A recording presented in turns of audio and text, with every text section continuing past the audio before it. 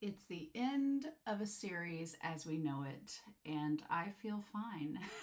Hey, it's Romania Black, and yes, we are at the end of Attack on Titan. After a year and a half, it's finally here. Of me, it's been a long time for you all. For me, it seems like a long time, but yet it's also gone by very quickly.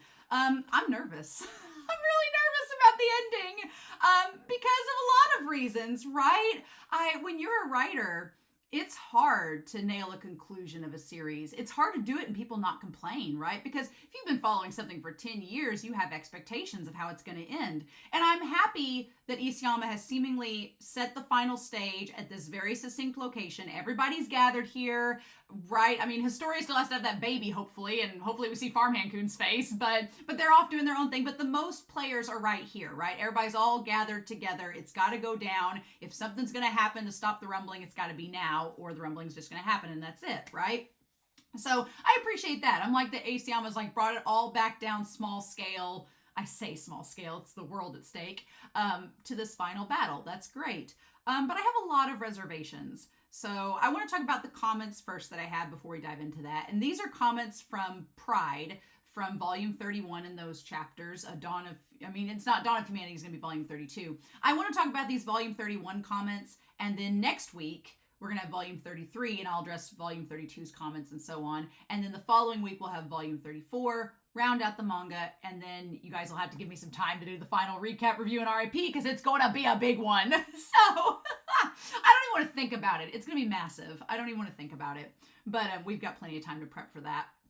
But let's talk about these comments first. Viper Leone Navarre, I really liked what they said based on, because last week I gave Eren a really hard time. Sorry, not sorry. I was in my feels. I was having my emotions. I've reflected a little bit since then. Not necessarily changed my mind, but I realized I was really hot and heavy last week. I was like on fire. I was literally Hanji burning with this like emotion.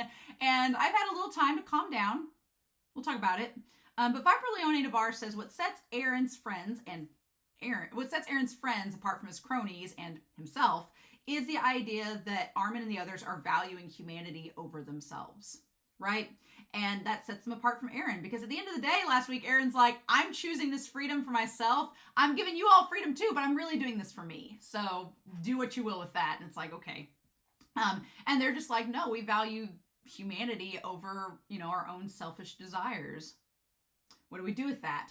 I also like Viper Leone saying that there's a lot of people that would get on to Connie during the Pride chapters because of the whole subplot with his mom, and it is kind of hokey, we'll agree. But they were saying, how is Connie choosing to save his loved ones any crazier than Eren? There's been a lot of parallels Isayama makes to show, like, if you're going to be mad at this, can you also not be mad at this? Like putting these scenarios in place. And the idea that all lives are valuable. In the end, it's an emotional connection that is involved in the decision. No, it's not a pragmatic truth to one life being more valuable than the other. It all just comes down to like how you emotionally feel, right?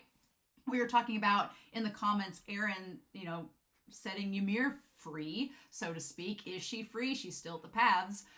But some people were saying that Eren, he wasn't being selfish. And I was like, well, he kind of was, though, because if he wasn't being selfish, he would have stood back and said, Ymir, you do whatever you want. It's your choice. But he added that little caveat of, lend me your strength and let me do with it, and then you can be free. There's a little bit of selfishness there, just a wee bit. You can't say it doesn't exist because it's right there. Because if he had just let her do anything, she probably would have destroyed the world, which would have included his friends, which he didn't want. So we can't say that it's totally selfless. It's not how it works. I like Xavier Stewart 5756. I really liked this comparison of saying that Annie's relationship with her father, say what you will about it and how you feel about it. I'm pretty conflicted about it myself, but it is a really nice contrast to Zeke and Grisha, where you have Annie, whose father did a lot of bad things and was really flawed as a parental figure, but in the end, Annie chose to love him regardless of that. And that is a direct contrast to Grisha and Zeke, who Zeke was like, no, until the very end when his father apologized and, admitted his faults and was really, and, had this heartfelt apology to him. And we'll talk about that whole thing about loving despite one's sins and all of that. And then Alexander Q, I really like this comment that at Eren's lowest point, Everybody in the series has gone to their lowest point. They've all been drugged to the bottom of the barrel. The difference is, at everyone else's lowest points, we see in this last part that everybody is like, they're grasping onto this one thread of hope, right? That they can reach Eren, or that they can save their family, or whatever it might be. And they're all working together to try to accomplish that very flimsy, frail hope, no matter how fragile it seems. Whereas Eren, when Eren gets rock bottom and is depressed, which is very relatable, I will admit that, he isolates himself. He doesn't communicate with others. He isolates himself, and he just falls into this depressive state, which is relatable and understandable, but it should be a teachable moment that you shouldn't do what Eren does. You should communicate with others. You should rely upon others. You should help each other get out of that hole together. And if you just self-isolate and fall deeper into despair and depression, then you're just going to end up like Eren, who just doesn't see any way out, right? And that should be a teachable moment there. But I think this concept, this is all tying back to this last part. There's this concept of, what do we do with Eren? Is Eren still worthy of love after everything that he's done? I don't think we can say no. I don't think that's Isama's point. And I think that's what Armin and Mikasa are trying to get at, is that Eren, even if you do horrible things, that doesn't make you not worthy of love. We still care about you. But my big fear in all of this I have a fear of two things as we round out this final part. I'm very scared about two things. One thing is a little bit more problematic than the other. My one fear is that I want Eren to be a teachable moment of what not to do. Of saying, like, you should not become like Eren and get so isolated and into despair and nihilism that you just don't care if the world is destroyed and you want to destroy the world. I don't want that to be the message, right? I like that Eren wants to save his friends, and he would do anything to save his friends. And that's a good thing. But genocide's not really... Is that really what we're going to support in that regard? I don't think it should go to that extreme. And I think Isayama is saying we should not go to that extreme, right? And I think Eren's friends would agree, you shouldn't have to commit genocide to save us. That's not... What does that do for us, right?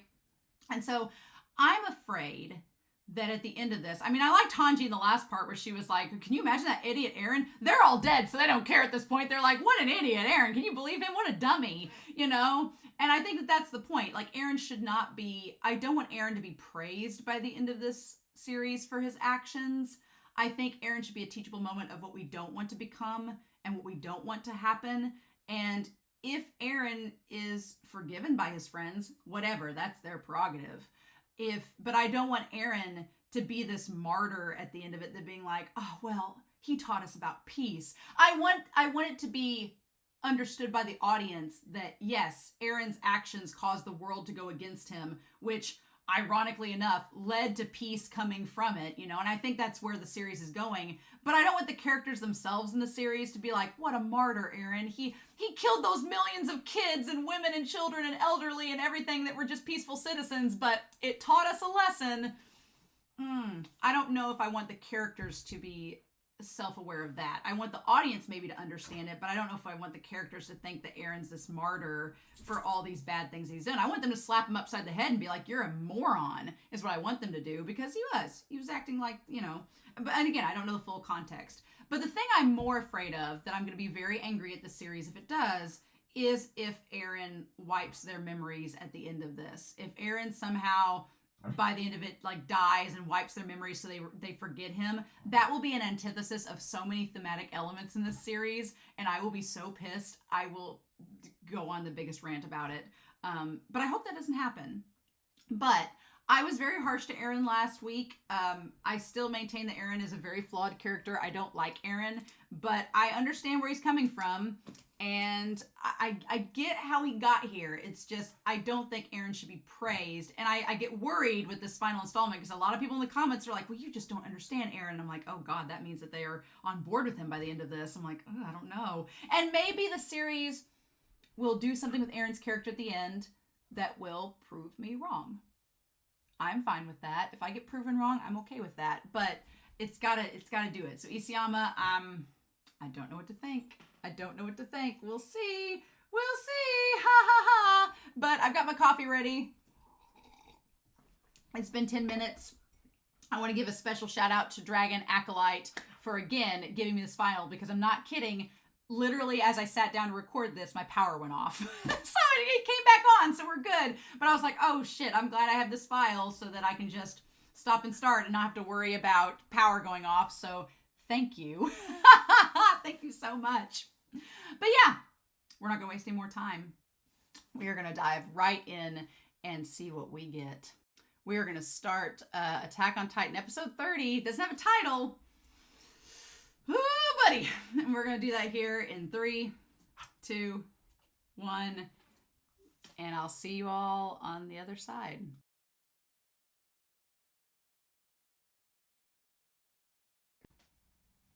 Well,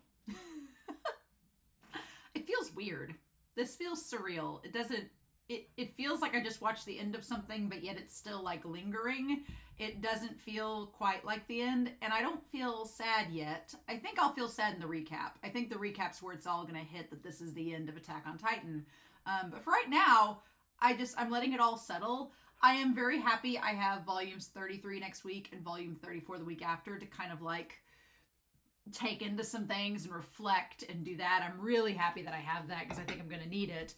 Also, I will go ahead and say, I'm going to try to do some stuff with the timeline of Eren's memories, but I know that when we get to the recap, I'm going to go do a full-blown thing, right? That'll just be for that. I feel like I need time to process and do that. So, and to do some research of my own, because now I've seen everything, and by the time I do the recap, I'll have watched all the manga. So by that point, I can do some more research, and it'll be much more fleshed out. So just know, if I get stuff out of order on the timeline, or I don't include everything that I should, I'm saving it for the recap, so it should be all right, right?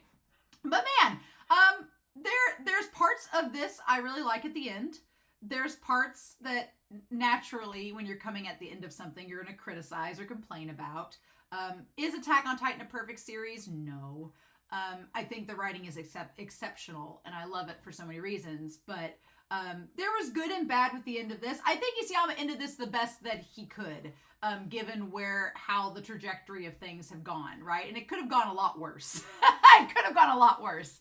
Am I glad Eren's dead? Yes, I think that had to happen. That Eren is a Shakespearean villain. He had to have died in order for the story to reach a conclusion. There's no way on earth that Eren could have lived and the story have felt, not only, I mean, in my mind, I had played around with the scenario that Eren was going to live at the end, and somehow Mikasa and Armin were going to smuggle him away, and only Mikasa and Armin would know that Eren was alive, and they'd go see him, and that'd be the thing. But honestly, after everything that Eren has done, the possibility of Eren living was not on the table. No. And I feel like if Isayama had kept him alive, that would have felt like such a blow and such a disrespect to everyone that died over the course of this episode and this series to lead up to Eren getting off the hook, right? That wasn't going to happen. And so I am glad that Isayama's like, kill him off. That's what it has to do. That's what it has to do. And we'll talk about Eren and his death when we get to it. But he's the only one that dies in this episode. I was getting real mad there for a little bit. We'll talk about it because I thought that certain things were going to happen and I was like, oh, hell no. And then it didn't. So glad. We will talk about it. But yeah, there's parts of this little episode that I like a lot. There's parts of it that I was like, those were choices. And then there's parts that I am going to be really curious to see if the manga is exactly like that. Now, elephant in the room. I asked the moderators as soon as I finished my reaction, I went to the Discord and talked to Be Happy, the moderator. And I was like, okay, go ahead and tell me, because people have been trying to spoil me in the comments. I'm going to go, what is this alternate chapter? And all Be Happy said was that Isayama's working on releasing something. We don't really know what it is. Hopefully, my hope is that by the time I get to the recap, maybe the alternate chapter, or whatever chapter Isayama is doing, like maybe it's a spin-off chapter, maybe it's like an epilogue, maybe it's whatever, maybe that will be concluded by the time that I do the recap. The timing would be amazing if that were the case. I'd like that a lot, but I don't know if that's going to happen or not. But yeah, I guess we're going to talk about this. I don't know how long this discussion is going to go. I still have the recap to do, still have the manga, so I'm not going to like try to be as intensive as possible because I still have all of those things to kind of go back through this. But yeah, let's just break it down and talk about it. I'm glad we start back where we did from the beginning. That was a good place to start back, is that from the beginning when everybody's up on the little mound at the end of it. There's so much symbolism that's tied in this whole thing. I mean, it's just symbolism out the wazoo. Isayama's just like, how many references you want to make? What symbolism do you want to do? So I like that you have the idea that on top of Fort Salva You have that idea. You can relate that back to parody, to the island being covered by titans. You can start it right there. There's your first bit of parallel connection. You have all the people trapped on Fort Salva, and it parodies to parody being, it compares to parody being surrounded by titans at the beginning of the story, right? We can tie to that there. I love the idea of the black and red fire and brimstone smoke. It's like, again, we talk about heaven and earth. This is like heaven and hell. You have like the hell, the smoke fire from the violence of the bombs and everything with the colossal titans. And then you have the steam.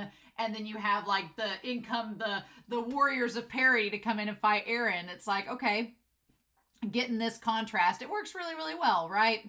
And then just coming in rescuers down under style to face. Give Anya and Kapan, there's a lot of MVPs in this final episode. Anya and Kapan definitely deserves a lot of credit because he definitely pulled through. If he had not been the pilot of this, like going through till they were out of fuel, like he did a lot. And I'm glad he makes it till the end. I'm glad he lives. He deserved it, right? He deserved to live through all this. But yeah, they go back to we'll jump ahead to getting to the Beast Titan and everything. Again, the sound design, all of that. The animation was great in this. I'm glad they took the time to get the animation where it needed to be. That was wonderful.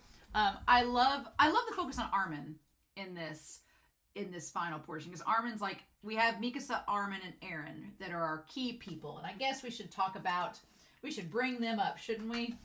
Shouldn't we? They're our trio, our OT3. They really are an OT3 by the end of this. By the way, they're literally an OT3. I mean, I don't really ship Mikasa and Armin together. They're kind of separate. But then Eren, like, they both get in on the Eren action by the end of this. So, yeah. So, we have, obviously, we might as well put Eren up here. Oh, and I don't know if I shut this marker off. I did not do this marker justice. How sad. How sad. But we're going to bring him up here. We'll use green. The color of leaves. The color of the tree. Yep. So, Eren's up here. And then we have Mikasa, her up here, and then we'll tie Armin down here. I like that the three of them, aptly so, get a lot of focus in this final part, right? Because they are our trio. And which we'll talk about Mikasa and her. I feel like there's gonna have to need to be a whole section on Mikasa in the recap, just talking about her journey throughout this. I feel like there's gonna have to be a whole section about Mikasa and Armin and Eren in the recap, the final one. Feels like there needs to be, but we'll talk about him in relation to this. I do like that you can tell Mappa really likes animating Armin. They make him look really amazing in here. I do appreciate that when we go back to Levi and all them jumping onto the Founder's back, that there is a little bit of added animation to make it just not a repeat. It looks really nice, and seeing them all work together, it's such a weird, surreal feeling to see like Eren and Zeke working together, fighting against the Survey Corps and against the warriors, and it all kind of comes full circle in a nice way, right? And then I imagine that like Connie had a lot of pivotal moments in this final part. Like, kudos for Connie, like having some real, because I was wondering, of all of the ones there that were like interacting in this final, part. I mean, Levi and Mikasa can't turn into Titans, but they're Ackermans. So it's like, come on now. And you have Gabby that's up on Falco. Well, she can shoot, she's not kind of in the direct line of fire in the direct conflict. She can kind of snipe from far away. But Connie was the one character out of all of them that I was sitting here like, what's he gonna do? Because Connie can't really, Connie and Jean, basically, I was like, what are they gonna do? They're not really, they don't have any Titan powers. They're literally humanity fighting back. And oddly enough, they actually serve a huge purpose in this and have a lot of roles to play. And I was really grateful for that. They weren't just sitting around or being rescued. They do a lot of the rescuing, which, going back to the idea of not needing, they're not Titans, but yet they're able to hold their own. What does that say, So yeah, I'm going to go on to this and start with Zeke getting knocked out, because that's really about 2 minutes in is where this entire series really starts, I guess. Yeah, asking Eren, in what way are you free? Which is such a fun question to ask, right? So the final question, in what way are you free? And do we get an answer to that question? Well, Eren's answer is that he's a slave to freedom. and what he considers to be freedom. And that is the ability to do whatever they desire. And as we come to find out in this episode, what they desire is destruction of the world. And we'll talk about that because Eren, he admits to Armin when they're having their little moment together that his entire goal was to destroy the world. He doesn't really know why that he's always felt that, but it's always been a part of his being. And we'll talk about that, right? Talk about that. But yeah, but he was a slave to the idea that everything he was doing had to go towards that desire, which was destroying the world. And it's just, it's funny because Armin answering that question is almost a rhetorical question. Eren's not free. He's a slave to the concept of freedom, but he himself is not free. And that kind of ties to the idea that he is bound. He is bound to a cycle. He is bound to a cycle that he cannot escape. And we'll talk about, again, that whole scene at the end there, because I gave Eren a very hard time last week. A very hard time. I was very emotionally, viscerally having a reaction. But I want to try to approach this logically and go with his character. And I think that at this point, we need to understand that Eren is one specific thing. He's going to tell us later, but we might as well equate. Eren is basically a hillbilly with a nuke. Can we just say that? My Romania Mac impersonation of him was not that far off. He is a hillbilly with a nuke. He is an idiot. And I am so thankful he came out and said it. I was like, oh, good. We'll talk about that when we get to it. But I think if you go about this from the sense that he's a hillbilly with a nuke, and also the idea that Isayama wanted to play with the idea of Eren. We've talked about this way back in other recaps. The idea of a villain, looking at the story from the villain's point of view from the start, and asking the idea of if they deserve love and what that means. And I think that that is something that's going to come back up throughout this entire section that we're going to talk about in this discussion. So, fun times. And the idea that Eren's been in the mouth of that thing from the whole time, because he could see that's how he was able to see everything and to see from the top of the world, makes sense. So the battle of heaven and earth. How about it? How about it? The idea of the battle between the paths in this. So let's talk about Ymir, since we open up with her and the pigs. Let's just talk about Ymir, because Ymir is a big, she's kind of like Eren, right? Let's talk about Ymir. We're going to put her over here, like founder Ymir. Not freckled Ymir. God, we get her again, which is a fun time. Founder Ymir. Let's talk about her. And the idea that she started the story. And we'll talk about Zeke and that whole thing in there. But I have some issues with Ymir, if I'm being honest. I have some issues with Isayama and just kind of the simplicity of Ymir. I feel, we'll talk about it more with Zeke's conversation about her, but this whole, I thought we were going to do something more with her, because we start out where she sees the pigs and she sees them just sitting there and she leaves the gate open intentionally and is smiling. I mean, that smile and her intentionally leaving the gate open is a sign that, you know, is she a masochist? Was she just intentionally leaving the door open to cause chaos and see what happens? And there's this kind of like agency of chaos there, or this agency or nature of chaos and evil. I mean, Akuma no Ko is, you know, child of evil. And we see the child version of Eren in the paths alongside the child version of Ymir.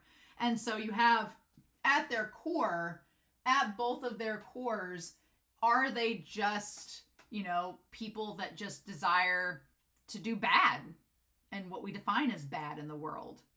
It seems like Ymir was one of them. Like, seems like the thing about it is she just starts this whole process off. And now, granted, she was, had her tongue cut out and was put into slavery. So is that her way of retaliation in that moment? That she just lets the pigs go and in attempt to, it doesn't really make a dent in anything. It didn't really do much. But in that moment, you realize that Ymir is not quite the innocent, oh, poor, woe is her. Because that kind of twists the story a little bit. Because up until then, from, all the other seasons, there's been this question of, well, has Ymir been innocent this whole time? Did she turn the pigs out or not? Was it an accident? And it's kind of framed up until this moment that it was an accident. The pigs got out. The king blamed her. Everyone else was like, no, it was her. And she gets targeted. And you feel bad for Ymir because you're like, oh, well, poor her. She didn't actually do anything wrong. And she was pushed into this point. No, she did turn the pigs out. She did it. That was her. So there is this weird moment where you're kind of like, well, does that change our perception of her because she did something she wasn't supposed to? Like, what do we do with that? So it is kind of a moment where your perception of her gets changed a little bit by her actions, kind of like what we're seeing with Eren. Over time, we've gone from thinking Eren was, just a victim of circumstance to realizing, no, he's influenced his own actions over and over again. He does bear responsibility, in what he's done, just like Ymir bears responsibility in what she's done, kind of. And you could argue, should she have been hunted down for turning pigs out? The answer is no, obviously. But just the idea that she willingly did it, and that is the question. Did she willingly do it? She's walking away with a smile on her face, and the smile seems almost kind of sinister, so that leads me to believe that she did do it purposefully. She looked at the pigs, left the door open, and then walked away. But maybe she didn't. Maybe she just was walking away being like, oh, hum, hum, hum, humming her little song and didn't realize she left the gate open. It's not explicitly defined, so I definitely want to see the manga version and see what that looks like before drawing any more conclusions on that. But Ymir has a very villainous presence in this final part, which we will talk about. And there are parts of it that I was like, okay, are we going to do something with this? And then we kind of do, but we kind of don't. So yeah, so she walks away. And then she's sitting there watching everything go down. So her presence is always there. Like, she has this kind of pseudo villainous presence, and they realize that Zeke is not in the Beast Titan. He's somewhere embedded into the founder itself, right? Which is creepy. And so they're like, well, what do we do now? And John's like, we've got to face reality. How are we going to stop Eren? And Armin's like, I realize that I'm going to have to blow this area away. I'm going to have to do it. I think at this point, though, I get why they're having reservations. They don't want to attack Eren, and they don't want to kill him at this point still. They're still trying to reach him and trying to change his mind. But I was like, I didn't feel so bad about them blasting away the area because we all know Eren is hidden somewhere in there. Them blasting away the area as the Colossal Titan is not going to kill Eren directly. That's not going to kill Eren. It's going to expose him, but it could kill Zeke. So it's like, I wasn't feeling like, and the Cart Titan has all of the, the explosives and everything. And Mikasa's like, well, what do we do? So Mikasa is going through this thing where she still does not want to kill Eren because she loves him. Because she loves him, right? Meanwhile, Armin is realizing that to stop Zeke and the rumbling, they have to blow up the founder. They have to blow him up. That's the long and short of it. Eren's not coming out and talking to them. What choice do they have at this point? Eren has refused. We talked about it last week. Eren has refused to meet them in negotiations. So either you all die or you do something about it. And that's kind of the point that we're at, right? Because Eren won't come to the table and try to negotiate. So he's like, but we could find out where Zeke is, so we really don't have a choice. It's like, we've got to do this. I like that Mikasa, up until the very end, she was the one to kill him. I'm amazed she was the one to kill him, and Armin took the credit for it to not let her bear that brunt of that. but she was the one to kill him. We'll talk about that, the idea of the person you love killing you. We'll talk about that trope that comes out in this. And so they decide to divide and conquer. One of them's going to Eren's ass and one of them's going to his mouth. Like, and he's a big giant centipede, so what's the difference? You know? And they take off. And that's, oh my gosh. So Armin goes on to this notion of those who can't abandon anything can't change anything. Meaning that you have to adapt and change or compromise to get results. And the way that Armin phrases that is not to say, like when Eren says something like that, when he says, you know, those who can't abandon anything can't change anything, Eren takes that as, you know, the whole you have to become a monster to fight a monster scenario, which we will talk about with Ymir and where I thought this was going to go. But Armin is saying, like, I think the difference is Eren would say you have to abandon everything to change everything. And Armin's saying you can't abandon anything to not change anything. So there is a subtle difference there. Eren is saying, like, we have to go to the extremes to make a difference. And Armin's like, we don't have to go to extremes, but we have to make adjustments to our mentality, to how we do things, to how we handle things in order to have have change. And that's kind of emblematic at the end of this where they become ambassadors, you know, like we talked about in previous recaps. I was like, okay, all right. But he's saying, like, you know, we have to take the risks and there has to be some kind of coming to the table and some kind of compromise on both sides for anything to progress, for there to be any advancements. And we see that at the end with the Marleyans and the Eldians. We see that with, you know, Armin and them going against the rest of the world. We'll talk about that. But I like the idea that there is a slight difference where Armin is saying we can just change little things. Armin's about the little stuff throughout this whole thing. Eren is about like giant, pragmatic, fundamental changes. And Armin's like, no, we just need to change like a little bit. Although, I do like from the steam, the idea with the steam, that this like monster comes out of nowhere to grab him. Like, he's like, I can't cling to my comfortable hopes. I have to deal with Eren. Like, Armin's like, I can't just be idealistic anymore. The time for idealism has kind of passed. Eren's made sure of that. So now I have to do something. What is this tentacle porn shit, though? I know it's not tentacles, it's that thing's tongue, but it was like, it puts its tongue inside Armin's mouth so that he can't bite down and transform into the Colossal Titan. And then he sees Ymir out of the corner of his eye and realizes it's her doing this part, not Eren. But it's like some weird tentacle fetish. I was like, Isayama, what kind of kink are you scratching at this point? I was like, I'm not here for that. Ew, no. Nope, no thank you. Okay. So we might as well talk about Ymir and what she's doing and the idea of the founder and the idea of all the previous generations of Titans and Titan shifters and the idea this looks like Bleach. And the idea of what I thought we were doing with Ymir. Okay.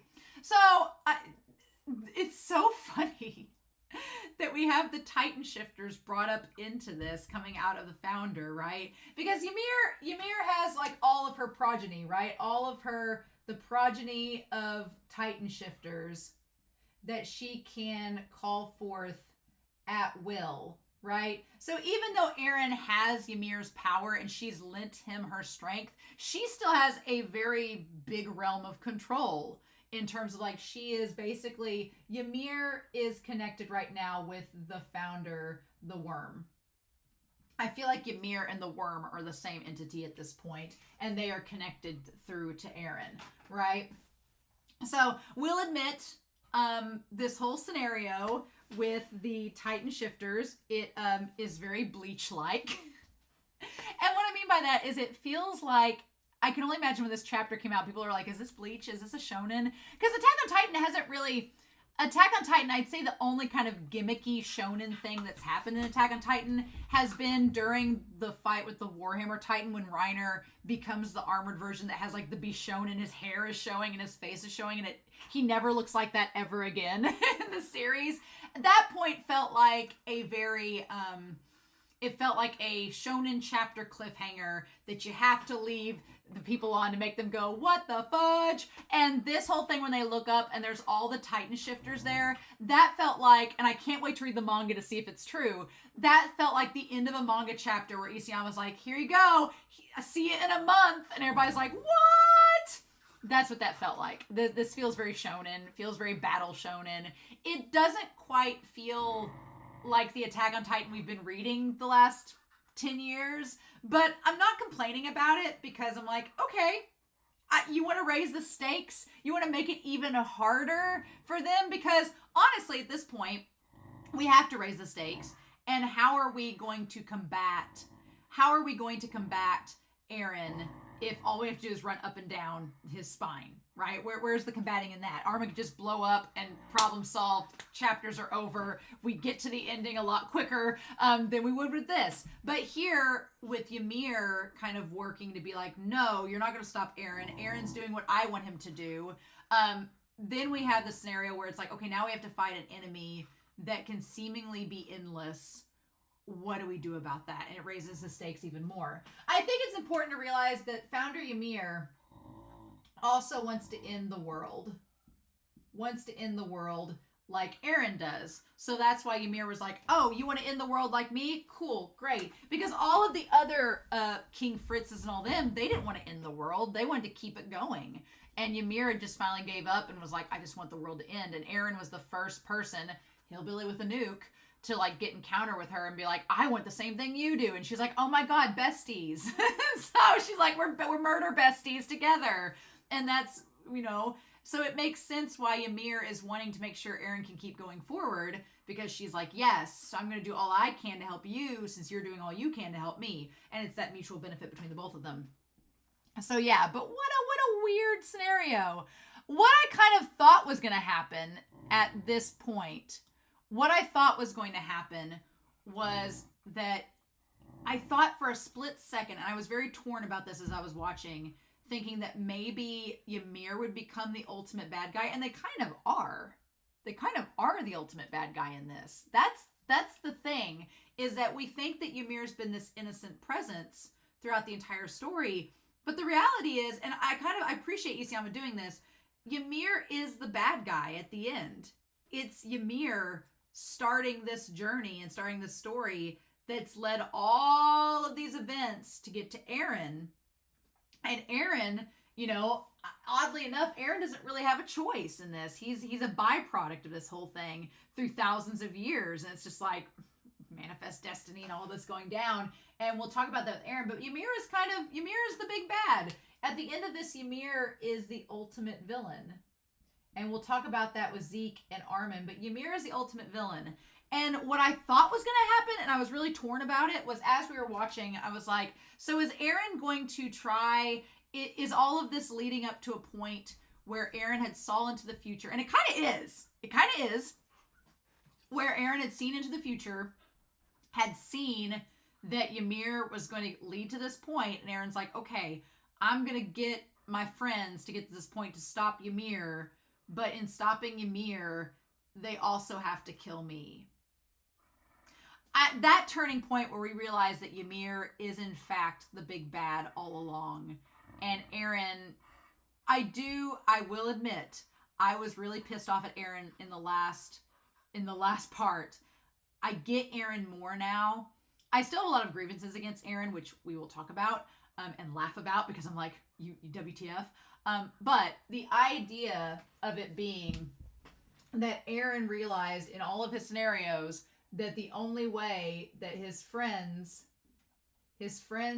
could stop Ymir and in turn kill him to stop the rumbling.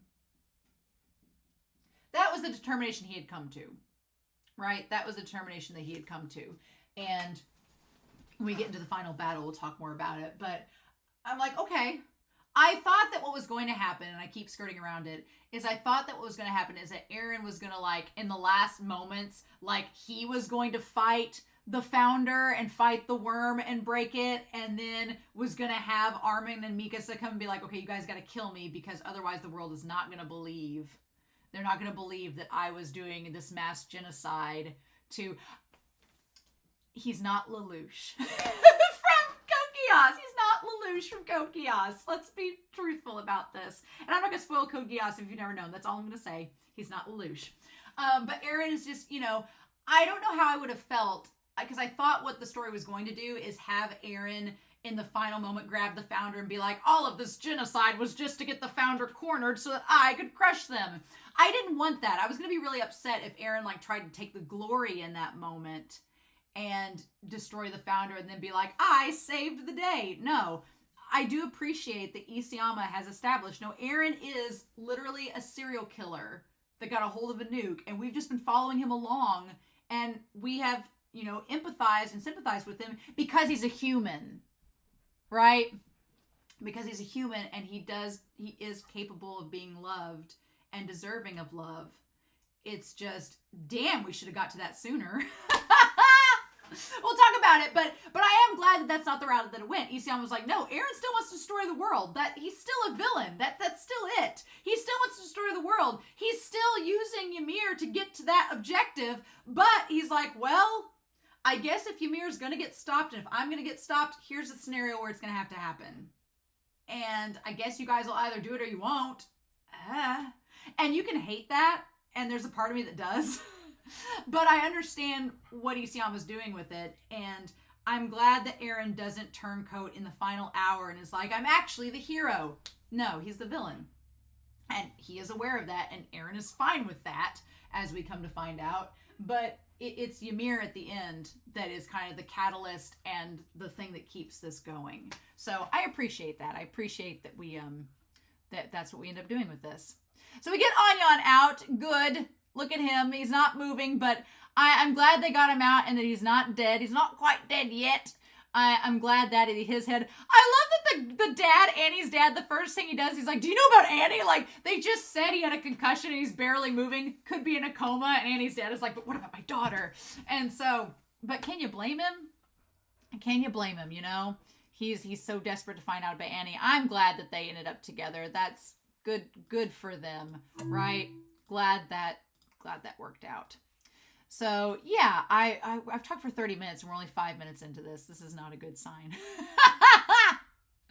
Do you think he came here from parody? And so then, yeah, then we go back to fighting all of these monsters, all of them. What the fudge? Can we talk about this? I do appreciate the designs. I feel like I'm going to go through this with you all and like try to count out all the different designs, like the female titans and the beast titans. There was a snake beast titan that was freaking cool.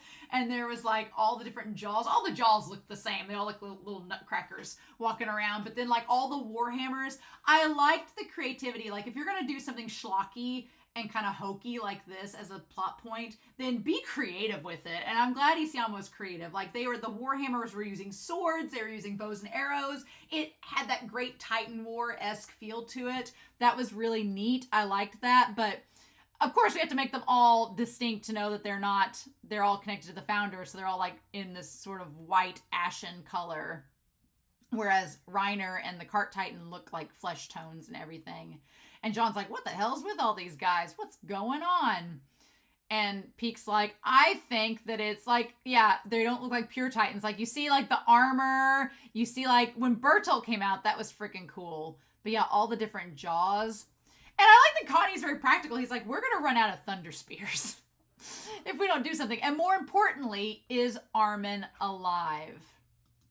And then the thing about it is Levi has a lot of faith in Armin in this moment. Levi's like, oh, well, with the slightest injury, he would have transformed. Not realizing he's getting deep-throated by an Okapi. Which is not... The phrase Armin got deep-throated by an Okapi is something that you're asking me to say if I ever would have thought I'd say that on Attack on Titan. No. No. What is happening? So yeah, but they're like, oh no, he's fine. I'm sure he was captured without a scratch. Like Levi has faith in Armin, which is great. Which at this point, and I want to say that Levi was maybe hoping that Armin was okay because of him being connected to Eren. And I love that. I'm sorry. Some of this is so sexual, but like he was whisked away towards Eren's ass. I'm like, well, as we've seen them hugging and going to hell together. I mean, the ship had more durability than the one going to Kizaru, I'll tell you that, right? But God, all this. And they're like, now we have all of these Titan shifters to worry about blocking our path. And they're just everywhere. Like, one has a Reaper scythe, one has a battle axe. Really cool. And like, even in perfect condition, I wouldn't leap into this mess. And Peek's like, no, we need to be careful about this. And Mikasa's just like, give me Armin. Give me him. Just let me at him. Mikasa being such a badass. And they're like, don't charge off. And Levi's going to act as bait. And Peek's like, that's not a good idea. You are in no shape to be doing that. Peek's like, I know what we're dealing with. They are the past generations of the 9 Titans. There's like an alligator. There's an alligator beast Titan. There's one that looks like Medusa. There's a female Titan that looks really sad. There's like a jaw Titan, like the armor Titan that just has rocks over them. There's like the Warhammer that has like a shield, like it's medieval. Freaking cool. I love the designs. Who knows if their minds are still in there, though. And now that that's been said, it's like, no, their minds were still in there. They're all connected by the paths, which will bring up the paths and all of this by the end. I bet the Founding Titan's power can resurrect an unlimited number of them. Yeah, so we might as well just put the paths up here. The idea of the paths. The idea of the paths and being this limitless supply of progeny that is related to her, and it being a place of neither life nor death. It's like an eternal limbo that has been created in this, right? Just like, it's basically just purgatory. You can't die there. You can't really live there. Time just doesn't exist. It's just purgatory, essentially. Their only role is to fight.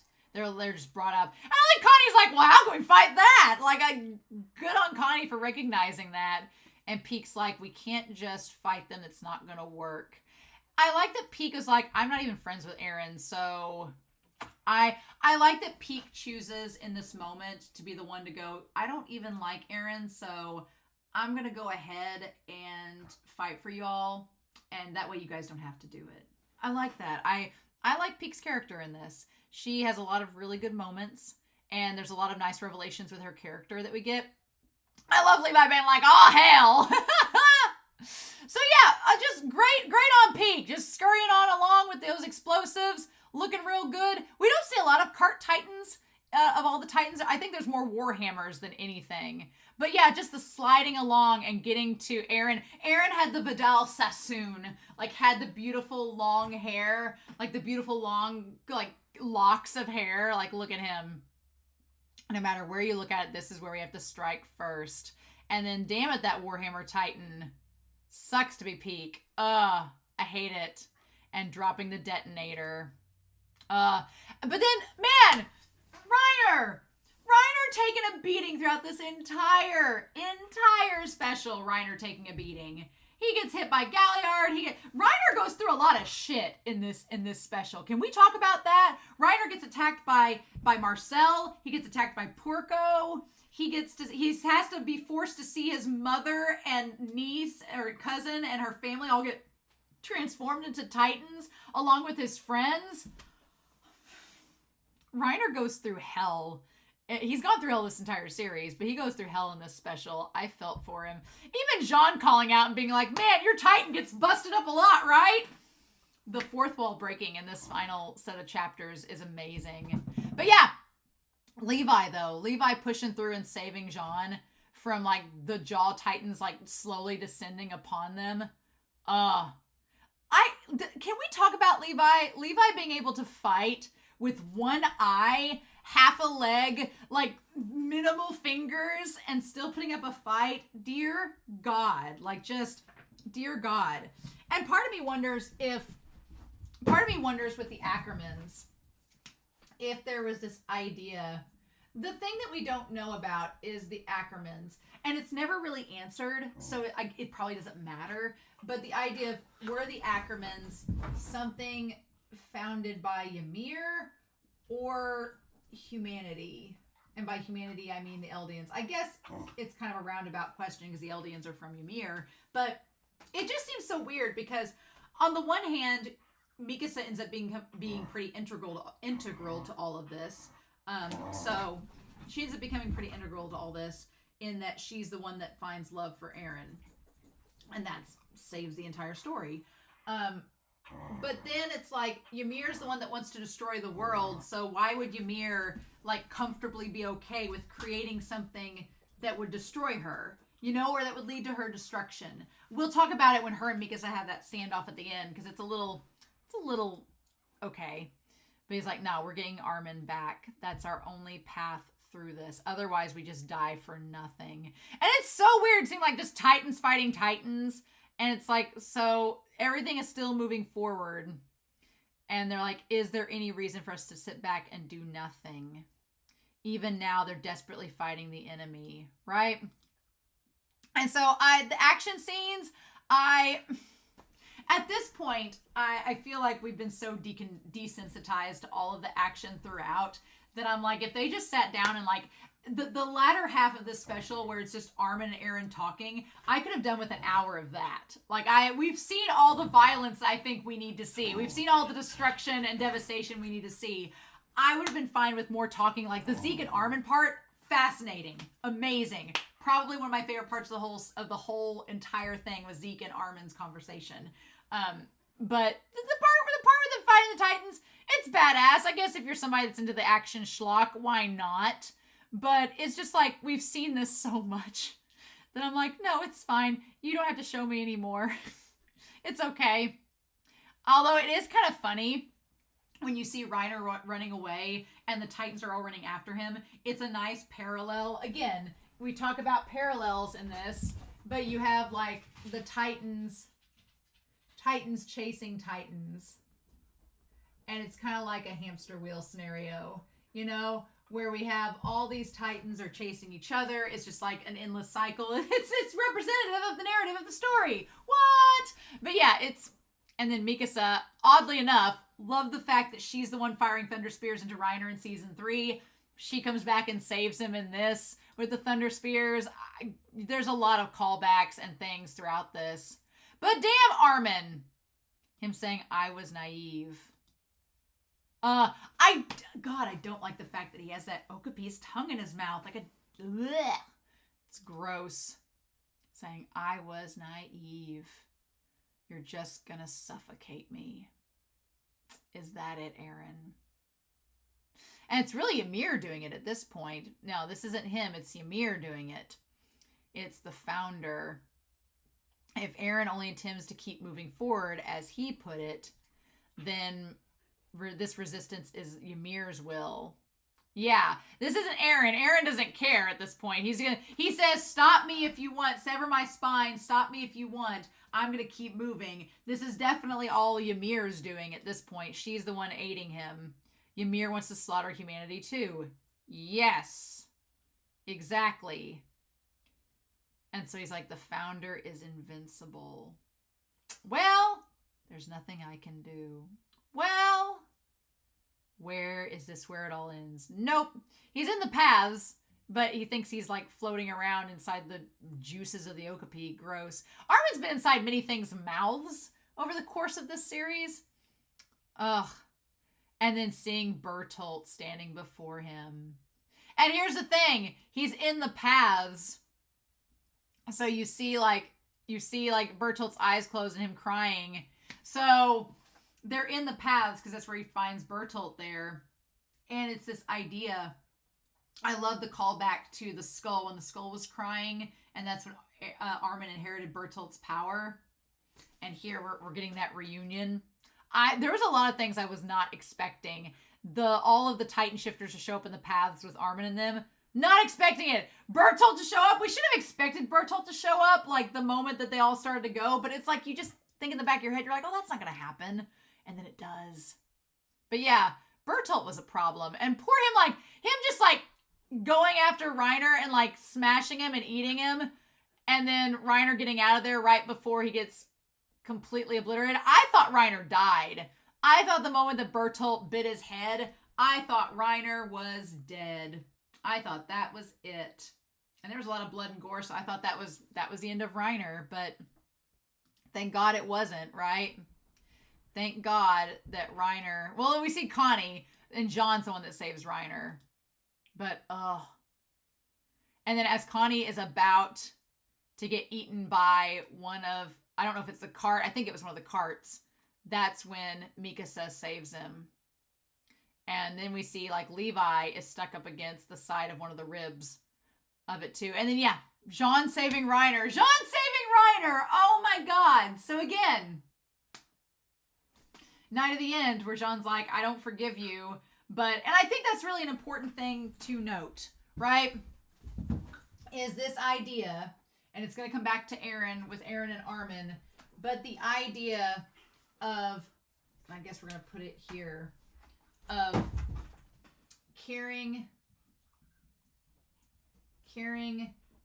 but not forgiving. And that idea of not making the same mistakes. I'm going to draw a line here because I think that Jean and Reiner are a great example of, like we talked about with volume 31 and 32. I guess volume 32 we talked about it. But the concept of not forgiving somebody, but that doesn't mean that you give up on trying to understand them or that you give up on trying to care for them, which is pretty emblematic in this entire thing with Eren, right? I mean, but I think that Jean's like, I'm not going to forgive you, Reiner. You did some really shitty things. You killed my friend, but I'm not going to just, I need you to help us. We need your help. So we have to work together. And so I'm going to, I'm not going to let you just fall down and die, I think that there is something to be said, because a lot of people will say, they're like, well, but do you think Eren deserves that same... Eren does not deserve forgiveness. No, he doesn't. And by the end of it, he's admitted that too. And I'm like, good, glad we're on the same page. But I feel like Eren, again, is an extreme case, because you can make the argument, I'm sure people will make the argument, well, what's killing one person versus 20 million? There is a difference. There is a difference with genocide. I'm sorry, there just is. But does that make Eren less of a human? Well, that's the big thing Isayama brings up. Do we view Eren as less of a human because of it? That's up to you, I guess. But we're not there yet. We're not ready to talk about that. But I do find it very fun that Jean is the one to save Reiner when Jean didn't seem like he was ever going to try to help Reiner again. And he's like, my hand's busted and I can't pull us up. So what do we do about that? And he's like, well, let go. I can transform one more time. And Jean's like, no, because then you're just going to get mauled. You're going to get trampled in the rumbling. He's like, I'm not going to let you do that. And then I love these, like, for being armored, your Titan gets smashed up a bit. I love Jean in this. I love that he made it to the end. I was really worried that he wasn't going to. And then, yeah. Oh. Do you think we can still win? No. There's not a chance, but we might as well keep trying. We got to keep fighting all the way to the end. And I'm like, yeah, at that point, you've made it this far. Even if you know you can't win, you have to keep fighting because, or you just give up, right? And I guess, I'm sure that some people will argue that that was what Eren was doing.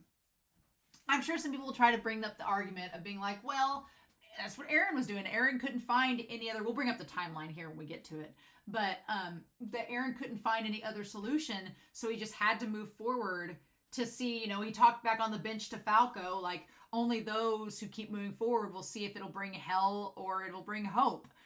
We don't know until we try, right? We don't know until we keep moving forward and trying that. And I'm sure that you could argue that Eren is, doing the exact same thing Jean and them are doing, except Eren's actions are villainous. He's mutilating and killing people, and he's like, I guess I'll just keep killing people until we see what happens. And it's like, we'll talk about it. We'll talk about it. We've still got a long way to go. We're only 13 minutes into this special and I've talked for 50 minutes. But yeah, the idea the scout regiment doesn't know when to quit. And we just keep going. I didn't think I'd have this Jean and Reiner shippable moment either, where Jean's just getting the ship on with everybody, with Peak, with Reiner, with Connie. Our King Jean is getting like all of the ships, right? Even Eren at the end. I'm like, damn. We talk about it all coming full circle in this, right?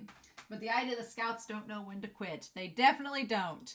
We might as well put it up here about the scouts, the Survey Corps. Just another day for the Survey Corps. Survey Corps not knowing when to quit. There we be. There we be. Look at them. But yeah. So then they just keep on going with the different Titans and everything, fighting them like they do. Mikasa having, and then like the damn snake beast Titan's about to eat Connie, and Mikasa's like, no, get away from my friend. And Levi coming in to save the day. Like, look at him. But then his leg gets bit by the damn snake. Levi, I'm glad Levi gets to live at the end, because I was feeling for him. He's got beaten up to like just 9 kinds of hell, right? Literally. And that wakes Connie up and Connie saves Levi. So it's just like, you save me, I save you. And Mikasa just flying past all of the colossal Titans and seeing like them hanging there as all of the other Titans come towards them to attack them. I love just the shot of Jean holding Reiner. Like, that's so beautiful. And then Connie and poor Levi, he's just like at the end of his rope. Connie's got tears in his eyes. And Mikasa's like, son of a bitch. Come at me. I love that she says, I'm strong. Poor Mikasa, though, because she has this moment where she's like, I'm strong. Come at me. And then she's like, no matter how many times you attack, like, Mikasa's trying to have this badass final monologue telling them to all come at her and attack her. And then what happens? But Annie's like, can you get out of the way? Poor Mikasa. Mikasa just gets shit on this entire time. And I was like, oh no, Mikasa, but what a shot. I love Falco showing up. You're kind of in the way, Mikasa. And then Falco and all of them grabbing on. Love it. And Annie and all of them trying to get past him. And no, he's like this big, beautiful phoenix. I freaking love it. Love it. The foreshadowing, the coming full circle. Well, what if we had a Titan that could fly? Titan that could fly. And it's Falco. Birdman! I'm honestly amazed that there wasn't a Beast Titan that could fly before. I'm honestly amazed. And I don't know if that's supposed to be symbolic of... I feel like there's some symbolism there because Falco has this like hope for peace, and Falco has this hope for change, like him and Gabby at the end planting the trees. Like Falco and Gabby are very much emblematic of the next generation, of the generation that's not going to continue the fighting, the generation that's going to be for peace. Like they're doing their Greenpeace mission, planting trees everywhere. I feel like Falco's representative of that. And he always has been, like, since he reached up towards the sky at the beginning of season 4, like, saying, get out of here, you know, it's dangerous here, leave. I feel like Falco's always had that motif of freedom and, like, true freedom, which is so funny and ironic, you know, compared to Eren. But Falco's always had this idea of being a representative of hope and of trying to progress towards a better future. Eren kind of settles for the fact that there is no better future and just destroy the world and get it over with. Whereas Falco's like, no, there's still a chance that we can change things. And so I feel like Ymir with the Beast Titan in all of the iterations, none of the inheritors of the Beast Titan ever had that emblem of hope instilled within them. So their Beast Titan was never something that could fly like a bird, but because it's Falco, it's different. And so he's able to fly, whereas other Beast Titans could not. And he's not even the Beast Titan. He drank the spinal fluid and it led to this. So it's interesting, right? Very interesting. So yeah, which, you know, begs the question there, if we're talking about this, about, you know, manifest destiny, about fate and everything, because Falco's whole involvement was just pure chance. Or was it, you know? I don't think, because Eren seems to think that all the scenarios that he talks about, on all of the scenarios that were presented to him, none of them didn't lead him to this moment. But what's so fascinating about that is that Eren, even though Zeke's actions Eren allowed to happen, there's no way that Eren could have predicted that Falco was going to end up with the spinal fluid, the liquid, in his mouth. There's no way he could have predicted that. He didn't influence any of that. It just happened purely by chance. It's like a butterfly effect. And so there is something to be said there, that even though Eren, in his mind, he could never escape this fate, there's a lot of things that are pure miracles. And again, the miracle of Falco getting the wine in his mouth that enabled him to become the Jaw Titan, that enabled him to become the Birdman, the miracle, as Connie describes it, is tied to the fact that it was because Niccolo smashed a bottle of wine over his head. That act of violence was the miracle, as Isayama keeps going back to. So it's like, ha! So, you know, that is something you can definitely appreciate with the storytelling coming full circle, because the storytelling doesn't point that out, doesn't make that well known, but you can kind of connect the dots, right? And then like Annie's like, look, I didn't think he'd be able to fly either. Annie is like such a source of levity throughout a lot of this, and I'm kind of grateful for it, that she's like, look, I didn't ask for this either. I'm just here with my hoodie. What do you want me to do? And I love that Reiner and Jean are like, what do we do? But he did it, so what choice did we have? Like, the fudge. And Falco's just like, yes, let's go. Let's do this. Bless him. And she's like, I'm glad I came back. And then she's like, where's Armin? And Mikasa's like, well, he's been captured. And they're like, a bird. And it's got people riding on it. And yeah, of course, Annie's dad's there. I do appreciate Reiner being like, Gabby, why did you come? And Gabby's like, well, because I can fight too, you know? And Reiner's like, Annie! Because, yeah, Reiner's like, what the fudge, Annie? Why is this kid here? And she's like, look, the ship sank. So we didn't have a choice. It couldn't withstand Falco's transformation. So I'm glad that they made it off the ship alive. That tracks, that the ship couldn't, you know, what can you do? So that tracks that the ship had to sink. And so the Asmobito people were like, you know, we didn't know he could fly or not. We just took that gamble. And then Gabby's like, look, I'm not going to sit on a rowboat waiting for the world to end. Again, and Gabby plays a role in this final part. So she's like, no, I'm seeing this story through. I feel like Gabby is another case where we talk about the assassin's bullet, right? You have Gabby coming full circle in being the sniper and seeing her story through. That she has a part to play, you know? She doesn't just sit back and not do anything at this point in the story, which is interesting enough. And Reiner's like, fine. I also like the fact that it looks like Annie has the reins. It looks like she's skiing, like in the air, like she's like water skiing. And then of course she says, well, where's Armin? I mean, where's Peak? Like, come on, Annie, you're fooling no one. And then Mikasa tells her what happened. She's like, his life's in danger. And Annie's like, the fudge? The Titan took him that should be back by the tailbone. We need your help. I like that Mikasa starts off with that Armin's in danger, because Mikasa knows that Annie likes Armin. She doesn't come out and say it, you know, to out Annie to everybody that she has a crush on Armin. But she does say, like, we need your help. Come on, chop chop, let's go. What we doing about this? And Annie's like, well, your childhood friends are always getting captured, aren't they? And it's so ironic that Annie says that, because Annie's, you know, the one who captured Eren first, right? It's so funny. But yeah, just Isayama's use of humor is needed, but so dry. So yeah, and then what about Peak? She's by the skull. She tried to blow up the nape. I love the green feathers, like the green and gold feathering on Falco's wings. It kind of seems emblematic of the Survey Corps a little bit with the green and gold, right? Doesn't it seem like the green and gold of the Survey Corps, the wings of freedom and the capes? That's what I'm thinking of. I think that's interesting. But the Warhammer is blocking her from leaving. And then they're like, well, we're going to do 2 missions. We're going to go after both.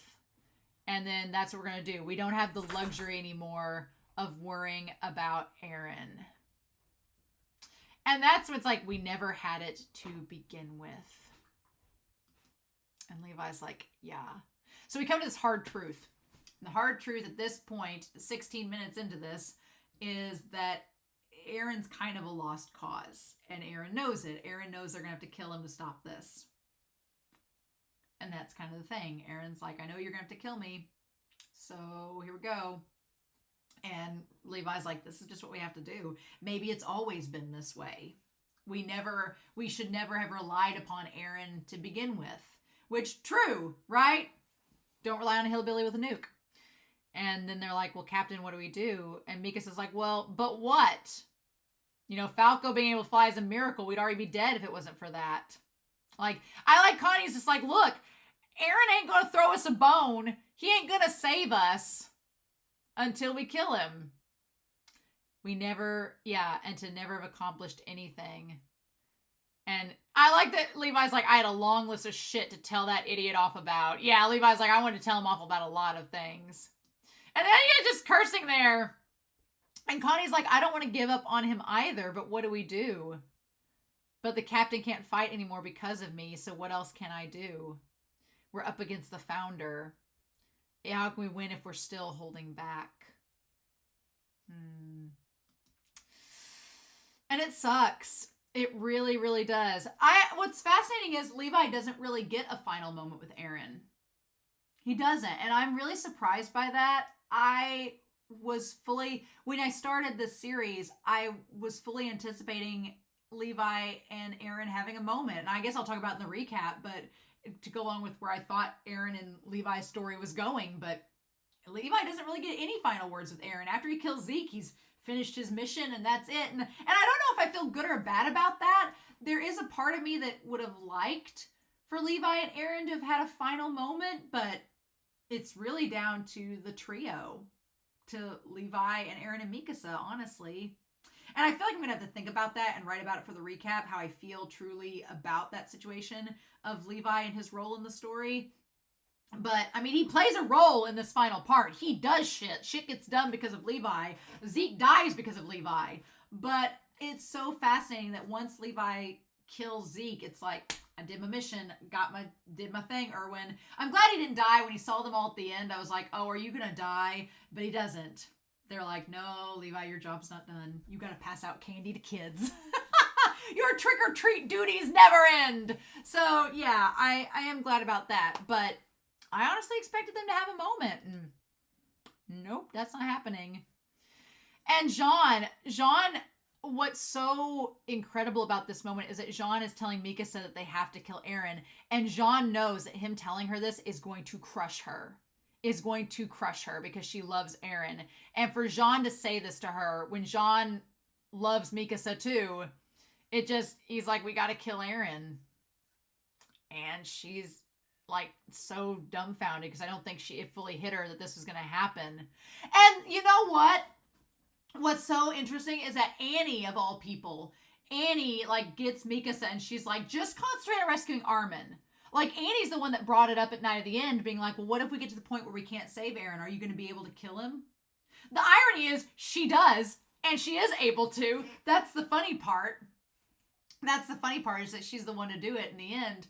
But Annie's like, Annie brought it up on the boat. She brought it up at Night of the End. She's brought it up so many times at being like, well, what's the point if we all get up there and we can't decide to kill him? Are we just wasting our time?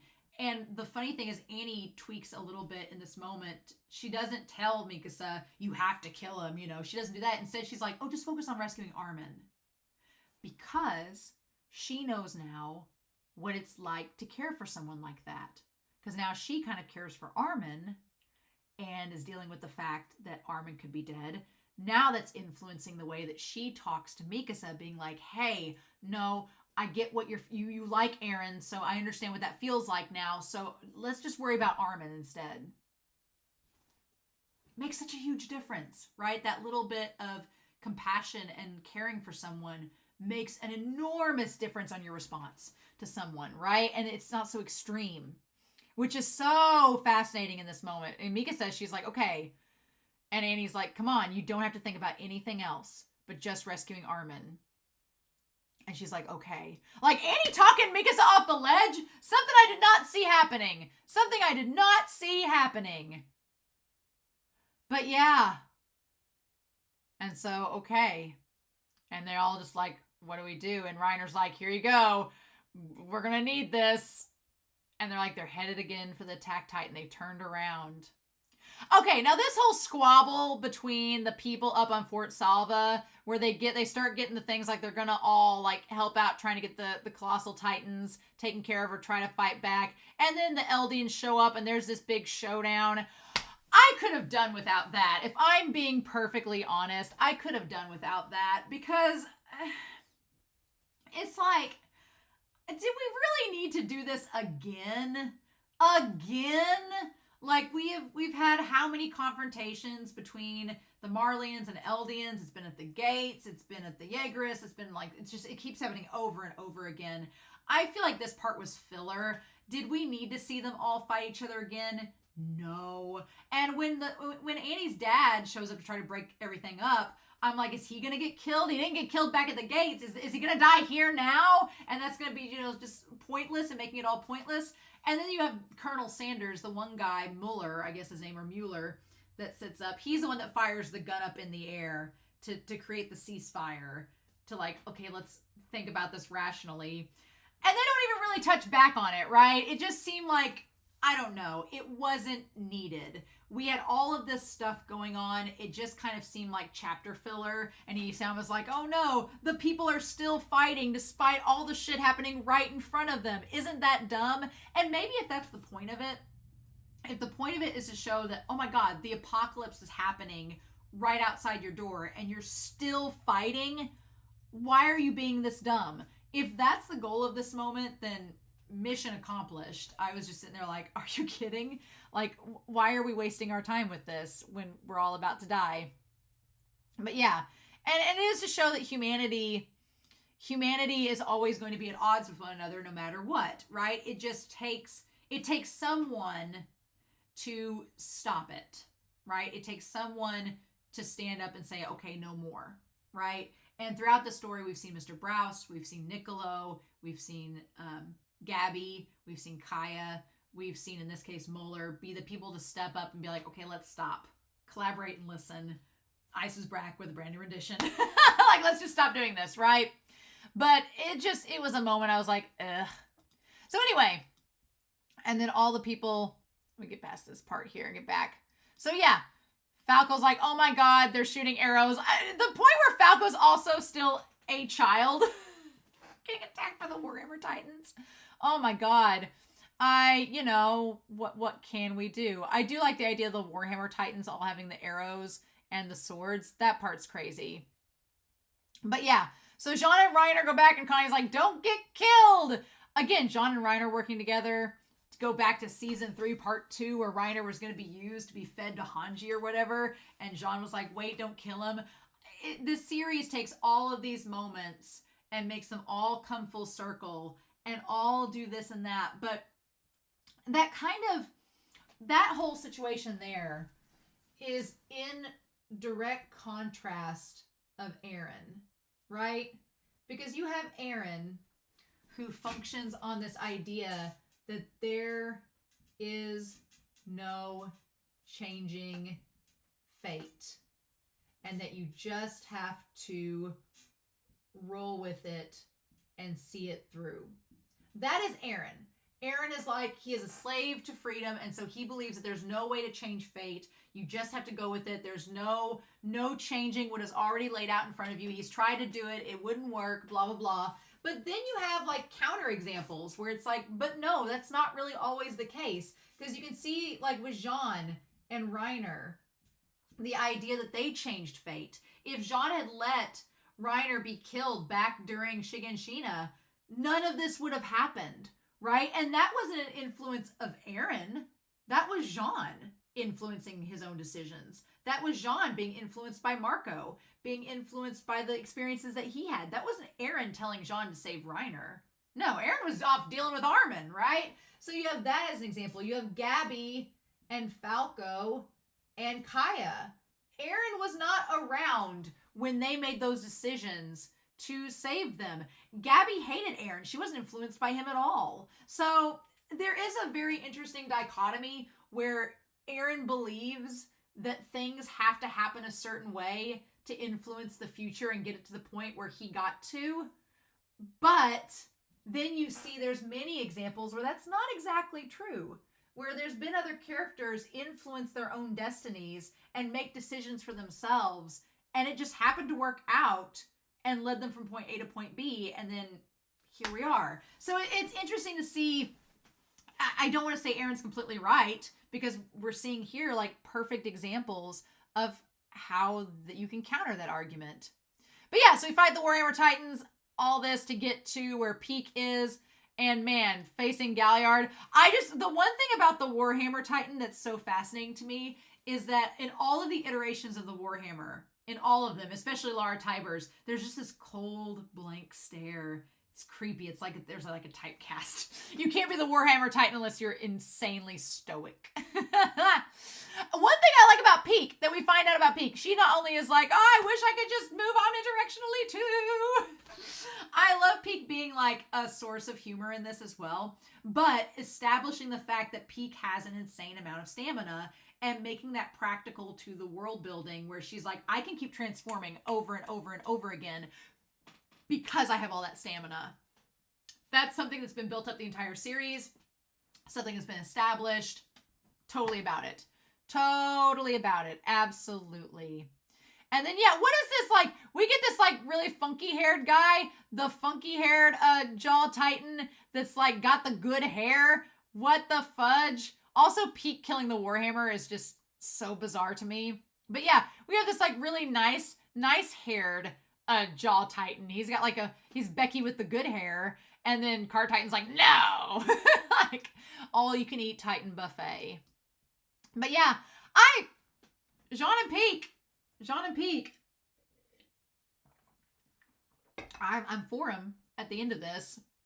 I feel like there's potential there. You know, she's dark haired. She's right up Jean's alley, right?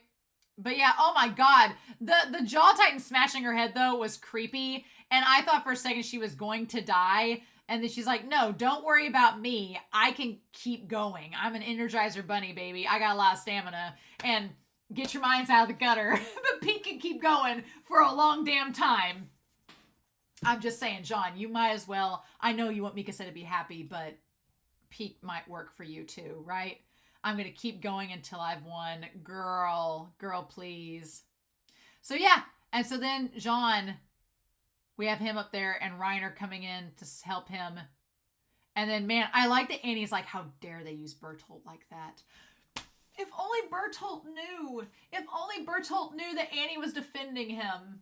That she was defending him in that moment. Like, are you serious? Yeah, there it is. The pig one, or whatever it is. This conversation about the Okapi, where she's like, it's the pig one. And they're like, which one? She's like, that thingy over there. And Annie's like, what thingy? She's like, which type of the 9 Titans is it? She's like, it's a cart, or a beast, or a jaw.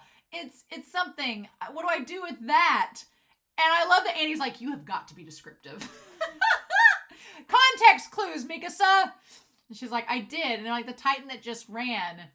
And she's like, oh, that. Oh, isn't that an Okapi? And Mikasa, I love, is like, what the hell is an Okapi? This is why you get zoo books, kids.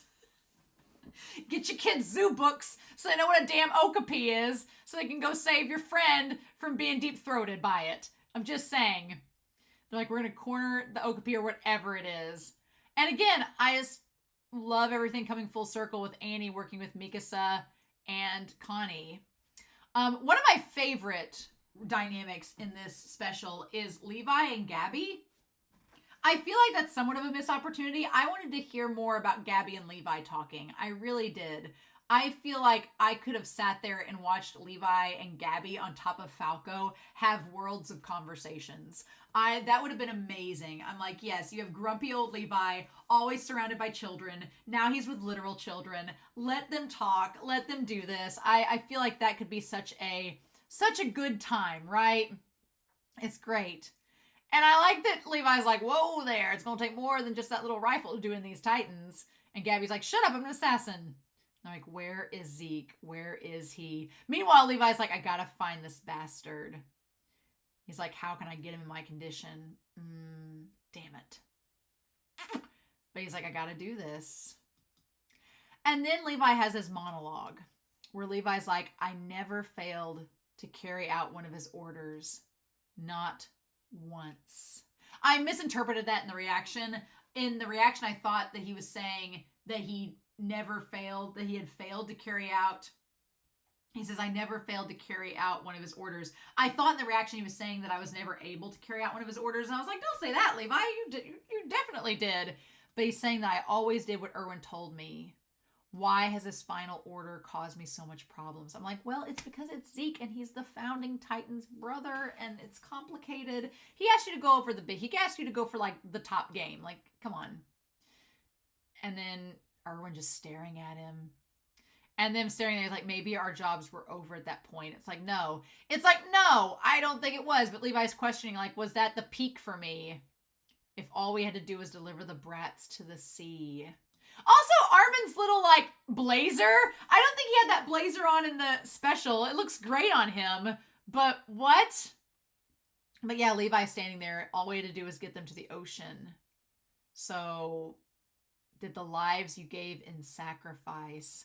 And see, what I love about this is it's Hanji telling them all the story in the trees. They're in the middle of all the trees.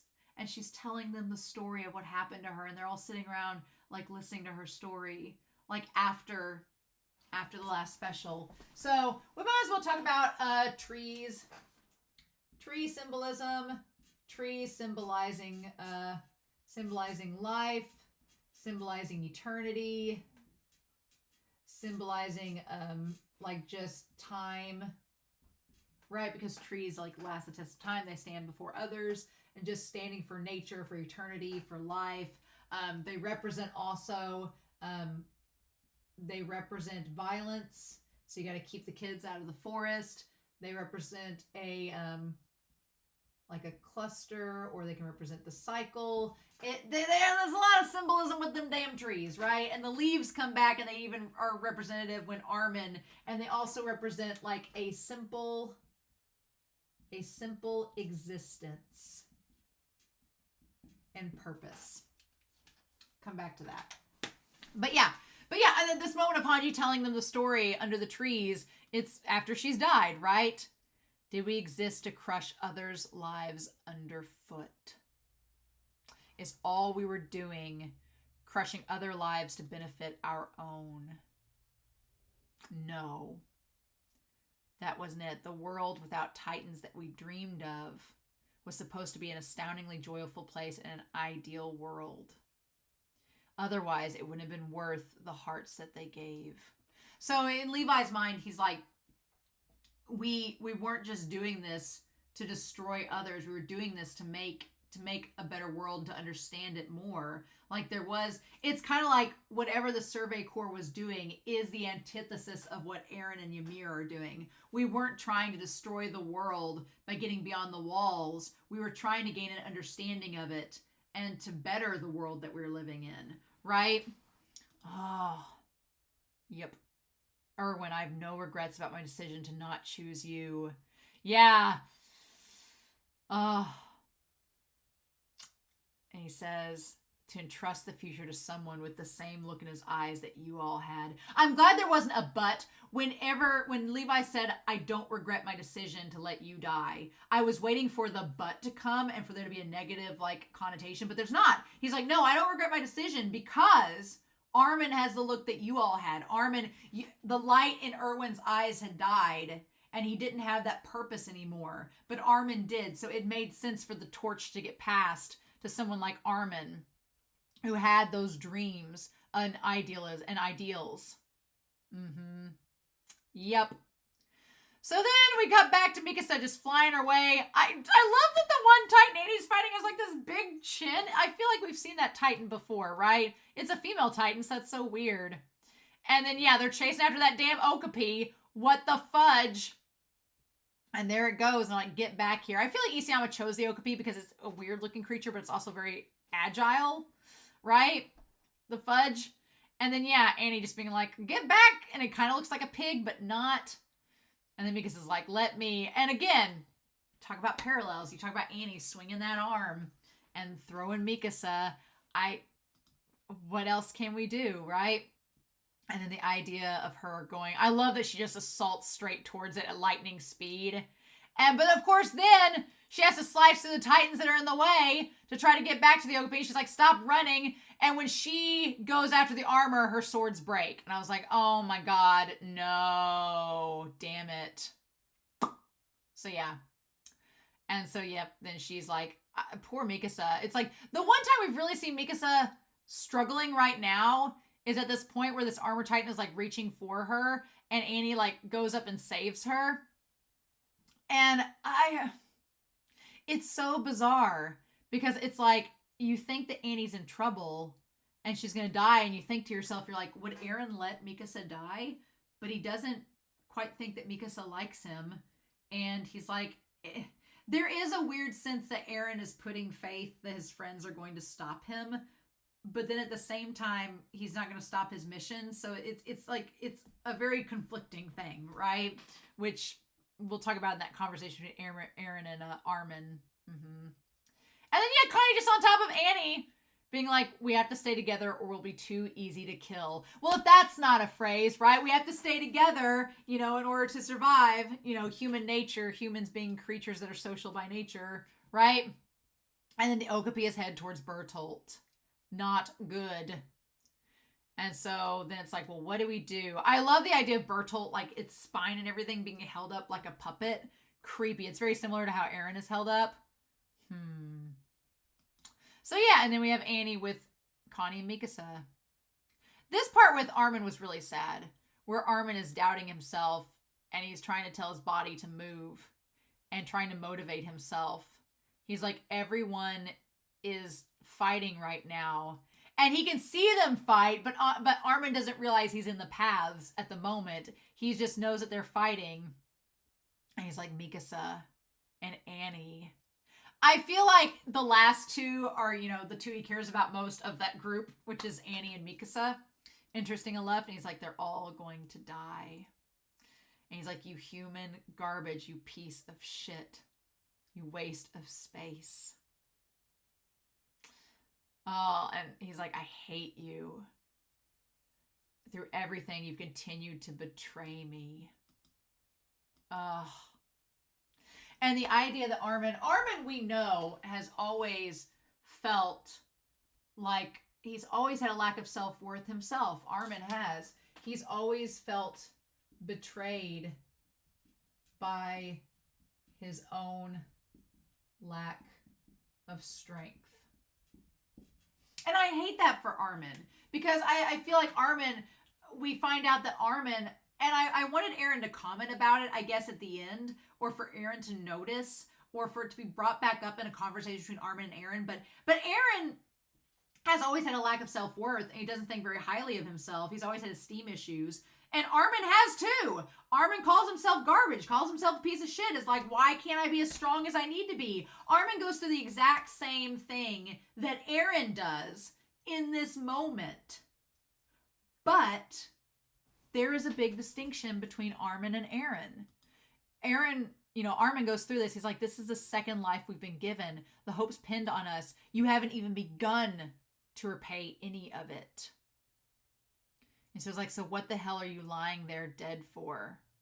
Move. Get your ass up. And just, it's awful hearing like Armin crying like this and feeling like he can't do anything.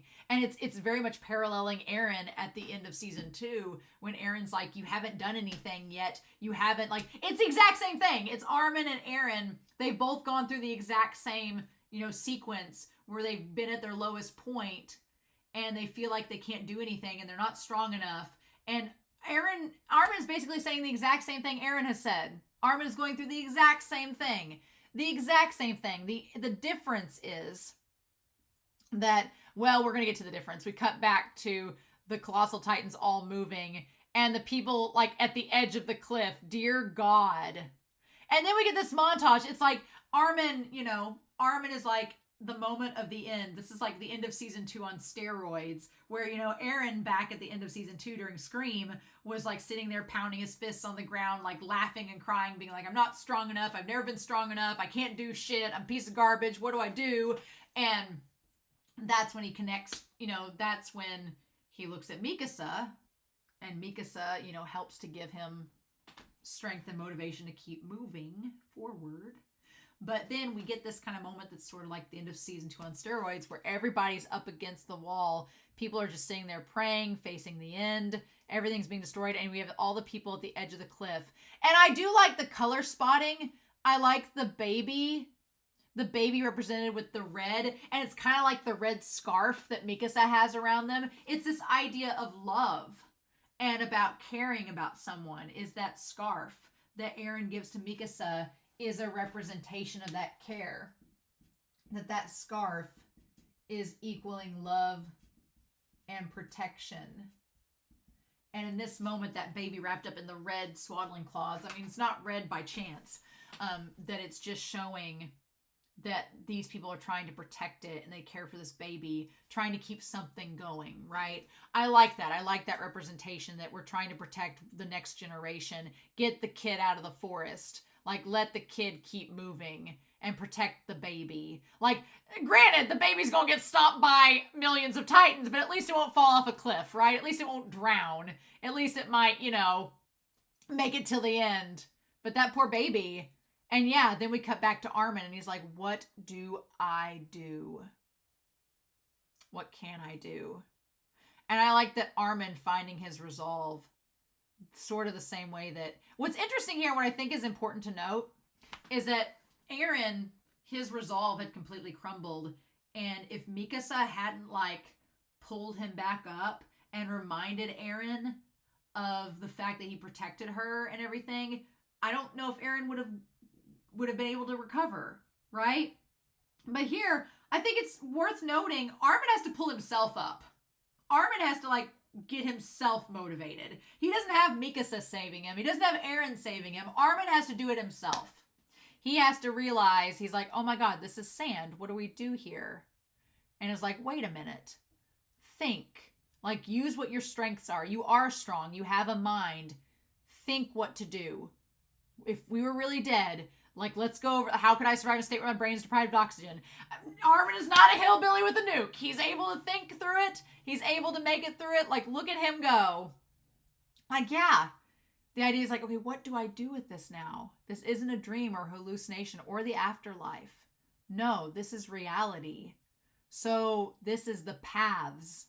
This is where we are. So call it purgatory, whatever. But here we are. And then that's when he looks over. He's like, I should be inside a Titan's mouth. So how is it that I know what's happening to them? It's all in my mind, right? It's all the idea of the Eldians.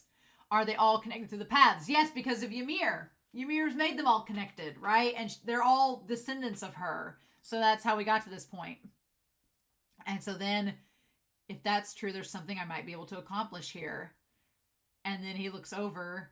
He's like, that's it, think. And then when he looks over, he just sees Zeke. I love that Zeke's just there, building a sandcastle, wearing his coat, like you do. And Armin's like, oh, well, that took us no time. There he is. Look at him right there. We go. And he's like, oh, hey, Armin, what's up?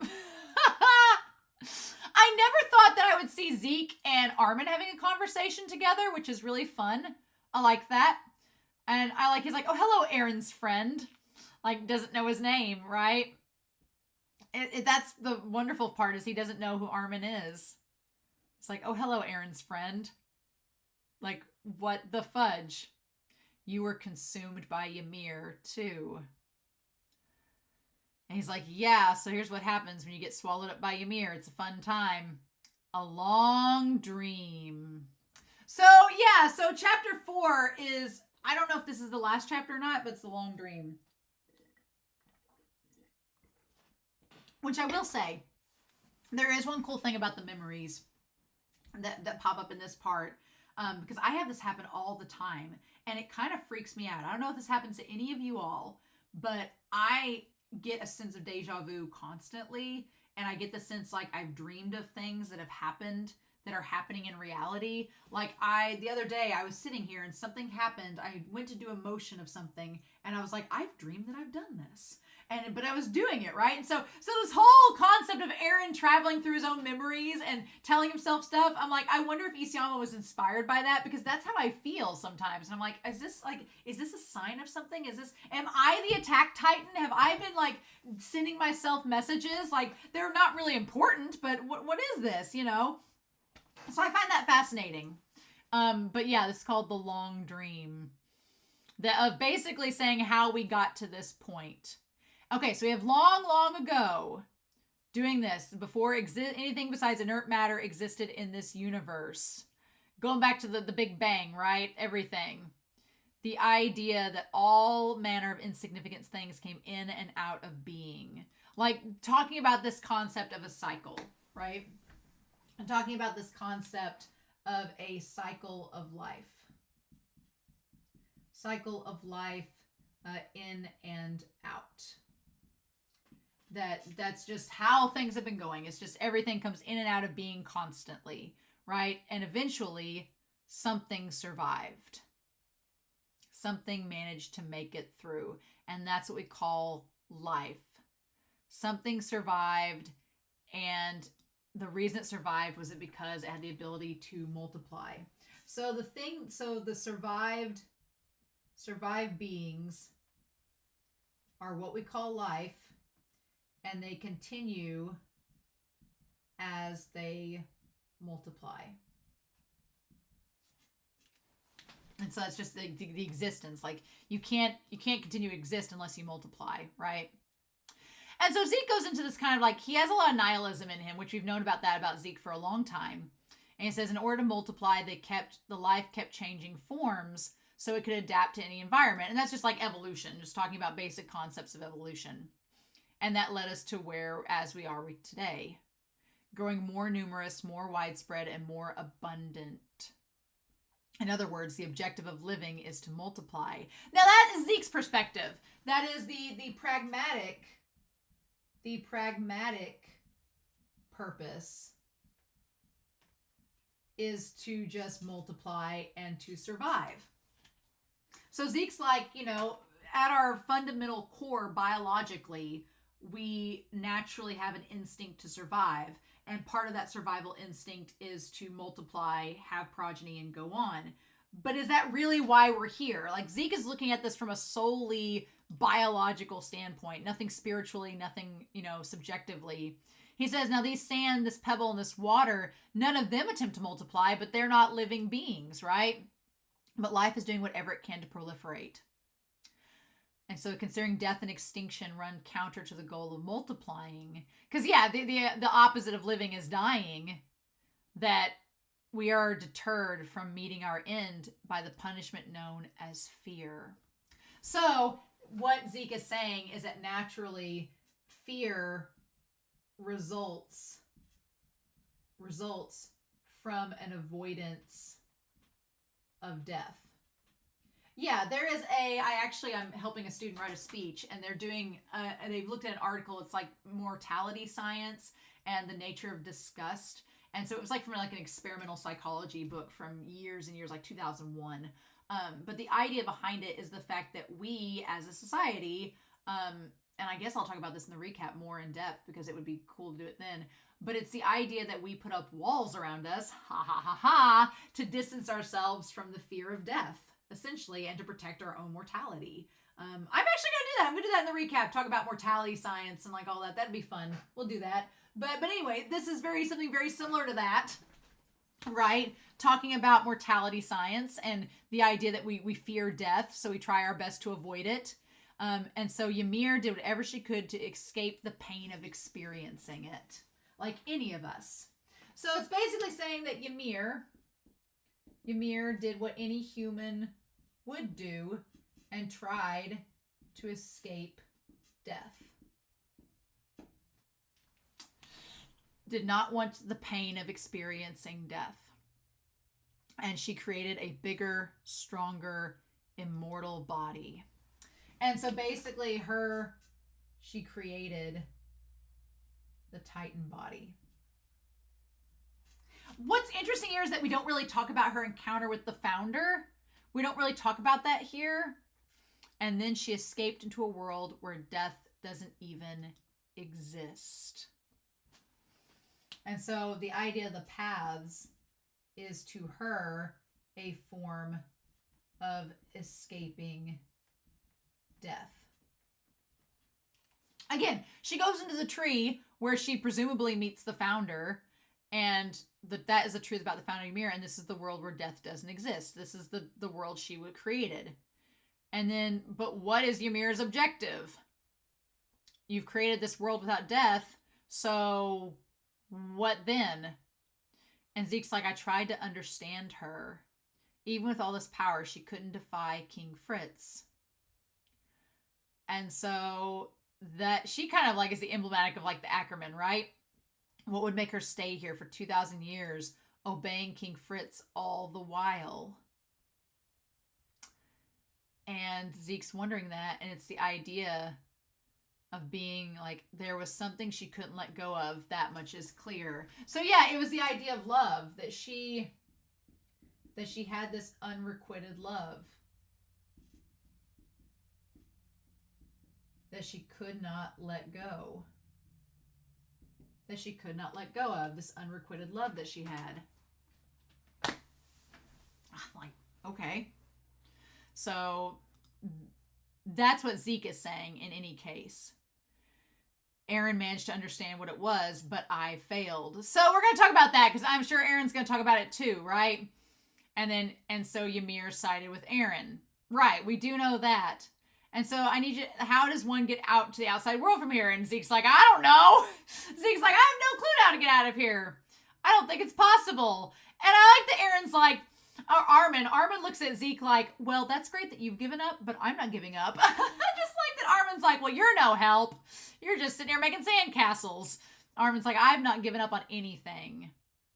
And so Zeke has this big existential like moment of being like, Zeke is just so nihilistic, and he's like, well, what's the point? Like we're getting down to, you have two personalities that clash so deeply, like philosophically. You have Zeke, who's a nihilist and doesn't believe anybody needs to exist because all we do is hurt each other. And then you have Armin, who's like, the whole point of existence is to explore the world and see what the unknown is, right? And Zeke doesn't believe in an unknown. He thinks that he's already figured out everything.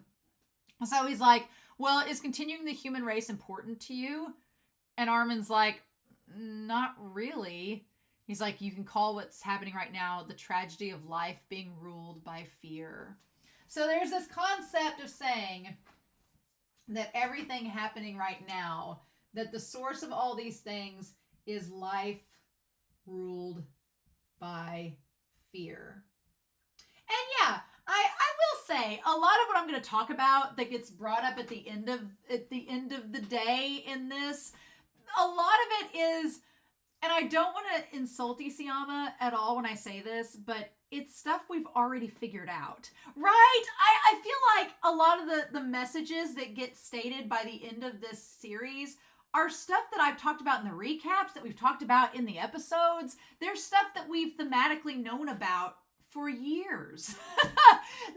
I'm like, I was kind of surprised that Isayama was like, I need to tell you all this to tell you that this is what I've been thinking. And I'm like, oh, Isayama, we've known. I felt like watching this, I was like, we already knew this. You've given us a beautiful picture that you didn't have to sit down and tell us this through Zeke. We already know what the messages and the themes are. But I feel like Isayama was just like, for those in the back that have not been paying attention for the last 100 or so chapters, for the last 10 years, that haven't figured it out at this point, I'm going to come out and just say it just in words you will understand in case anybody's questioning, just to put it out there on the table. But I was kind of surprised. There were some things that were said from here on in that I was like, yes, we know. And it's not to insult Isayama. I feel like he feels the need to tell everybody because apparently some people aren't getting it. But I was kind of like, you don't have to tell us that. We know.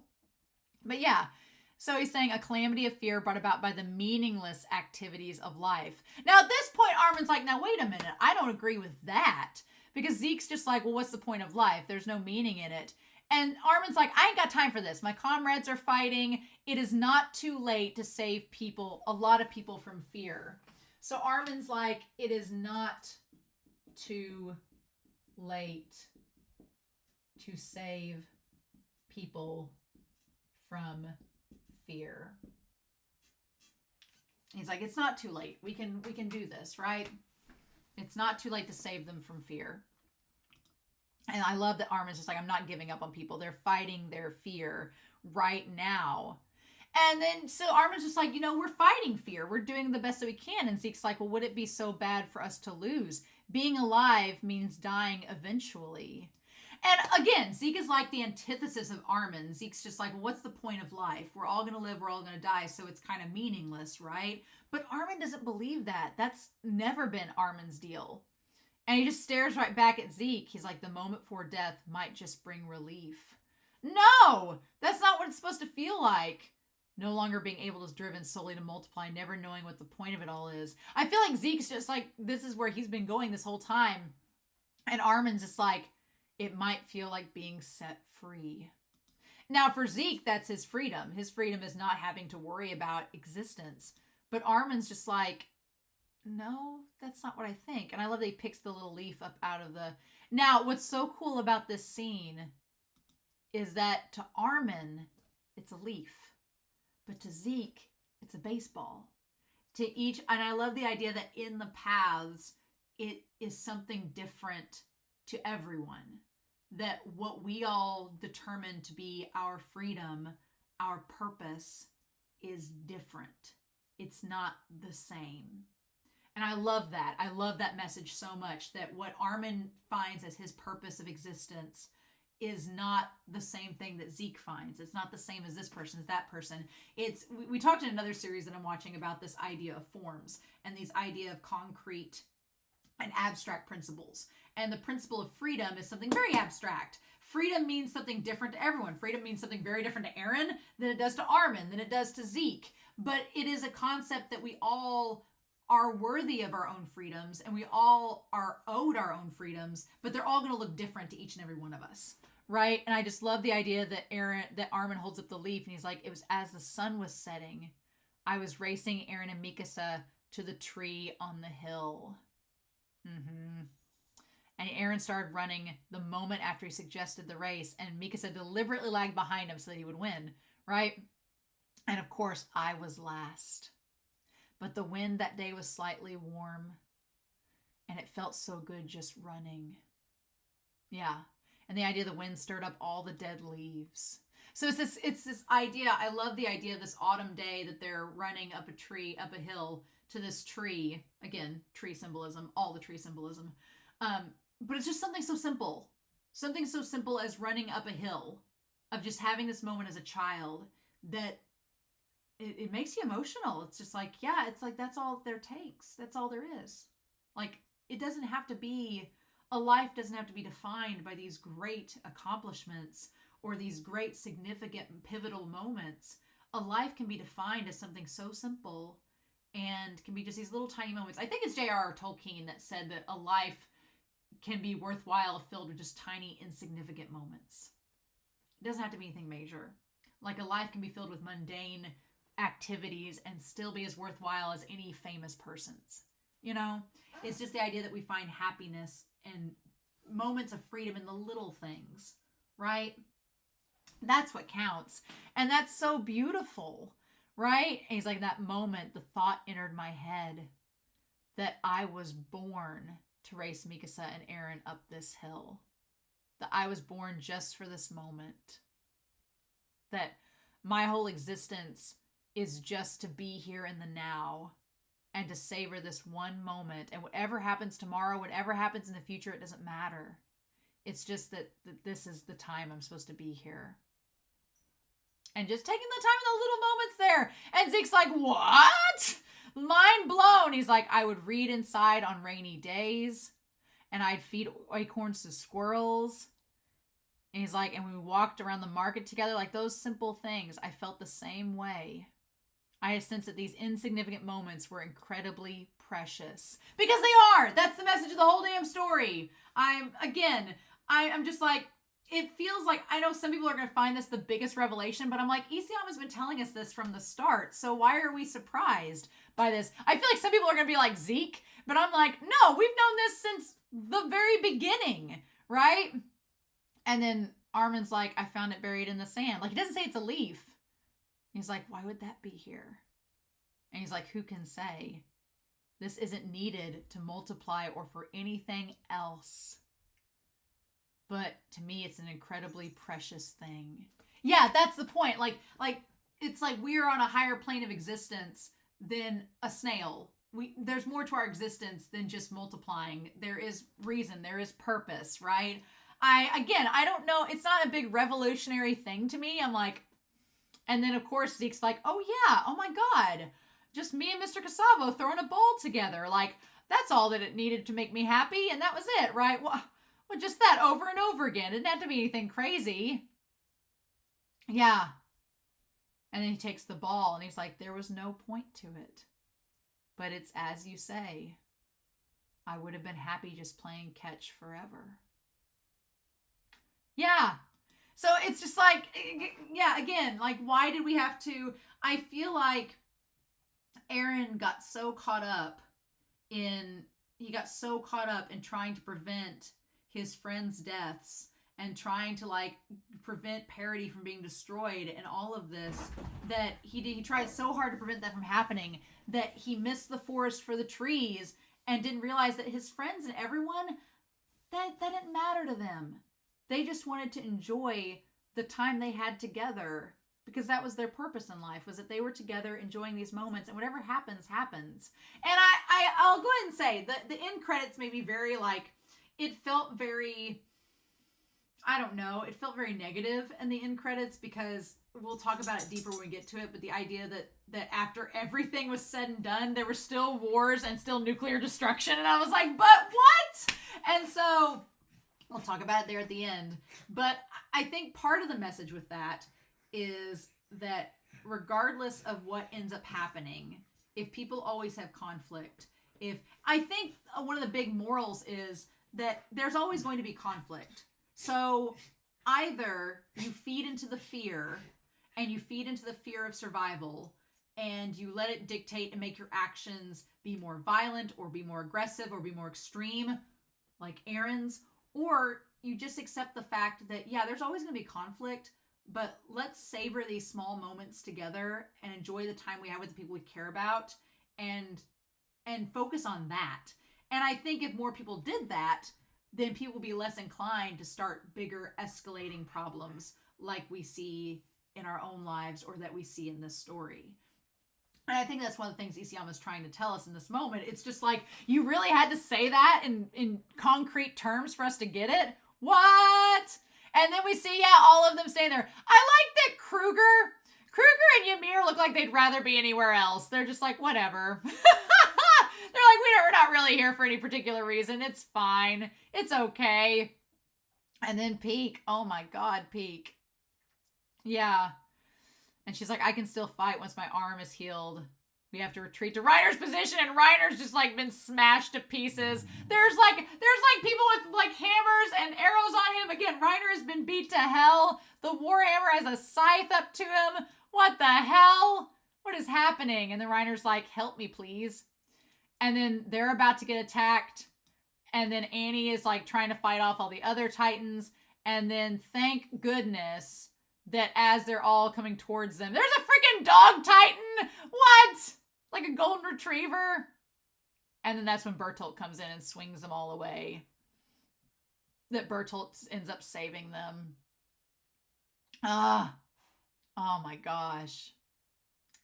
And then there we go. And they're like, why is Bertolt saving us? And there's Marcel and Porco. And Peak's like, oh my God, what is happening? Porco and Marcel.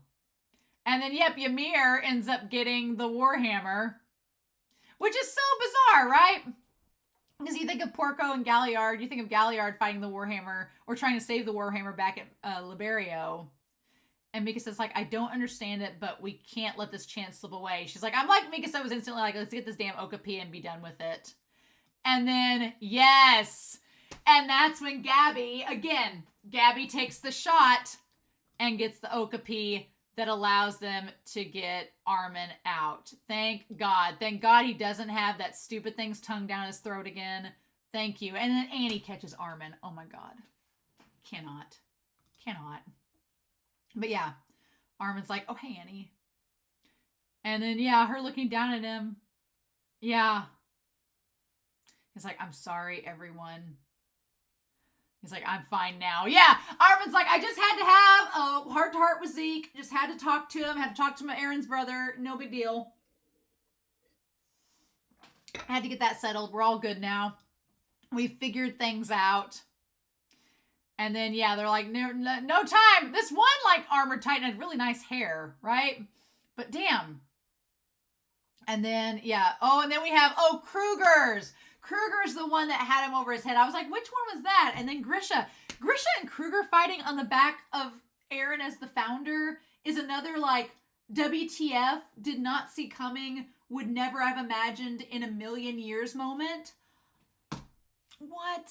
Just so mind-boggling that ends up happening. And then, yeah, the Ram Beast Titan. That's a fun time. And then the Titans are saving them. And Levi's like, I'm not going to complain about it. But then, yeah,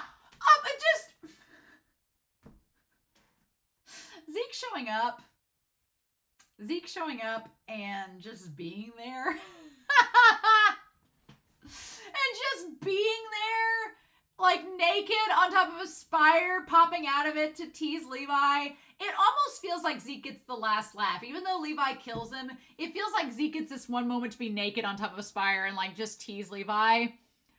It feels so bizarre. It's just like him popping up, being like, hey, I'm right here. And they're like, the fudge. I'm the one you wanted to see, right, Levi? I didn't want to see you, though. Yeah. I mean, I'm sure some people will be like, well, why would Zeke want himself to be killed? And I'm like, well, at this point, it's either Zeke is forever stuck in the paths, which at this point he might be because all those other ones were killed. So it's like, but nobody eats him, right? Nobody eats his Titan. So maybe because of that, nobody eats him from the nape. So because of that, he doesn't end up in the paths, right? That's what it is. Oh my God. Okay, I've been like thinking about the paths and everything.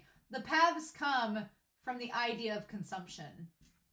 That they keep going, that once you consume a piece of Ymir, then that you become part of the paths. We saw that back in the Memories of the Future, or 2,000 years, whatever. We saw that Ymir, when her daughters consumed her, when she died, she started the pathway, right? And then when her daughters ate her, they became part of the path too. So as more and more Eldians consume pieces of Ymir, or essentially her progeny, they become part of the paths as well. But if you don't, that's what the thing with Hanji and the others were. If you don't consume them, they don't become part of the paths. That's why that's why that you don't end up stuck in the pathways. So if Zeke's killed here by Levi, he doesn't become part of the paths because nobody ate him. Haha. That makes sense. That all makes sense now. And Levi's like, son of a bitch. He's like, you're just taunting me at this point. And he's like, Zeke, like he's on a warpath. He's like, he's right there. Yep. I like the Ram Beast Titan. How bizarre. And everybody's like, what is happening? And Armin's like, it's thanks to Zeke. Which it does make sense to Zeke dying because Zeke doesn't want to live. Zeke's nihilistic. He's had a death wish this entire time. These Jaeger people and their death wishes, am I right? But he's like, he awakened the comrades in the paths where there's no life or death. That's why she's been able to use them all, right? So all the Eldians are connected via the paths. Yeah. So that's because most likely the founder Ymir is seeking connection. So it's this idea of seeking connection.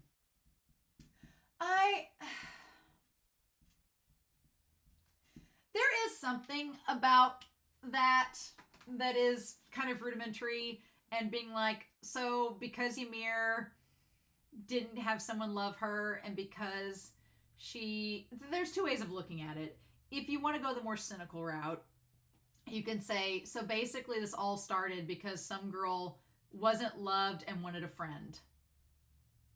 And that's the basis of this whole story. Okay.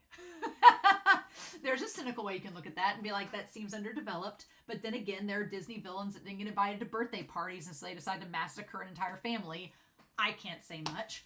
But I do think that is, that does speak to a very big part of it, in being like, yeah, this is why you should love your neighbor, and be friendly to them so that they don't start a war. It's like, this is why you should be nice to people and be friendly and make connections with them, because you never know. They too could find an underground founder worm that could end up destroying all of humanity. So you might as well be friends with them now. Make these connections. Go on, world. I feel like Isayama is in the most slightly dark and cynical way saying, hey, it feels very Neon Genesis. You were all waiting for me to make that Neon Genesis connection. It feels very Neon Genesis, being like, if we don't connect with people and really get to know them and care for them, then we are setting ourselves up to be driven to isolation and fear and despair, is kind of what it's saying. But for a hot second, I was like, you mean all this started because this girl didn't have a friend?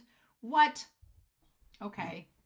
It's kind of like Carrie. She's searching for something from us. And that ties back to Bertolt. Bertolt's standing right behind Armin. She's seeking connection. She wants to be heard and found. That goes back to Bertolt and Ymir back in season 2, where Bertolt was like, we just want someone to find us. We just want somebody to find us, to connect to us, to love us, to give us that emotional stability and connection that we're craving. Like Bertolt and Ymir talked about it, freckled Ymir, but it goes back to the founder. That's why when Eren found her, when Eren found her, the founder, it's like that's all she wanted. Was just, it didn't matter whether Eren wanted to use her or not. She just wanted somebody to find her and to connect with her. It's like, okay. And again, you would think at this point in the final hours, Isayama wouldn't have to spell it out for us because we'd have already figured it out. But apparently some people hadn't. So he felt the need to say something about it. And then, yeah, Armin turning around and there's Bertolt standing right there. And he's like, Bertolt. He's like, damn. And I'm really glad that, Zeke has this moment. It's so weird because Zeke and Armin have these moments with the people that they kind of needed to have moments with.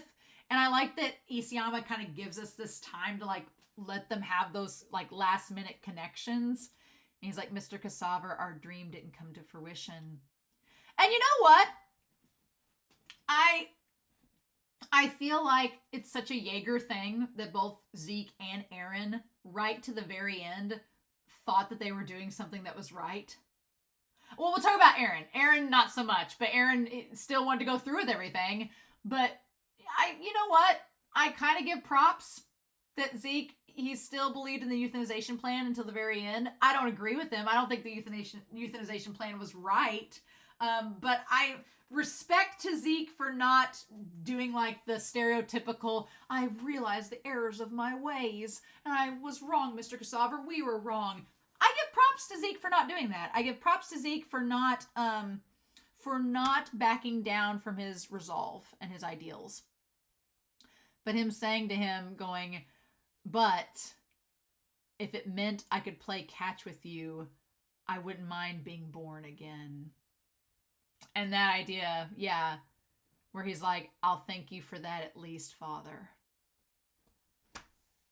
Being like, thank you for giving me life, because I think that's so revolutionary for Zeke, because he's saying, in this moment, Grisha, you gave me life. And as much as I hated you, I can't hate you for giving me an existence, because it allowed me to play catch with Mr. Cassava that gave my life purpose and happiness. Damn. And so, yeah. And then Armin says, I took everything from you, Bertolt. Like, your life, your power, and even your treasured memories. Your girlfriend. I was waiting for him to say Annie, too. And Bertolt being like, yeah, no shit, I know. But the thing about it is, the thing that I get kind of frustrated with in this moment is that it wasn't Armin's fault that he took Bertolt's life. That is one thing that I was really hoping that we would address in this, because I'm like, Isayama, do you not remember that Eren is the one that convinced Levi to feed Bertolt to Armin? Like Armin didn't really have. I feel bad that Armin is upset and apologizes to Bertolt.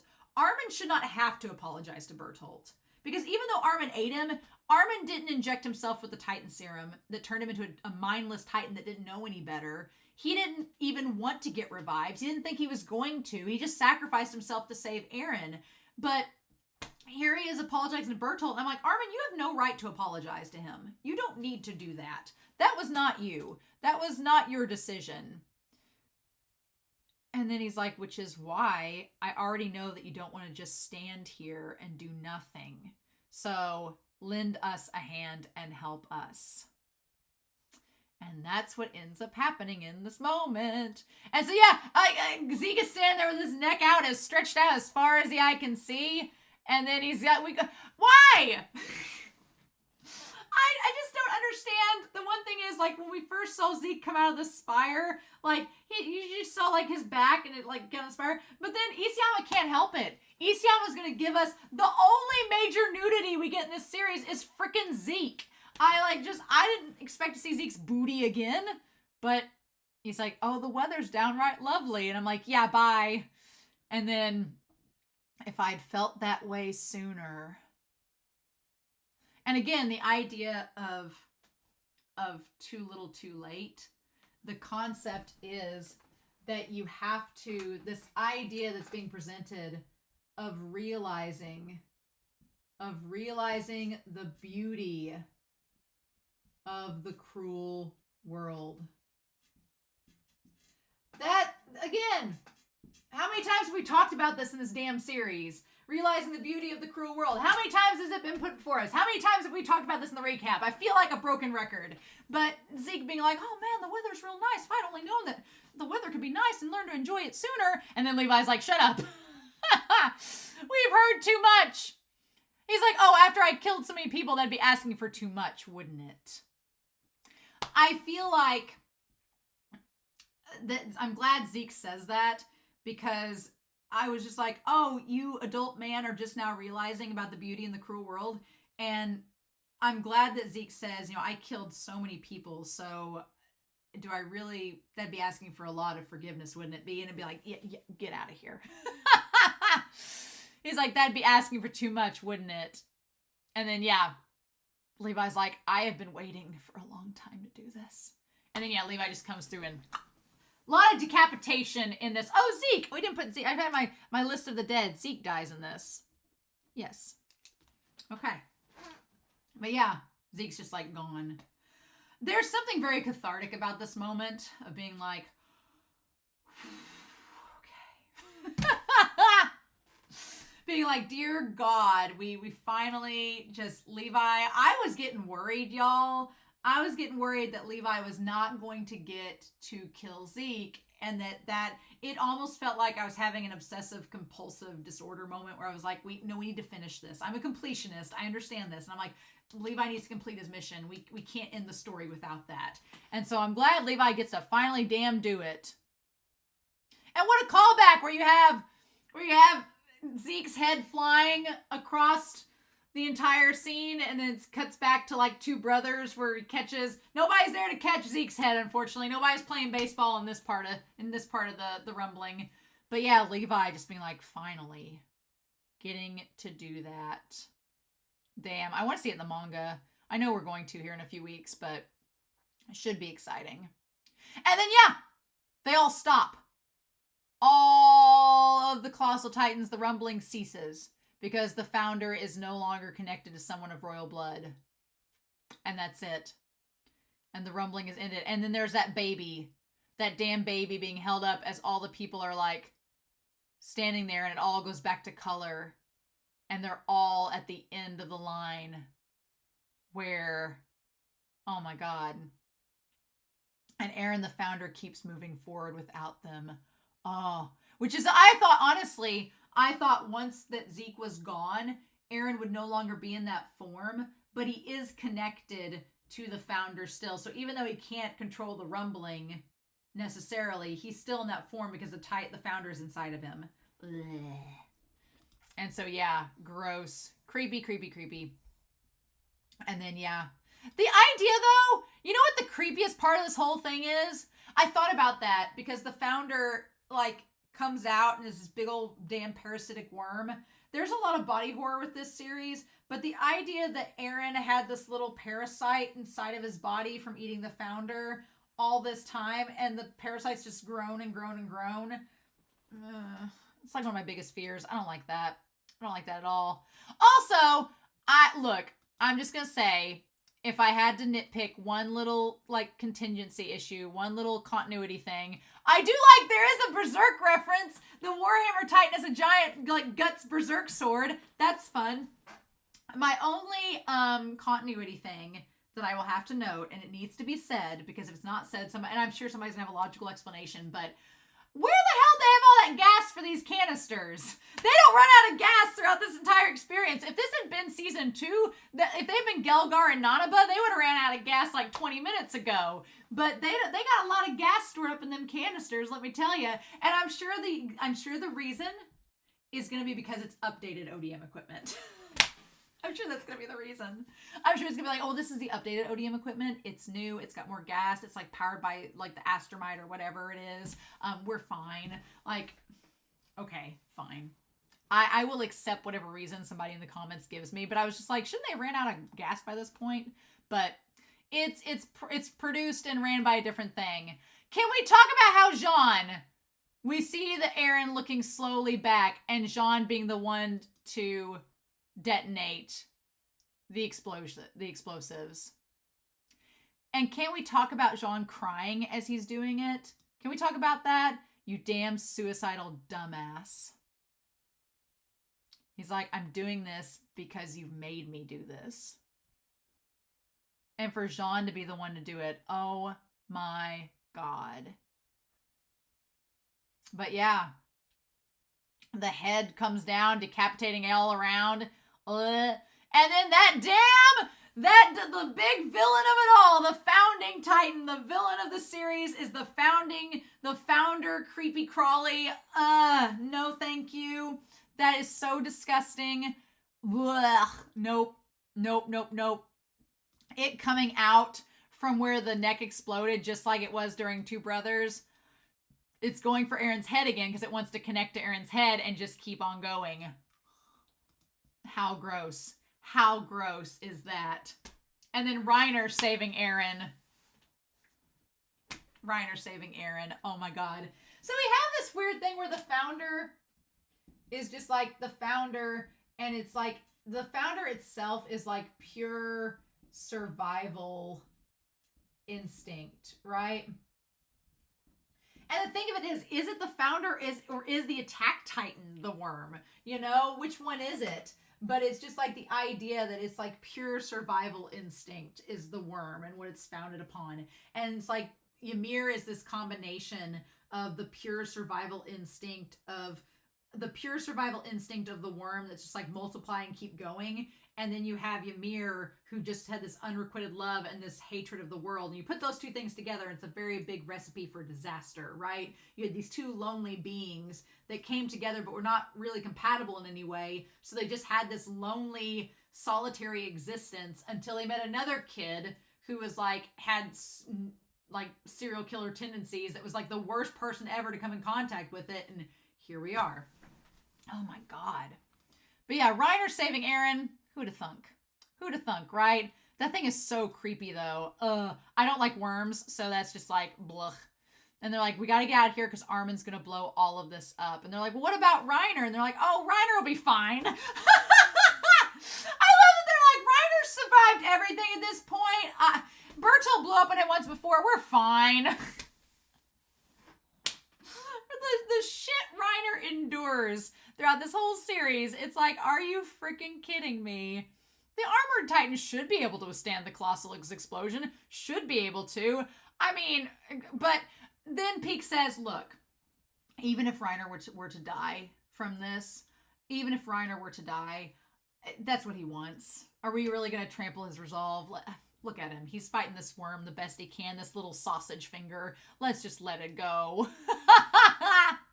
It's like, yeah, Reiner doing all he can to keep Eren from being possessed by it. And then you see Ymir and Porco and Marco, where they're like, thank you. And they leave. Ugh. And then, oh my God, can we talk about the imagery of this? The imagery of Armin? Can we talk about like this? It looks like some kind of weird paganistic like insignia where you have Bertolt, and inside Bertolt you have Kruger on one side and Grisha on the other side, and this ram in the front. It looks like some kind of religious symbol. I'm sure it is. But then you have like all the hands and everything. It makes Armin look like a deity, right? Oh. And then Armin's like, okay, we couldn't have stopped the rumbling without you all. And then Armin's like, okay. And Mikasa is just like, you're really going to do it, aren't you? And yeah, he's like, goodbye, Eren. I mean, I guess at that point they assumed that because of the fact that they were so, at that point it's like, well, because Eren's in such close proximity, he's already been like, his head's been decapitated, that the explosion is going to blow up the entire skull as well, and Eren included. So the explosion is going to destroy everybody, is what Armin's banking on, right? And so at this point he's like, I'm sorry, Eren, but gotta do this. And then the giant explosion. Yeah, the big Titanic nuclear explosion that happens. And meanwhile, Historia's having this baby. She's having this baby, and outside is Farmhand Coon. We don't get to see Farmhand Coon's face. Can I be mad about that? I'm going to be mad about that. The idea that Isayama, we got to see part of his face. We didn't get to see all of it, though. I want to know who the hell Farmhand Coon was. Show us his face. Come on now. I want to see it.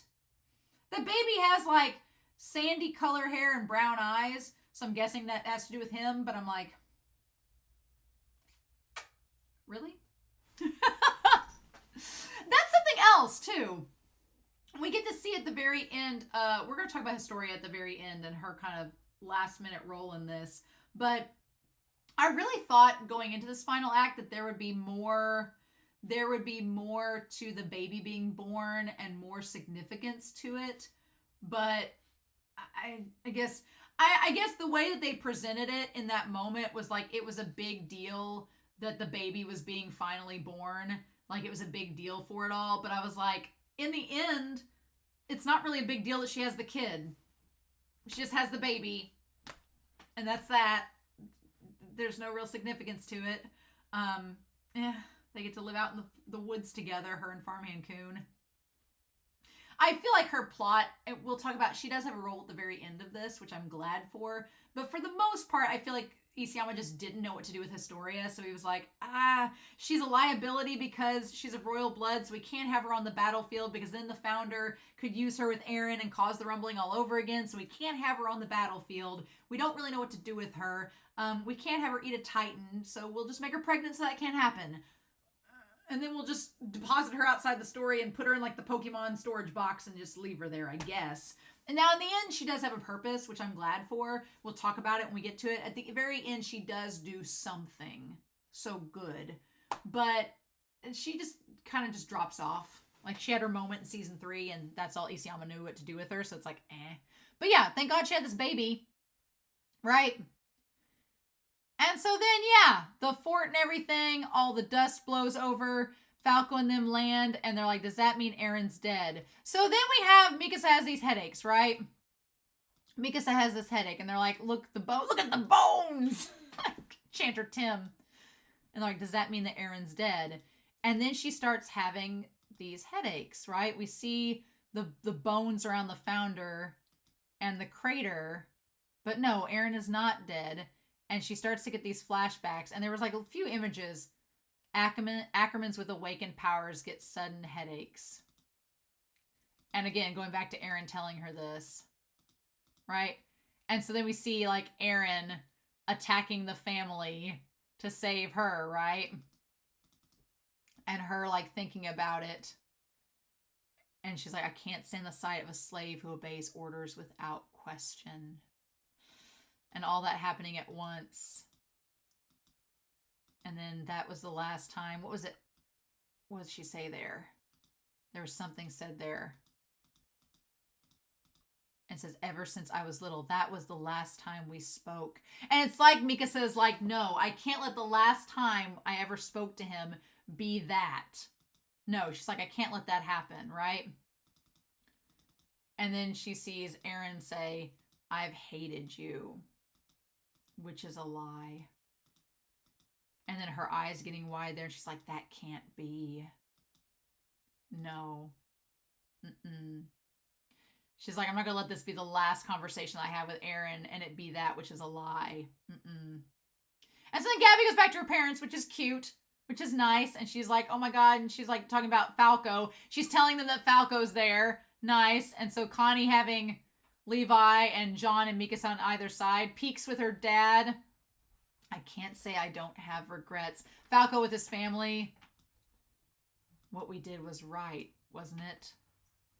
I mean, what choice did Eren give you? I think that is one frustrating part, is not the fact that Eren pushed them to this point necessarily, because now we know the full context of everything. The problem that I have in this moment isn't the fact that it's like Eren will talk about him in the timeline and him exhausting his options and whatever, but it's the fact that they're like, well, did we do what was right? And it's like, Eren didn't leave you much of a choice. That's the problem. Eren, like, pushed you to where you really either died or let the world die or stopped Eren. Those were your three options. And Eren pushed it to where it got to that extreme point. So it is very frustrating because I'm just like, well, you really didn't have any choice, you know? So I'm like, I get frustrated when the characters are like, did we do the right thing? And I'm like, in this scenario, they're like, we did stop the rumbling. And then they're like, well, how'd you get to the internment zone? How'd you get here? And they're like, oh, it was Mr. Leonhardt. And I like that they tell Annie to go see her dad. And they're like, do you see Reiner? And then there's Armin and Reiner, right? Uh-huh. And then Reiner just getting out of the dirt. Oh my God. And then they're like, oh no, the worm is still alive. It's like a damn cockroach. We can't kill it. It's like, son of a bitch. What do we do? It's so creepy. Ugh. And they're like, it's alive even after taking that blast. What on earth is it? And I like that Levi's like, beats me. I feel like Levi says all that you need to know about the founder. He's like, I don't know what it is. It's disgusting. What else can we do with it? What else can we do? I don't know, but we can't let it live. There's no exterminator in the world of Attack on Titan. Meanwhile, then of course, nope. There it is again. And the thing about it is, at the time, and I like that John goes, well, that figures. I like that John says that figures. Why are we surprised at this point that Eren's still alive? Because we didn't actually see Eren, no body, no death. What is so interesting at this point, because I was getting pretty mad at Eren when the founder started like blowing off it's basically using the spinal fluid gas that Zeke uses on everyone there. I was getting really mad. But the thing about it is, at this point, I'm running out of space, as you can see. So I feel like we need to, I feel like we're gonna erase Mikasa's part up here, because yes, she still loves Eren. The scarf represents love and protection. We know that. We know the end of the world. Ymir wants it as well as Eren. The thing about it is, the thing that gets so kind of confusing is that Eren wants to destroy the world, right? He wants to destroy the world. He's made that very abundantly clear. But he also has a handful of people he wants to protect. And that's Jean and the others. He knows that they're there. So Eren is in this position where even though he wants to still destroy the world, wants to still destroy it, at this point, that is no longer an option. 80% of the world is gone, as we come to find out. 80% of the world is gone. And that's the end. But at this point, Eren's like, well, I can no longer destroy the world. That's out of the picture. So I guess I just either sit here and... But then, you know, it makes sense why Eren comes back. Because at this point, it's like he has to keep fighting forward until he dies, even beyond his death, blah, blah, blah, blah, blah.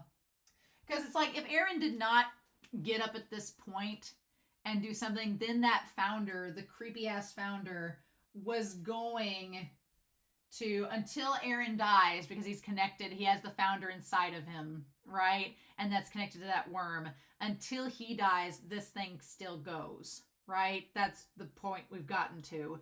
So it's like he has to keep moving forward at this point, or he's going, or everyone. I understand why Eren gets up and fights in this moment, because otherwise that founder creepy thing would have killed everybody. Would have been the end. So instead, Eren's like, I've got to keep fighting and moving forward. But it's just like, but he still doesn't, you know, there is a part of you that thinks, well, would he just fight the worm? But he doesn't. He doesn't. He fights Armin and Reiner in them. And it's just like, again, Isayama doubling down on that villain Eren. It's like, no, Eren is still out to destroy the world. If he doesn't have the rumbling, he's like, I'm just going to kill them all anyway. You guys can't stop me. And that is what's so frustrating. Because a part of me was like, okay, when Eren gets up and he sees the founders attack his friends, the rumbling's over. The rumbling is not going to happen anymore. Unless you go to Parody and find Historia, the rumbling's not going to happen. So what is the point of fighting your friends at this point? Because why don't you all work together to fight the damn worm? Or why don't you tell Armin, you have the paths at your access point, get in there and tell Armin, look, you're going to have to... And that's essentially what he does. But it's after he dies when it happens. So I was just like, well, wait a minute. Why couldn't you have gotten Armin's head and been like, look, you're going to have to kill me. That's the only way that this is going to work. It's the only way. And you're going to have to kill me. So I don't... But we're going to talk about Mikasa. Because Mikasa is making all the difference in this. I'm getting the cart titan ahead of the Jean. Okay? But it was so frustrating, I will admit, watching this. Because before we learned all about Mikasa and the Tide of the Founder, before we learned about that, I was thinking, okay, well, Eren, why don't you just fight the Founder and then tell Armin that you have to kill me in order for this to work? And then Armin would kill him and just be like, this is the way it has to be. And Eren's driven himself into a corner to where this is the only outcome. But I'm getting the cart tied ahead of the horse, so we got to make it to that point, right? But this was so frustrating. I was like, son of a bitch, I didn't think that'd be enough to kill you. What do we do? And Mikasa at this point is like, there's Eren. Also, I think it's very... Again, we talk about shonen-y, kind of hokey things. Is it kind of hokey that Eren ends up the same size as Armin to fight Armin one-on-one, where it's kind of like back during Savagery and Children of the Forest, where they were fighting each other and Armin actually beats Eren this time? Well, Mikasa beats Eren. We're going to talk about that parallel and that all getting subverted. Did Isayama only do it so that it would fit just perfectly? Because Eren's never been this big. He's never been a 50-meter class Titan. But I guess since he was just this huge, like, 1,000-meter Titan, I guess downscaling to Armin's size is a nice middleway point. Sure. But yeah, it really is where you had back during Savagery and Children of the Forest. Back then, you know, and we'll bring it all up here. Back then you had Armin fighting Eren, but then Mikasa stopped him, right? And Eren made the point of saying, well, Mikasa's stopping you because that's her Ackerman blood. That's not the case. Eren didn't know what the fudge he was talking about. He was just making that up to distance them from him. But then we have in this final battle, Armin versus Eren. And the funny thing is, Mikasa comes in and actually stops Eren. And it was not her Ackerman blood that did that. So it's all, you know, coming full circle, paralleling, all that fun stuff. But yeah, the Attack Titan and Eren and his little elven ears walking towards Armin with his Sephiroth hair, you know, his Vidal Sassoon in full blow. And Gabby being like, this is bad. Yes, if the glowing thing and Eren come in contact, the rumbling might start again. Fair enough. Yes. So that does, God, I guess that's the whole thing, right? I guess that's the whole thing, right? That is in fact frustrating. Forget what I just talked about 5 minutes ago.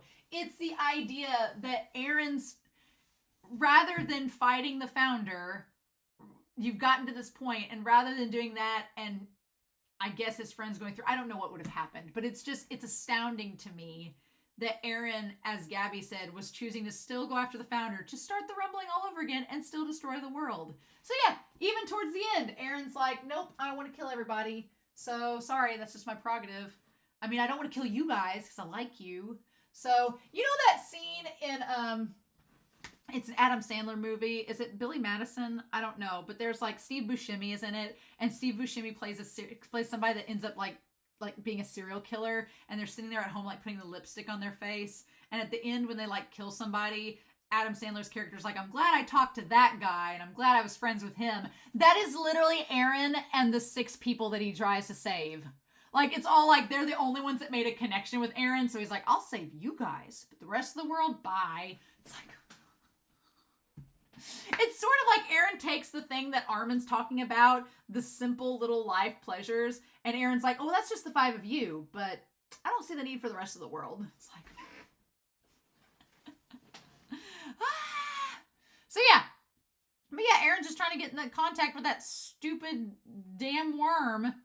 They're like, how are we going to kill something that survived a blast like that? The one we have to target is Eren. Yeah, Levi's like, look, we definitely don't want Eren coming in contact with the worm, but we just established the worm can survive a nuclear holocaust.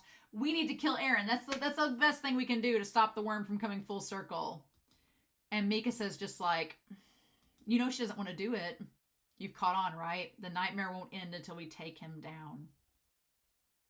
And that's what sucks. I guess what sucks is that Eren makes his friends do that to him. They make him go through and kill him. And I'm like, why would you want to put your friends through that, you know? Why? And so Pieck tells her dad she's got one job left, and Falco's like, I gotta see this through for my brother's sake. I gotta help him. And they're like, why? Mikasa's like, why did it turn out this way?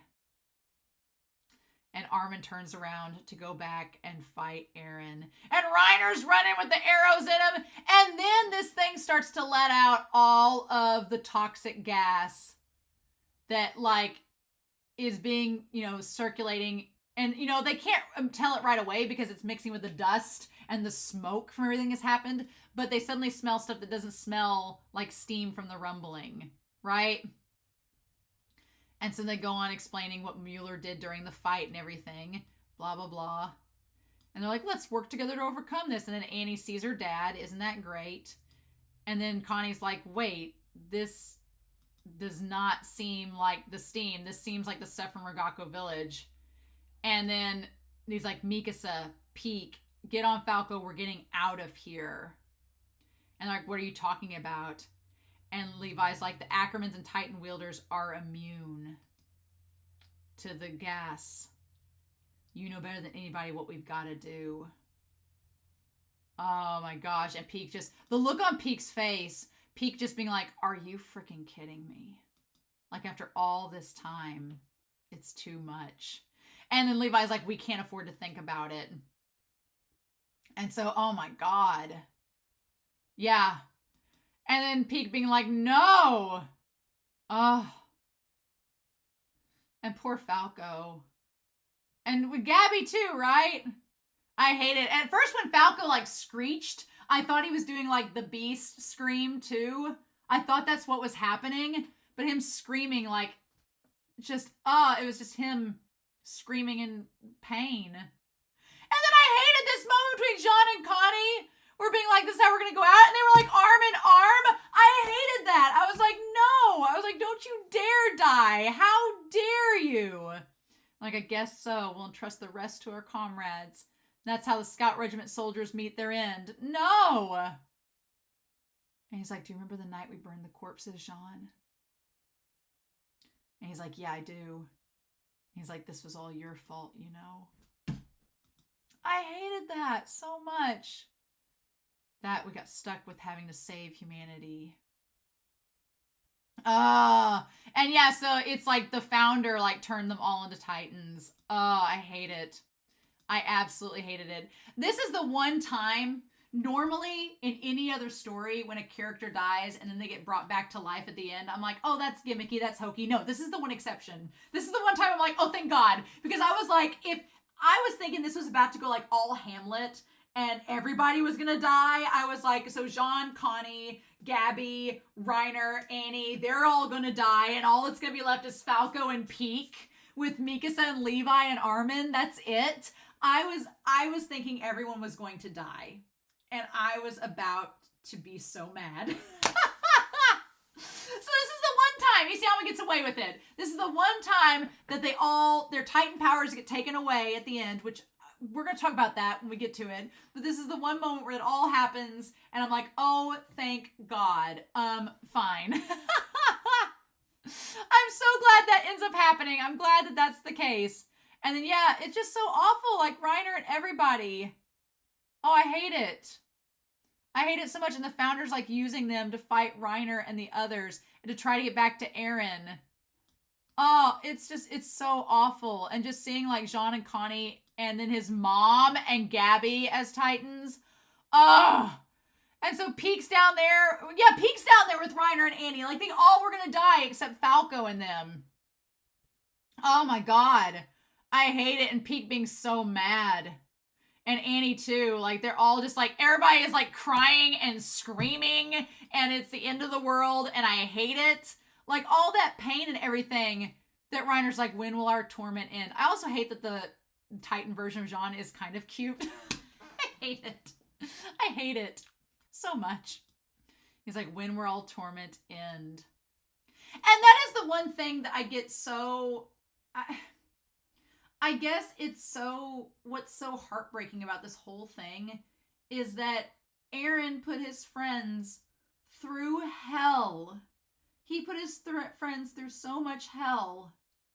And it's like, and in the end, you know why Eren did it. You get why Eren did it. It all makes sense. But the thing that bugs me out of this is that when all is said and done, they're like, you mean Eren did it all to save us? I'm like,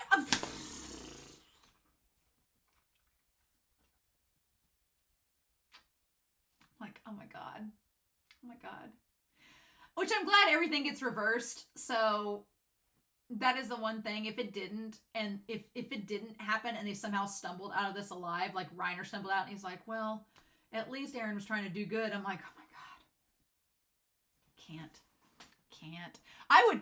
We're going to talk about that whole scene with Armin and Eren. I'm so glad Armin punched him.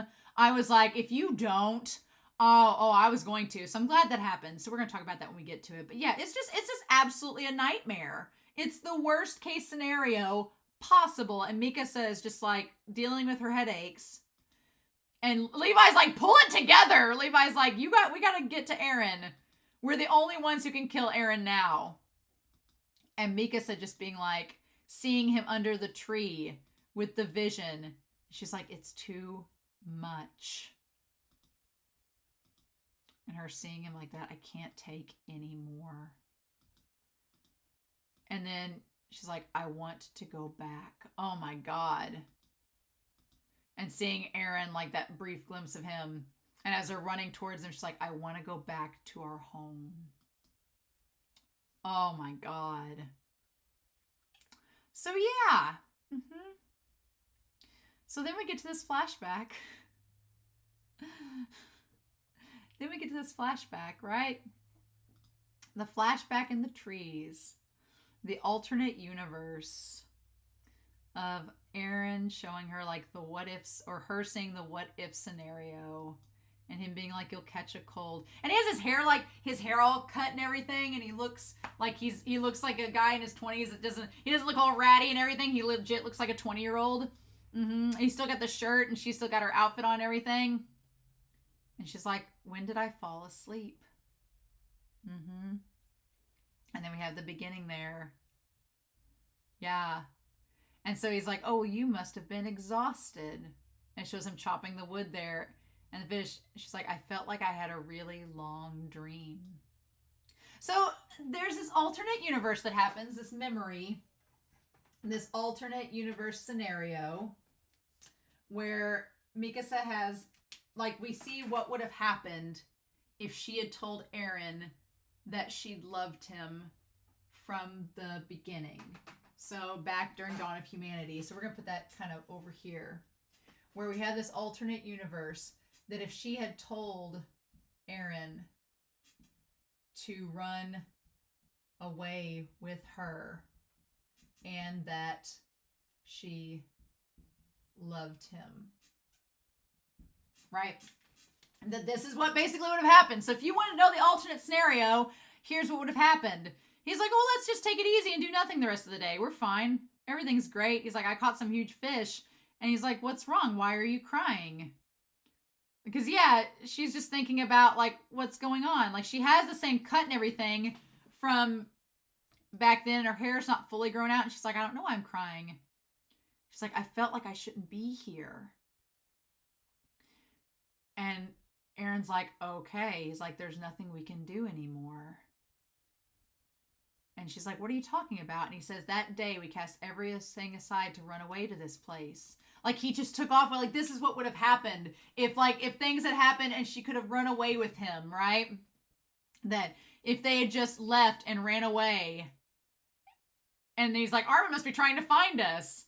He's like, 2 months after the end of Marley's war, an invasion of Paradis Island was on the horizon.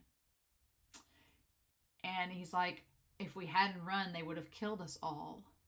I'm sure Armin has been desperate to find us.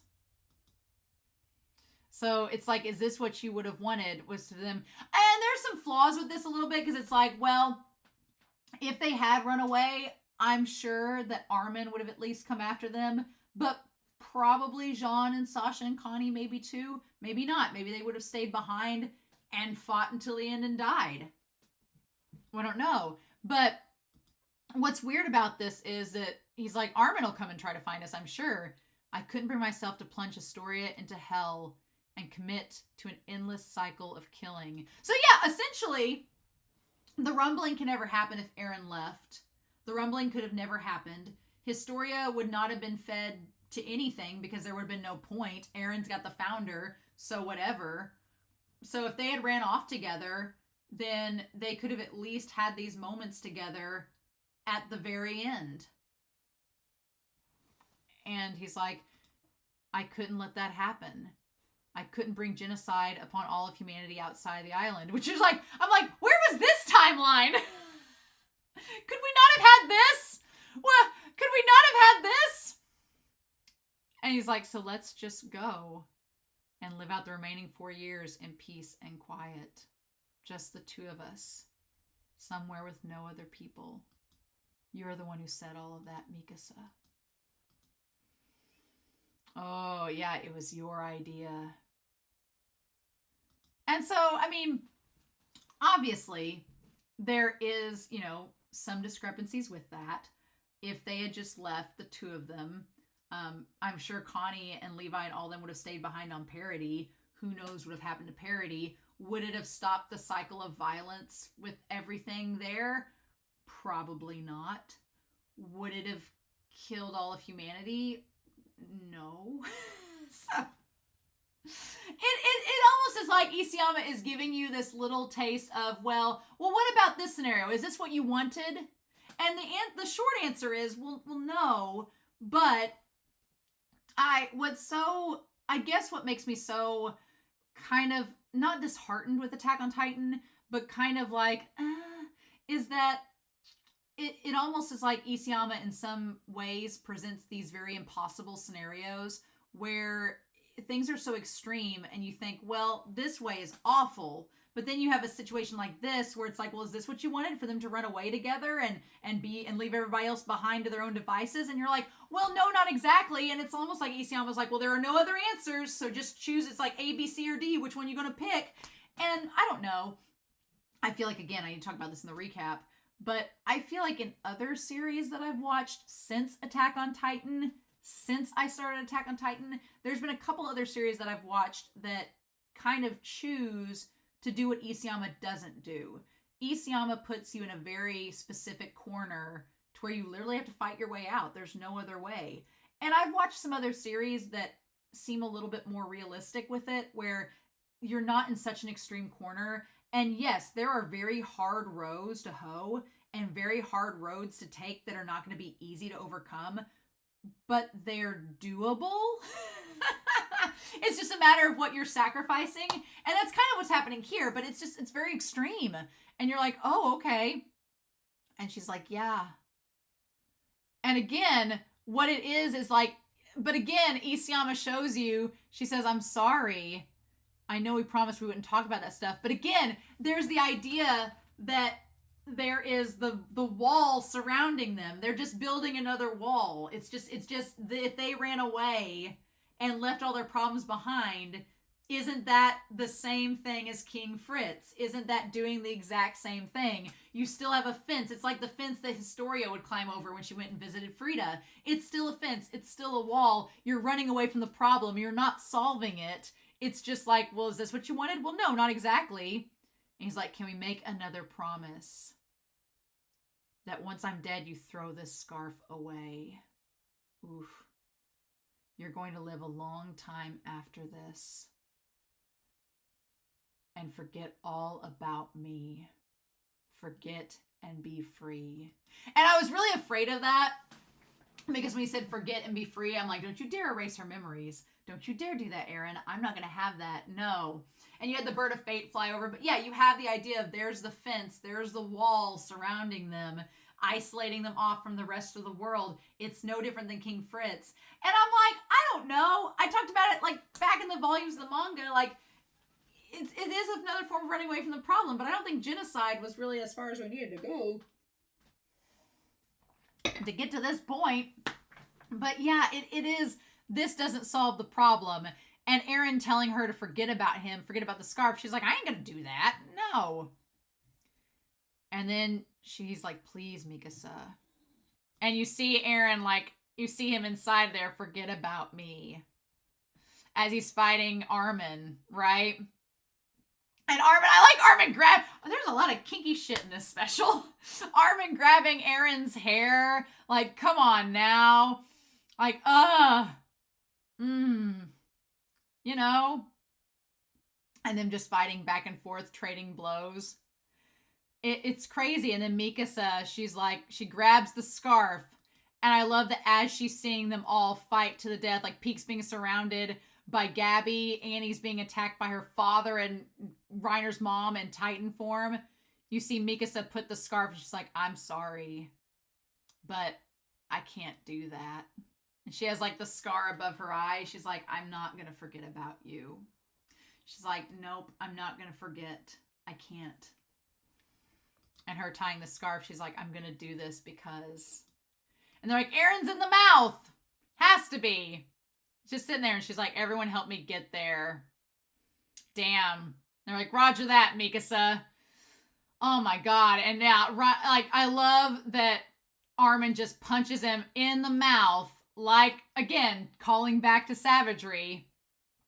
And she like and I love that Levi going through the rocks to use the thunder spear to open up a cavity in Eren's mouth. Again, something else too. Levi, episode 14, season 1, kicking Eren in the teeth. And what does he do here? He fires a thunder spear into Eren's mouth, kicking the teeth out, essentially.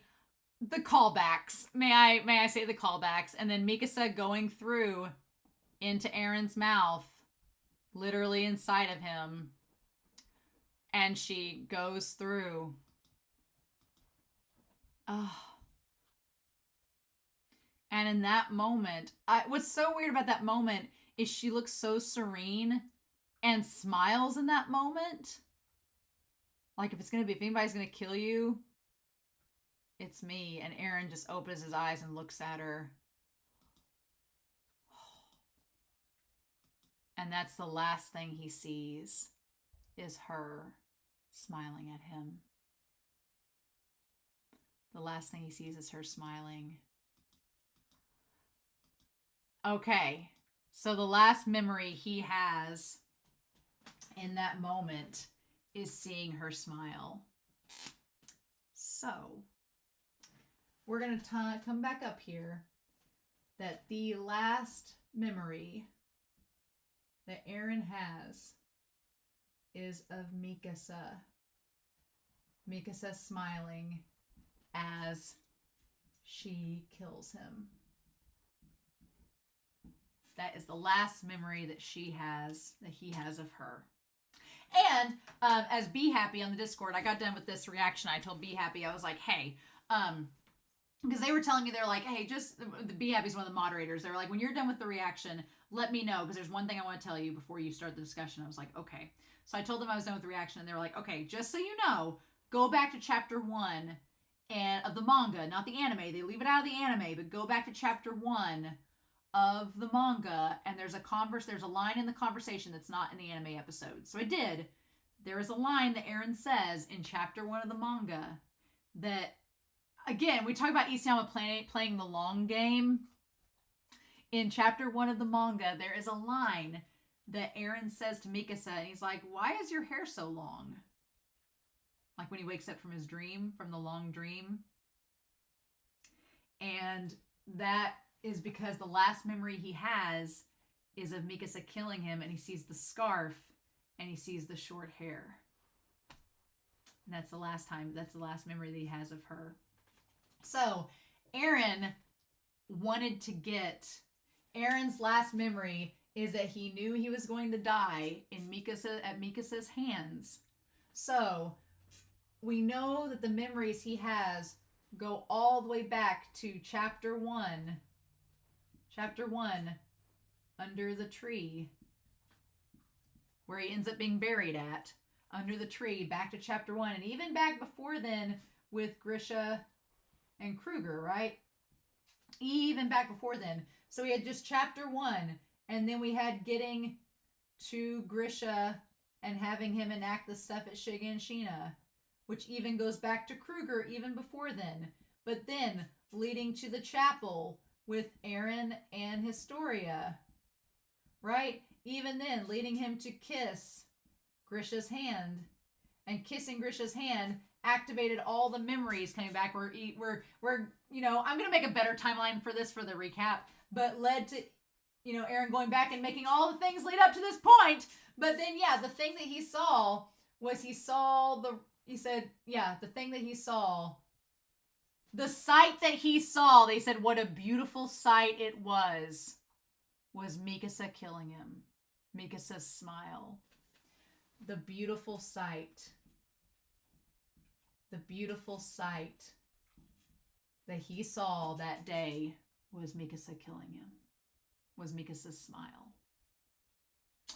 And everything that he did was leading up to that moment. I mean, we're going to add to that a little bit, but yeah, that's basically it.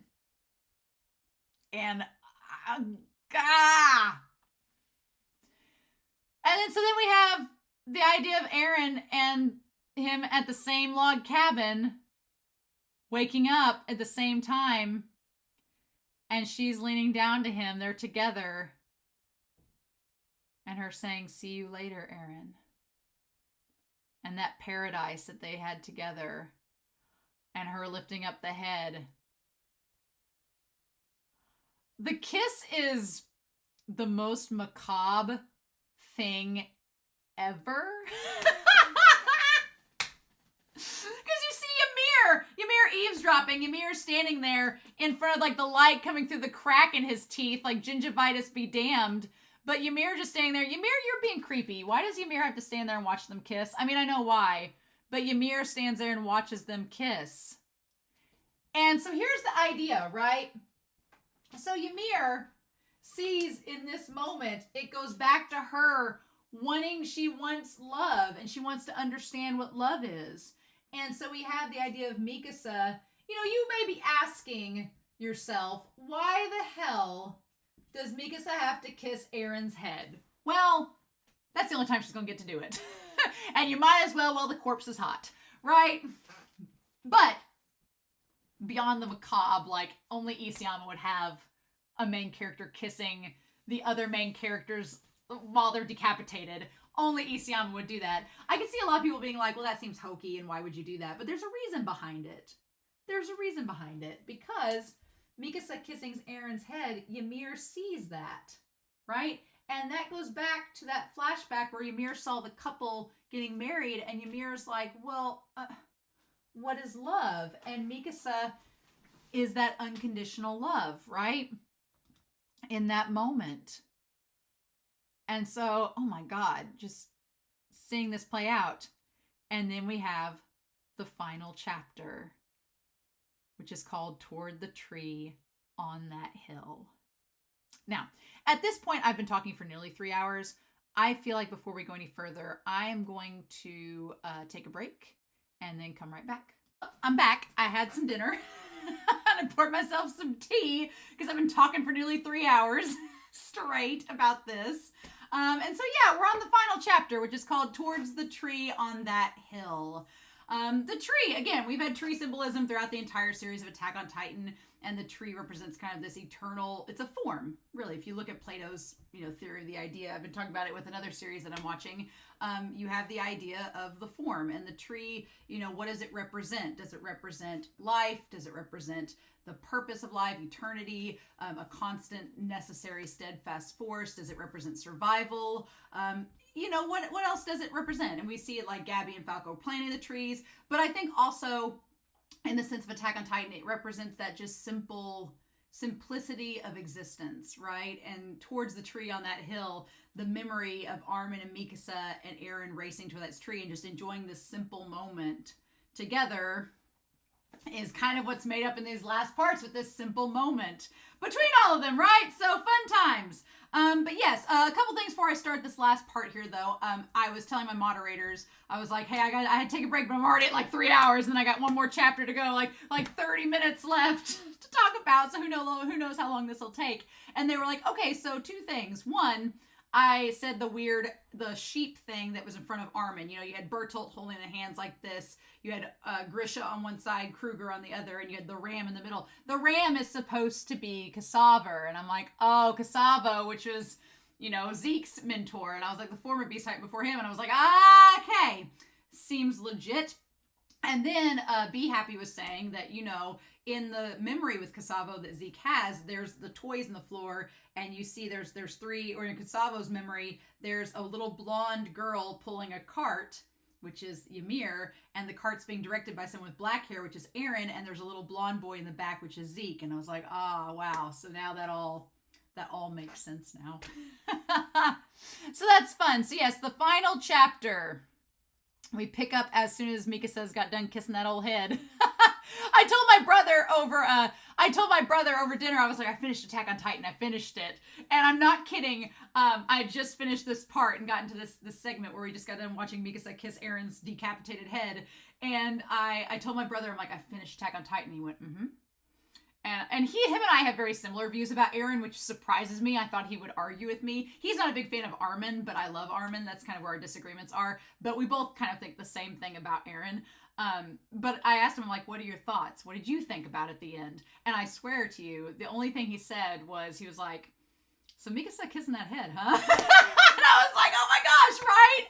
That's like the first thing that came to his mind. And I was like, oh my God, yes, right? So we talked about it for a good deal. It feels so good to be able to talk to my brother about Attack on Titan because he's been keeping his mouth shut for years now. Literal years. He's been keeping his mouth shut, and finally we can talk about it. So I'm so happy.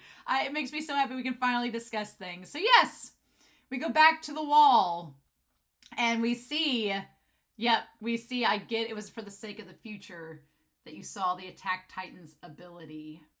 That you saw with the Attack Titan's ability. So here's the interesting thing. This whole memory, supposedly, what's so mind trippy about it, and again, White Borkun is spent, as you can see.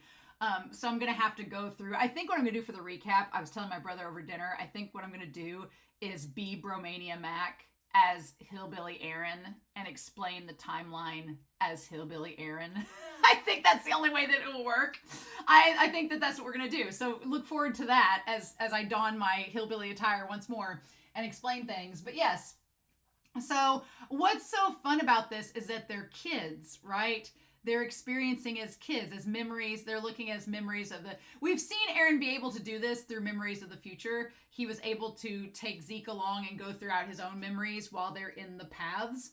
That's essentially what happens with Armin as he's like coming in contact with Eren. So the thing about it is, this was back on the ship, right? Back on the ship when Armin in part 1 saw the child form of Eren, back when Eren's like, this is freedom, this is what it means to be free, on top of the wall. He saw Armin, and from there, they started going on this tour together and talking about what was going down, right? And my thing was, I felt like it all happening before the ship at first. I was like, oh, was this just Isayama trying to be like clever and be like, oh, surprise, it's been in Armin's mind the whole time.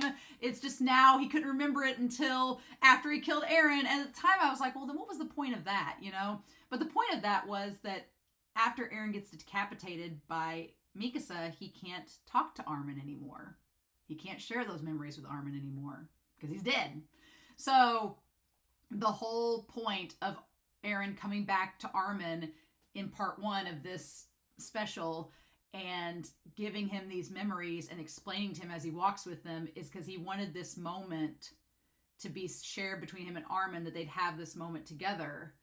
And he's like, you're going to forget about it till after I'm dead, and then you're going to remember. I'm glad for that. When you talked about erasing memories, I was like, don't you dare erase these memories forever. But it was just until he died, and then Armin was going to remember. But this was Eren's way of saying goodbye. We're going to talk about this whole thing though, right? I'm going to talk about that because Armin says, I get that it was for the sake of the future you saw with the Attack Titan's ability. You saw a future with that power. He's like, but did you have to beat me up that badly? So Armin's like, goes back to savagery. And Armin's like, look, you got beat up because you wanted to distance me and Mikasa from you, you know, so you could have, you know, this future play out. But why'd you have to beat me up so badly? He's like, was the need of the stomach really necessary? And Eren's like, I was doing whatever I could to push you two away. It seemed crazy to me too. Which is such a weird thing, that Eren doing what he was doing and knowing what he was doing and doing it because it was him doing it. But then he's like, oh, it seemed crazy. I'm like, but you're in control of that, right? I let myself get carried away. Understatement of the damn century. Understatement of the century. You let yourself get carried away, huh? And he says, I'm really sorry. And I like Armin saying, don't apologize to me.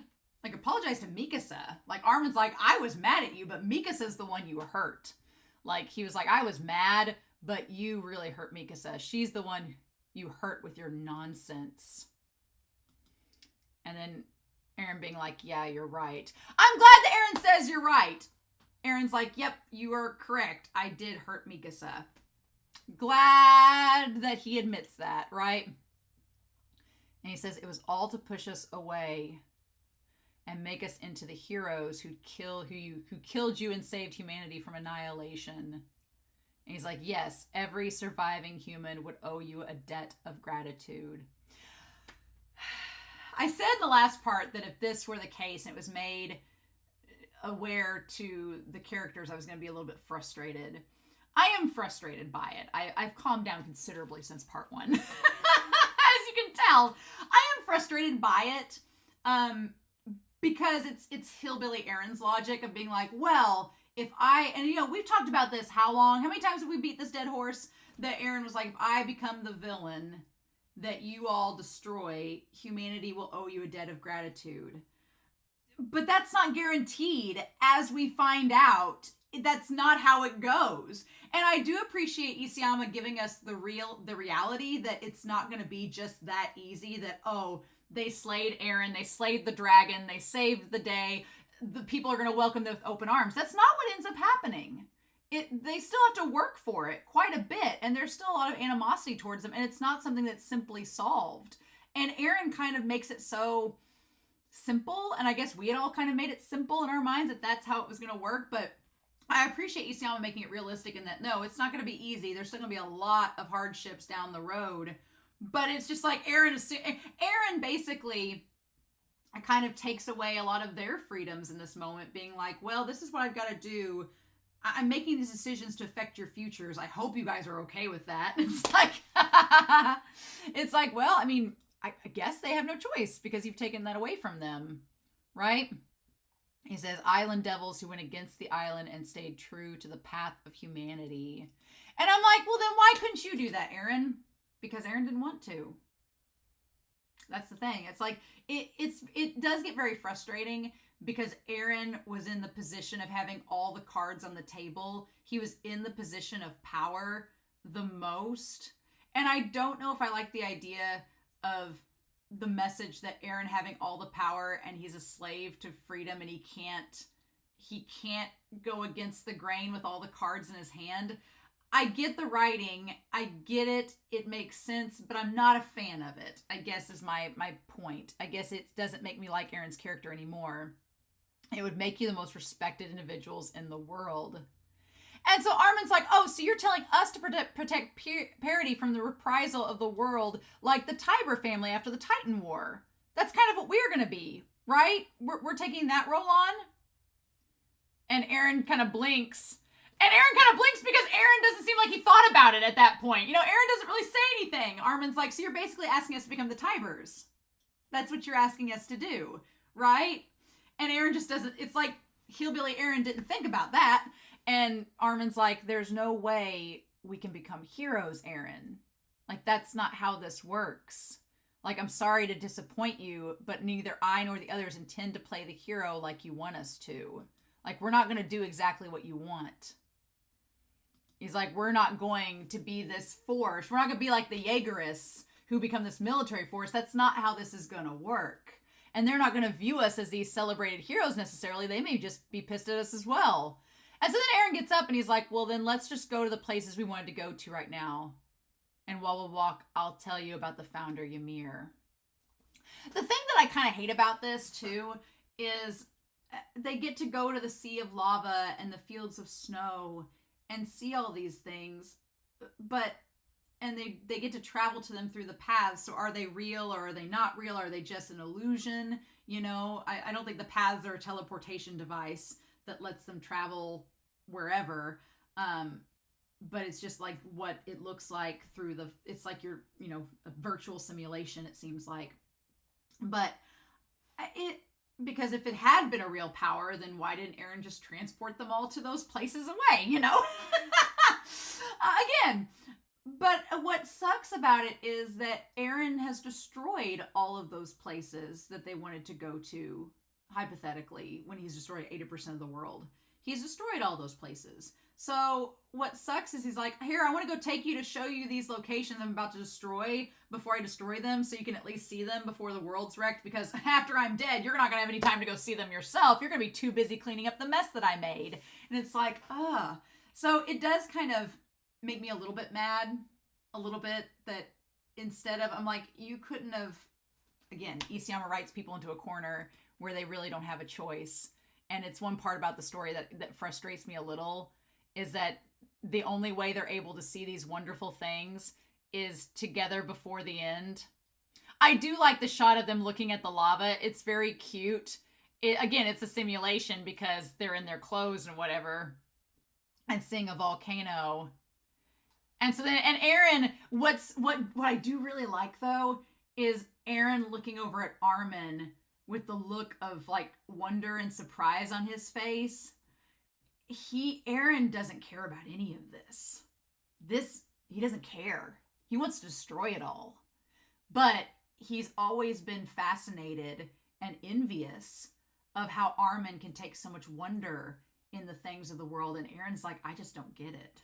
You know? And that is something I appreciate about Eren's character, is that Eren just, he does not understand. He does not understand, like, the wonder.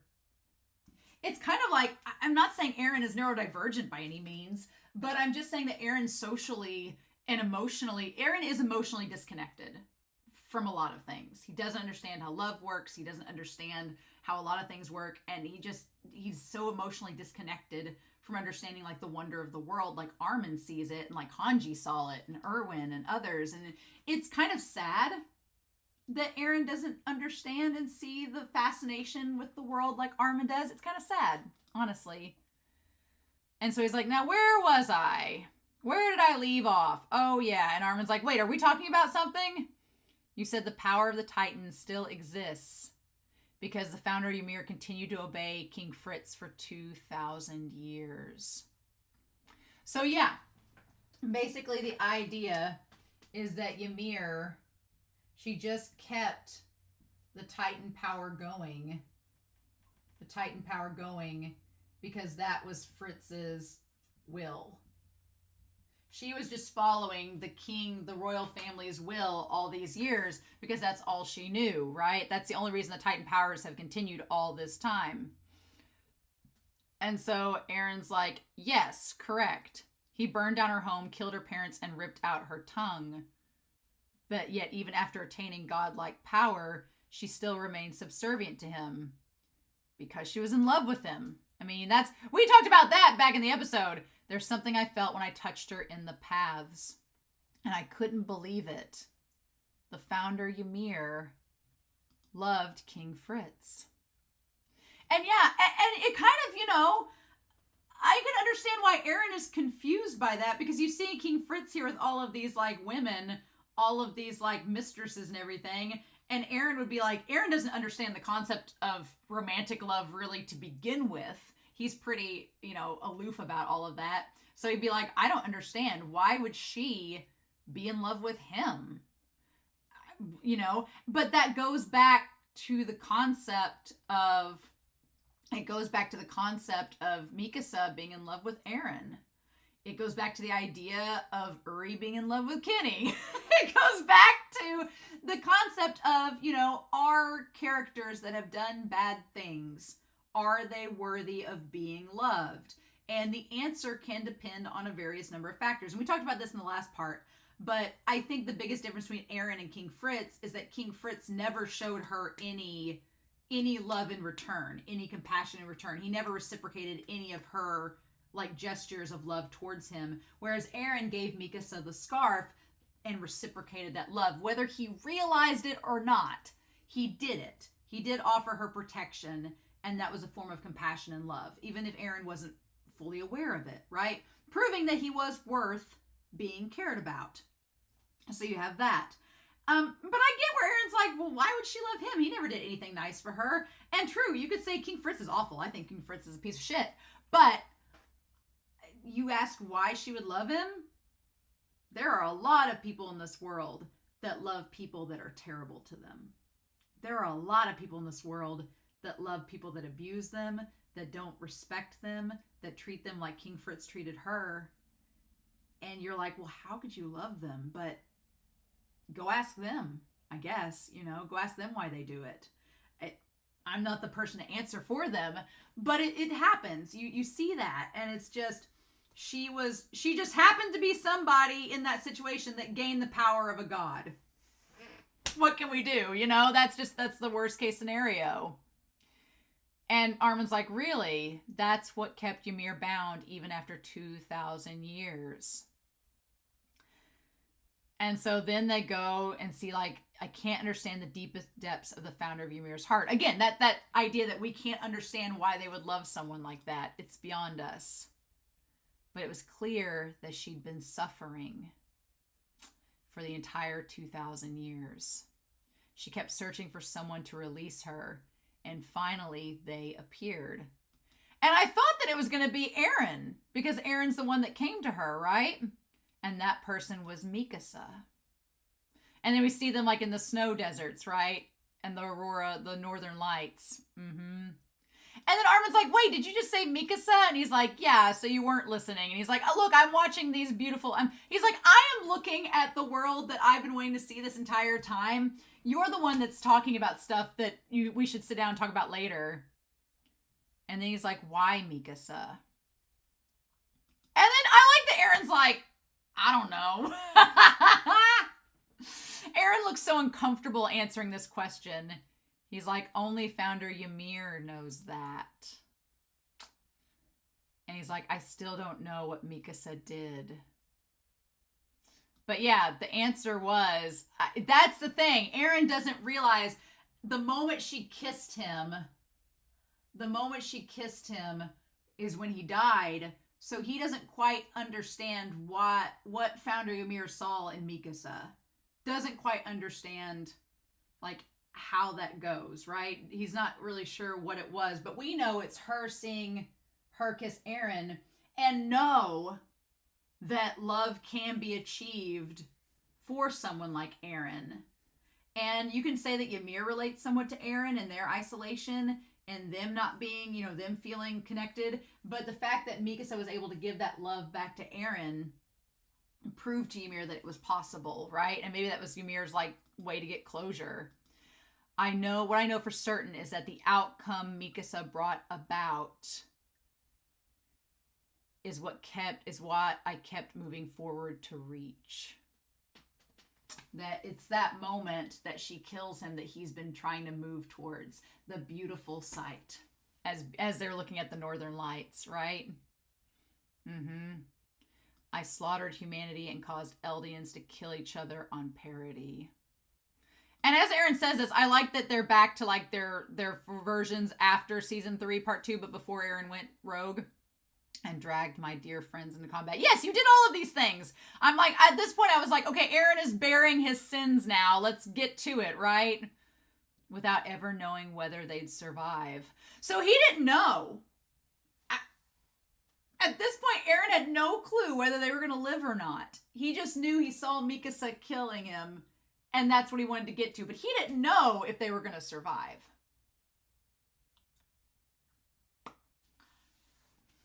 You can think about that what you will. And Armin's like, He's like, well, that's the future he saw at the medal ceremony. Yeah, that's the future he saw by kissing. So he saw, the moment he kissed Historia's hand, he saw Mikasa killing him. And that's what he wanted to bring about. And he said, Armin, my head has become a total mess. And I do feel a little bit for Eren here when he's talking about his head being a mess. He's like, one of the effects of the founding Titan's power is that there is no past or future. It's just all one. It just all exists simultaneously. So one of the effects of the founder is that him becoming the founder is that the past and future is all together. And yeah, if you told me that would mess someone's head up, that would mess somebody's head up, if you didn't know what was the past, you didn't know what was the future, and you couldn't quite figure out where exactly you were, like when he was with Eren, when he was with Zeke and Grisha in the Memories of the Future, he's like, I'm in the past, but I'm here, but I'm not here, and it's the future. Yeah, I get that. That makes sense. I feel for Eren there, because it's like, I can't understand what that would be like. And he's like, but then he said, and so I had no choice. And it is like he's making an excuse there where he's like, well, because my head was messed up, I had no choice. And Armin's just like, okay. That day, in that moment, Bertolt had to stay alive. And that's the twist. That's probably the biggest twist of the story for me, where I was like, oh, because his choice was that he decided, Eren set all this in motion. Again, we're going to go back to that timeline. Let me tell you, Eren set all this in motion because he knew that Bertolt had to be eaten by Armin in order for Armin to be able to stop Eren, in order for Mikasa to kill him. So for that to happen, in order for that to go down, it's like Eren had to let Bertolt be spared. So instead he let Dinah move on, and she ended up killing the mom, which put all this in motion. Son of a bitch. Right? Right? Right? And there's that idea that Eren's always been the way that he is because his whole entire life has been like predetermined from start to finish. And there's a part of you that thinks, okay, well, should we feel sorry for Eren that since he has had all of this predetermined and set forth in front of him, should we feel sorry for him? And if you say yes, I'm not going to judge you. I'm going to be like, yeah, sure. There's a part of you that's like, yeah, that sucks. That really sucks. It's not realistic in the real world. We're all very well capable of controlling our own destinies. But in Eren's case, he really had no choice but to do, in order to get the future he wanted, that's very important to say, in order to get that future he wanted, he had to do X, Y, and Z. That's an important thing to note. He's like, that day Bertolt had to stay alive. And so he's like, I sent it towards my mom and not him. And that's when Armin grabs his hand. And Armin's like, let's go, Eren. Like, let's not dwell on that anymore. Because he knew, I love Armin in that moment because he knew that Eren was getting worked up, thinking that it was his fault. But here's the thing too, right? It may have been, again, here's the thing that gets into like Eren being a little bit narrow-minded, is because Eren believes that because he sent Dinah, because he discouraged Dinah from eating Bertolt, that it's his fault his mom died. But here's the rub. Dinah went after Grisha because she loved him. She went after and ended up at their mom because that was Grisha's house. And that's where she ended up because she loved Grisha and said she'd find him again. And that was the nearest place because at that point, Eren had at that point, Eren had not eaten Grisha yet. So let's correct that. But she was going towards where Grisha had lived, where she could detect him and his presence. Right? So Eren believes that it's all his fault, but it's not quite. There's still some parts of it that he was not in control about. That him deterring her away from Bertolt may have ended a different way if she hadn't been in love with Grisha. But Eren doesn't believe that, right? And so then we go back to the ocean, and here they're like in their current adult states. And he's like, so how did it go?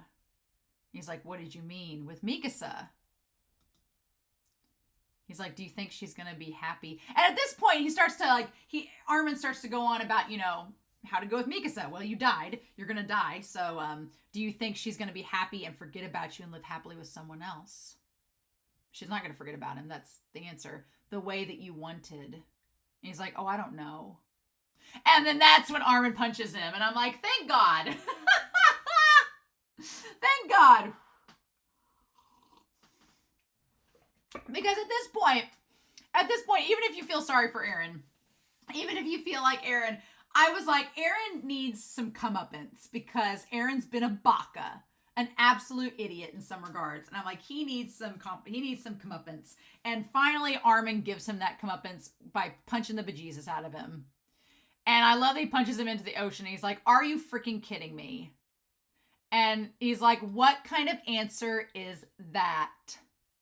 I'm glad Armin's like, I haven't forgiven you. He's like, don't think that I have. He's like, how do you feel about the fact that you ignored Mikasa's feelings? Like, he's like, you ignored her. You never talked to her. She risked her life and only ever had eyes for you. He's like, are you blind? Did you not see that? Did your brother point this out and you not get it? Like, yeah, Armin's like, are you dumb? He's like, did you think you could say, forget about me and that would be it? He's like, that's not how this works. I love it. He's like, at the very least, Mikasa should forget about a heartbreaker like you and find happiness. But I'm glad they didn't make them forget, because at this point I was afraid he was going to make them forget about him. And I was like, don't you dare show. That will be the complete antithesis of the show itself if you do that. And luckily that didn't happen. He's like, she might find a good guy sooner than you think and hit it off with him. I like Armin kind of smirks about that, but it's like, who? And then Armin kind of smiles cheesily and does his fake smile, like that's not Armin's real smile. But then he looks down and Eren's like, well, that would kill me. And I'm like, are you fucking serious? He's like, I don't want her to find someone. I want to be her one and only for the rest of my life. I'm like, what? What? This is the one thing that I was like, are you joking? Are you joking? Where he's like, I want her to only love me. And he's like, after I die, I want her to pine after me for at least 10 years.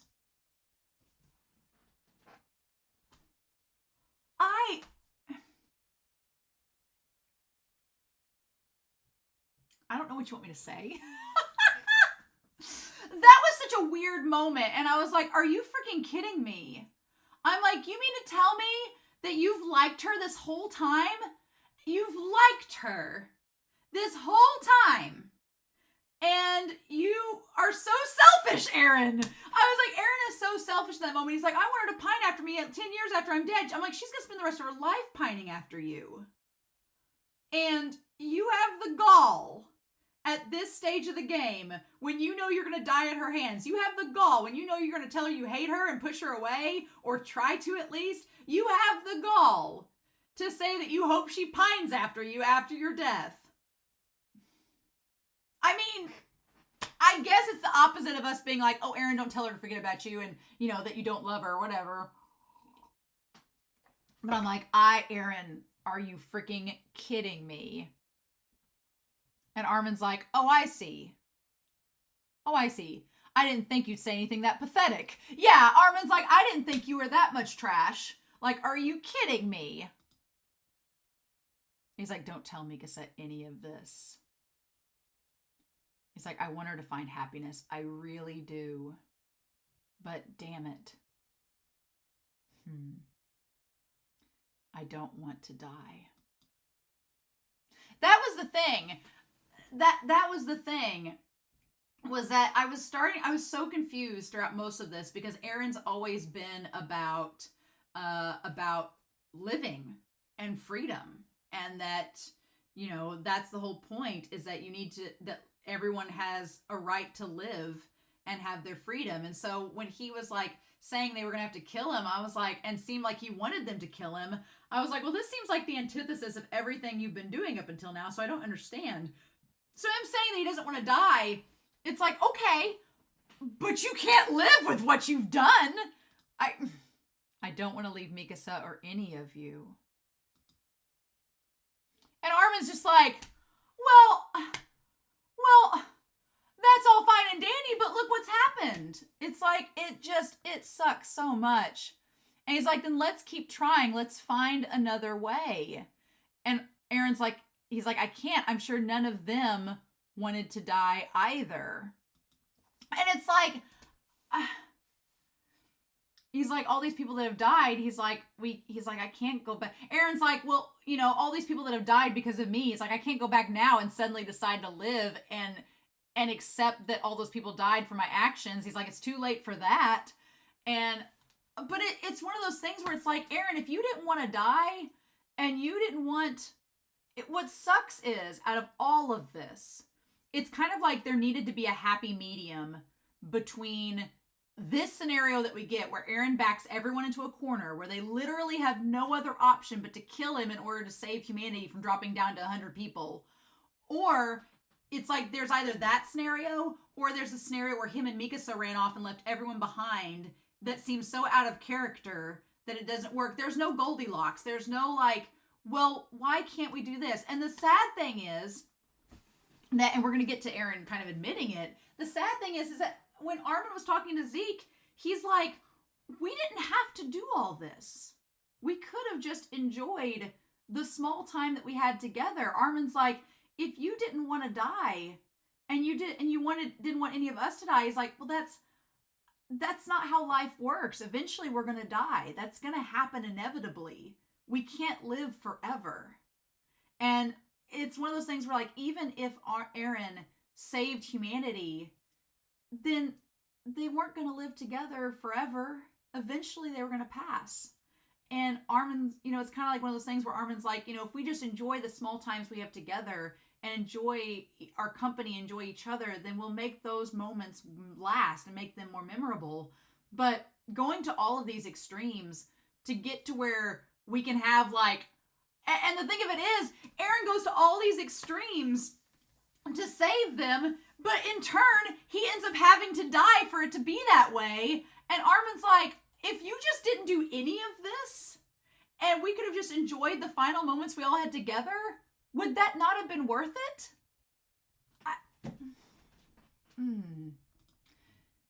He's like, and yet. And then we see, like, it turned to blood. Like, the ocean turns to blood around them. And Armin sees, like, everything has turned to, like, the blood and the footprints. And, like, the footprints left by the Colossus Titans and everything. And the steam and all of that. And Armin's like, oh, he's like, 80%. He's like, I trample 80% of humanity. So he tells Armin in this moment, as they're on the ship, that what's going to end up happening that he sees is 80% of humanity. Now, how he ends up knowing that when he dies before we see the aftermath, I don't know how Isayama knows that. I don't want to know Isayama's explanation of how Eren knows that. He dies before they do a final mass calculation. So how he's figured all that out, I don't know. I don't know. But I'm like, how do you know it's 80%? You were dead. You weren't there for the final tally. And Armin's like, are you freaking kidding me? He's like, how could you?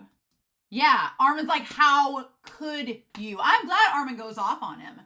He's like, how could you do this? He's like, why? And Eren's like, I attempt to complete eradication of humanity outside the walls. And all of you stop me. Ultimately, 80% die.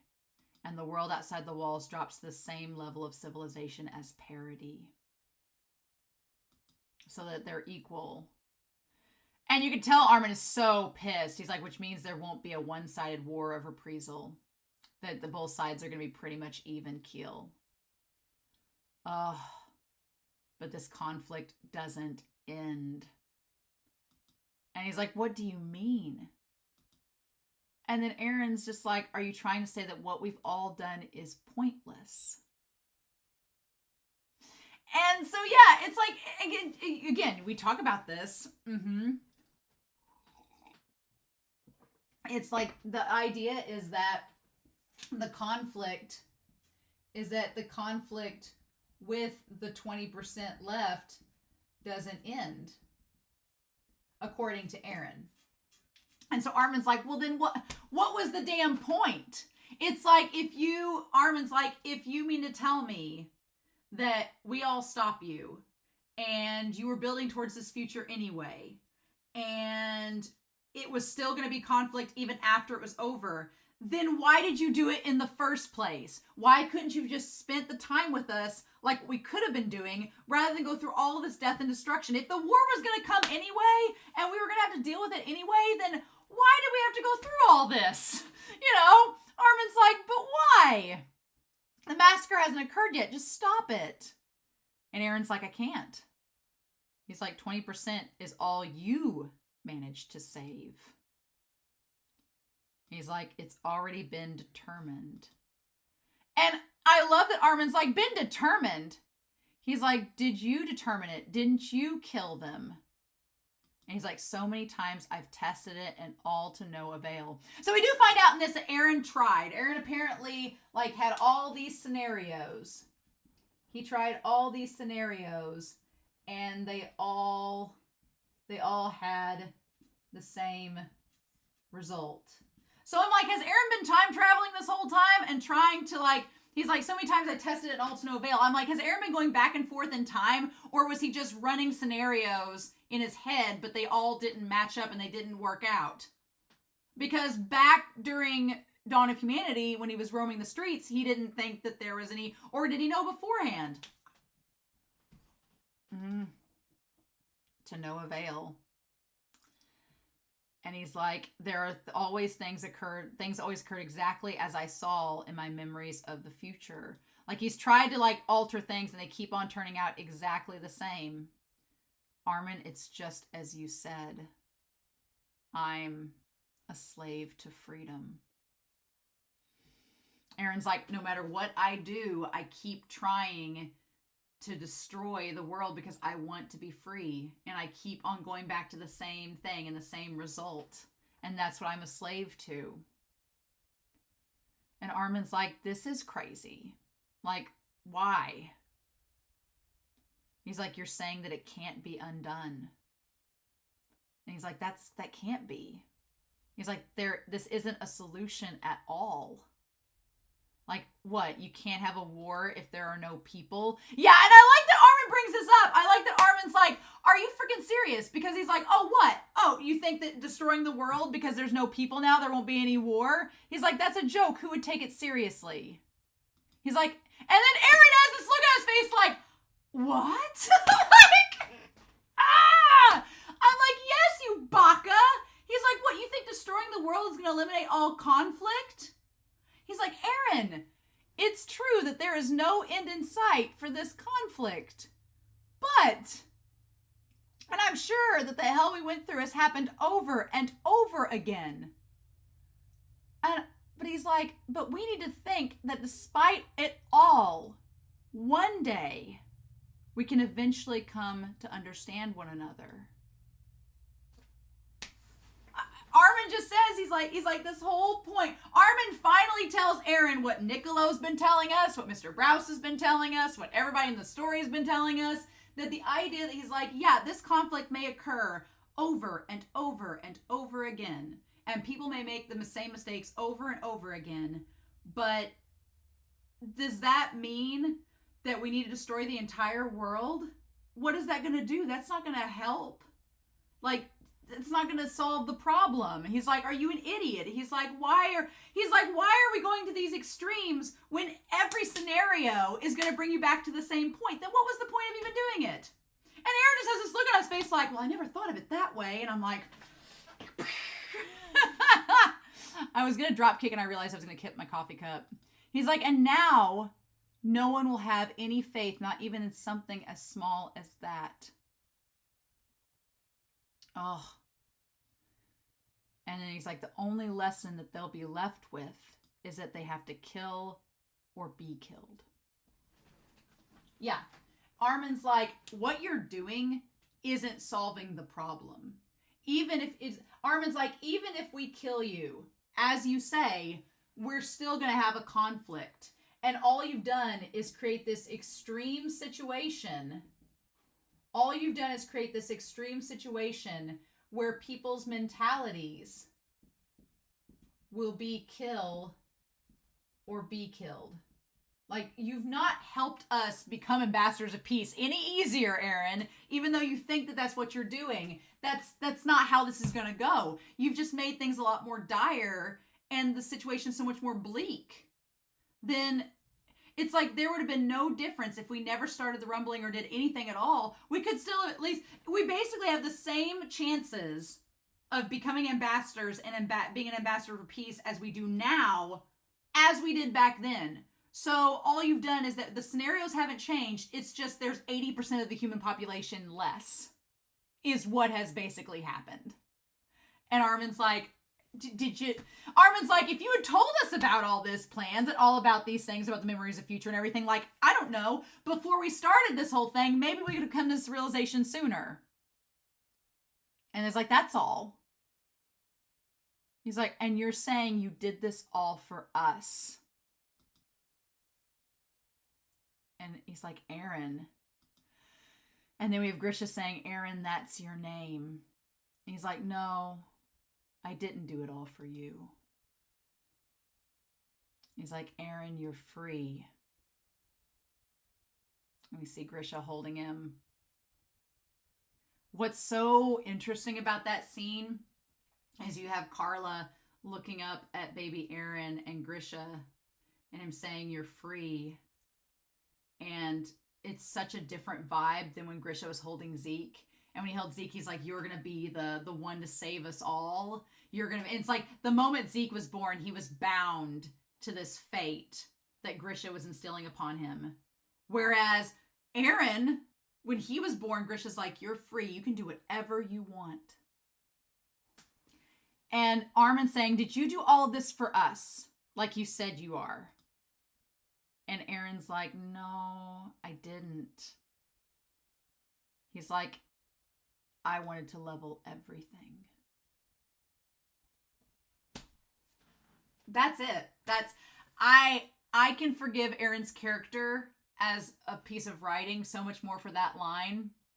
And that the truth comes out that at the end of the day, Eren did not really do all of this for his friends. Mm-mm. He wanted them to be free, like he was. He wanted them to be free to make their own choices. But did he create this entire scenario just to save them? As Armin's pointed out, it doesn't save them at all. It makes their jobs just as hard. No, he said he wanted to destroy the entire world. He's like, I wanted to level everything. And Armin's like, I wanted to see this sight. And Armin's like, why? And Eren says, I don't know why. I just wanted to do it.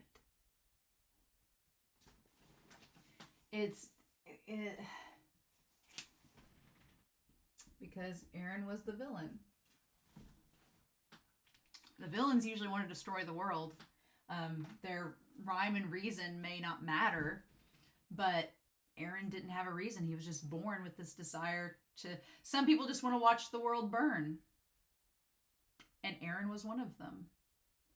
And the interesting thing about the story is that Eren is someone that wanted to watch the world burn, but we spend all of this time getting to know him as a character and getting to, in some ways, empathize with him or sympathize with him, and in some ways understand his psychological motivations. But at the end of the day, he was someone that wanted to commit genocide and destroy the world. There was no reason. And I think it's so telling that Isayama creates a character who did not have a bad childhood. He did not have abusive parents. He didn't have, all this stuff that, usually when you have a villain origin story, it's like Zeke, where their parents abandoned them or mistreated them or try to indoctrinate them and all this stuff. And Zeke's whole backstory is like a villain origin story. Eren's? His parents loved him. They treated him to everything. But he was born that way. I just wanted to do it. And him just sitting there, and he's so very badly. And then he lifts up his hand, and there's his hair and teeth in there. And he goes, I thought I was doing everything to protect all of you.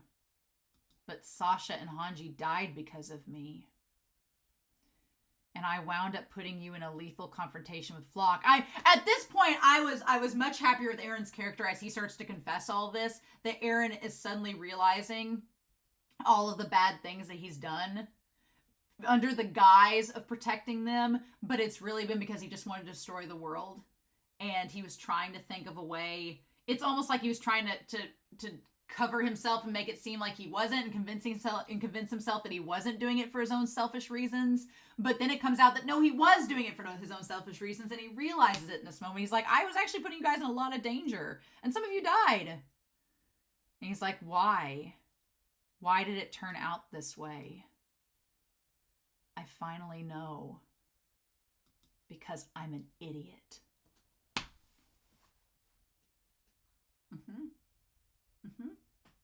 You are. Congratulations. At this point, I was like, oh, thank God. We've come to the realization Eren is self-aware that he's an idiot and that he should not have done the things that he did. He was wrong. And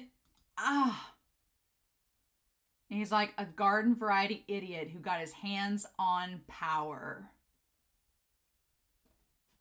Hillbilly with a nuke. Yeah.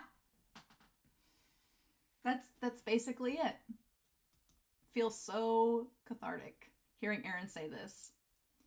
That's why this resolution was the only possible outcome. Because I'm an idiot. And I didn't listen to my friends. And I didn't try to communicate and work with people. I didn't see the forest for the trees. I didn't do things. It's so cathartic hearing Eren admit all of this. Because throughout the entire story, there's been so many characters that have figured out and self-reflected and become self-aware that they, along the way, were like, oh, wait, I'm doing things wrong. And if I keep doing things wrong, it's going to be irreversible. So I need to stop now. And we've seen that time and time again with characters throughout the series.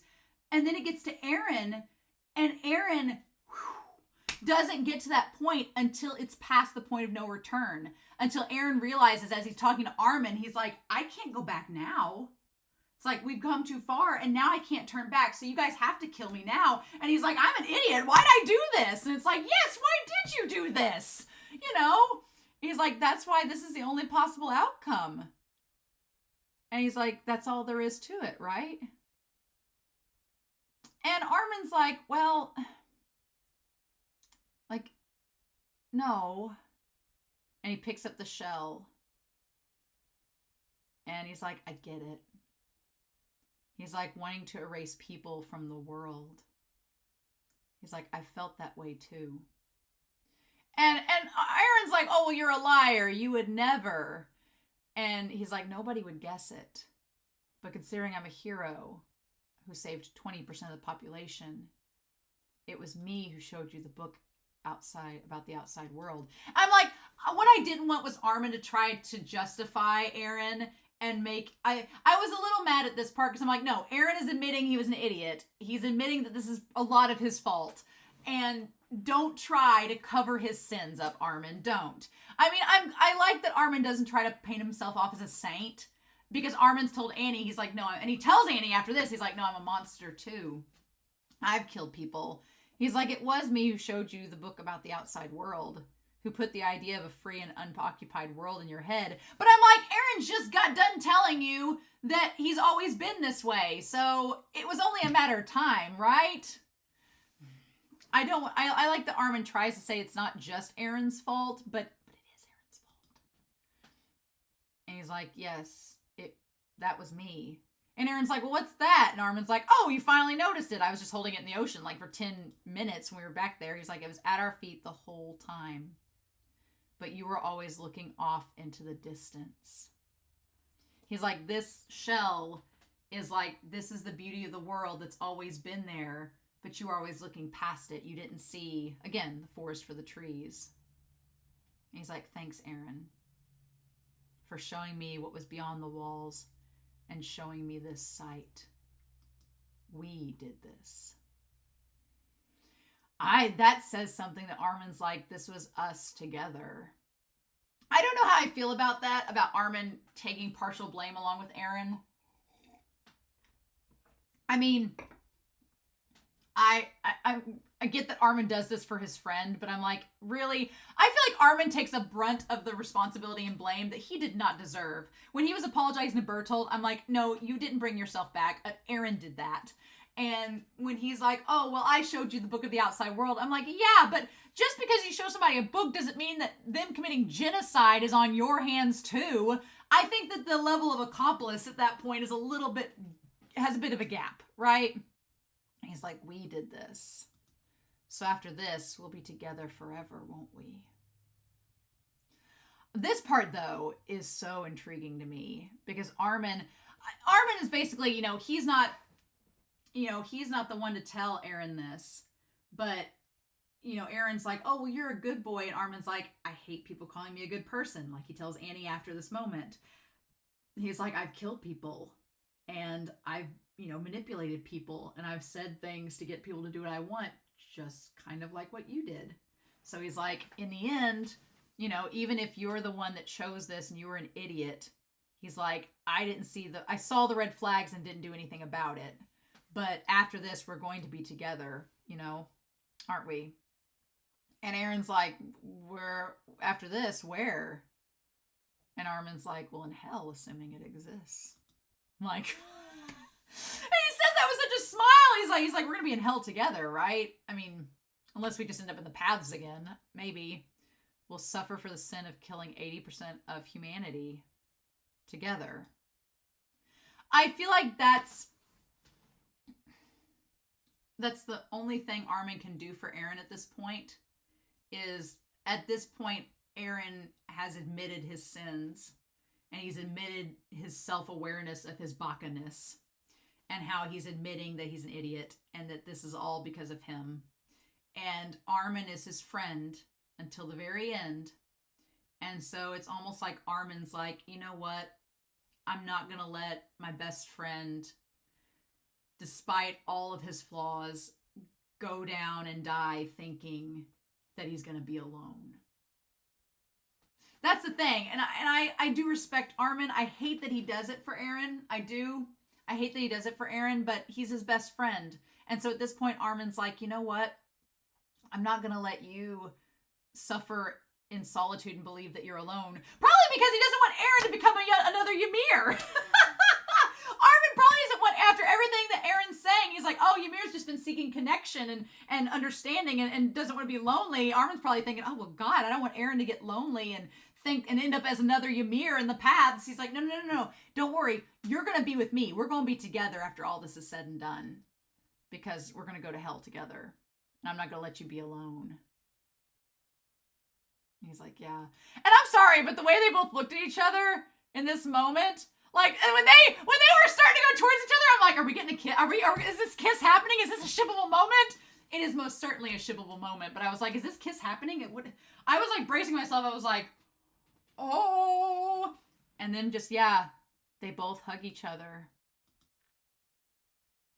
I've heard that Isayama does not want to draw intimacy, and he said he was too shy to draw a kiss. Bullshit. You drew Armin getting deep-throated by an okapi, and you draw these hugging scenes. The only kiss he does draw is with a disembodied head. Maybe that's true, but Isayama's got some freaky kinks. I'm just saying. But yeah, them hugging in this moment. And it's like, it's Eren having this moment with Armin and hugging him as he's inside. He's having this moment with Armin as he's getting ready to like face him for the final battle. And they're hugging together and he's like, okay. And the crazy thing about it is this is before they have the conversation after Hanji's death where Eren's like, we're not negotiating. Because by this point, it all makes sense that Eren at this point was not going to negotiate with Armin because he's like, we've already had this conversation and I told you you're not going to remember it till after I'm dead. So at this point, I'm not going to negotiate anymore. We've talked about it. It's going to happen. There's no going back now. I'm an idiot that pushed us into this scenario and I'm going to make you kill me. But Armin's like, it's okay. He's like, I'm going to hell because I'm going to kill my best friend. So, like, at this point, Eren's like, there's no going back. He's like, Armin, it's time. I'm going to erase your memory of our time here. But once everything is over, you'll remember again. And Armin's like, I know. Our next meeting will be a fight to the death. And the next one after that. He's like, yeah. And he's like, I'll be waiting for you in hell. Oh my God.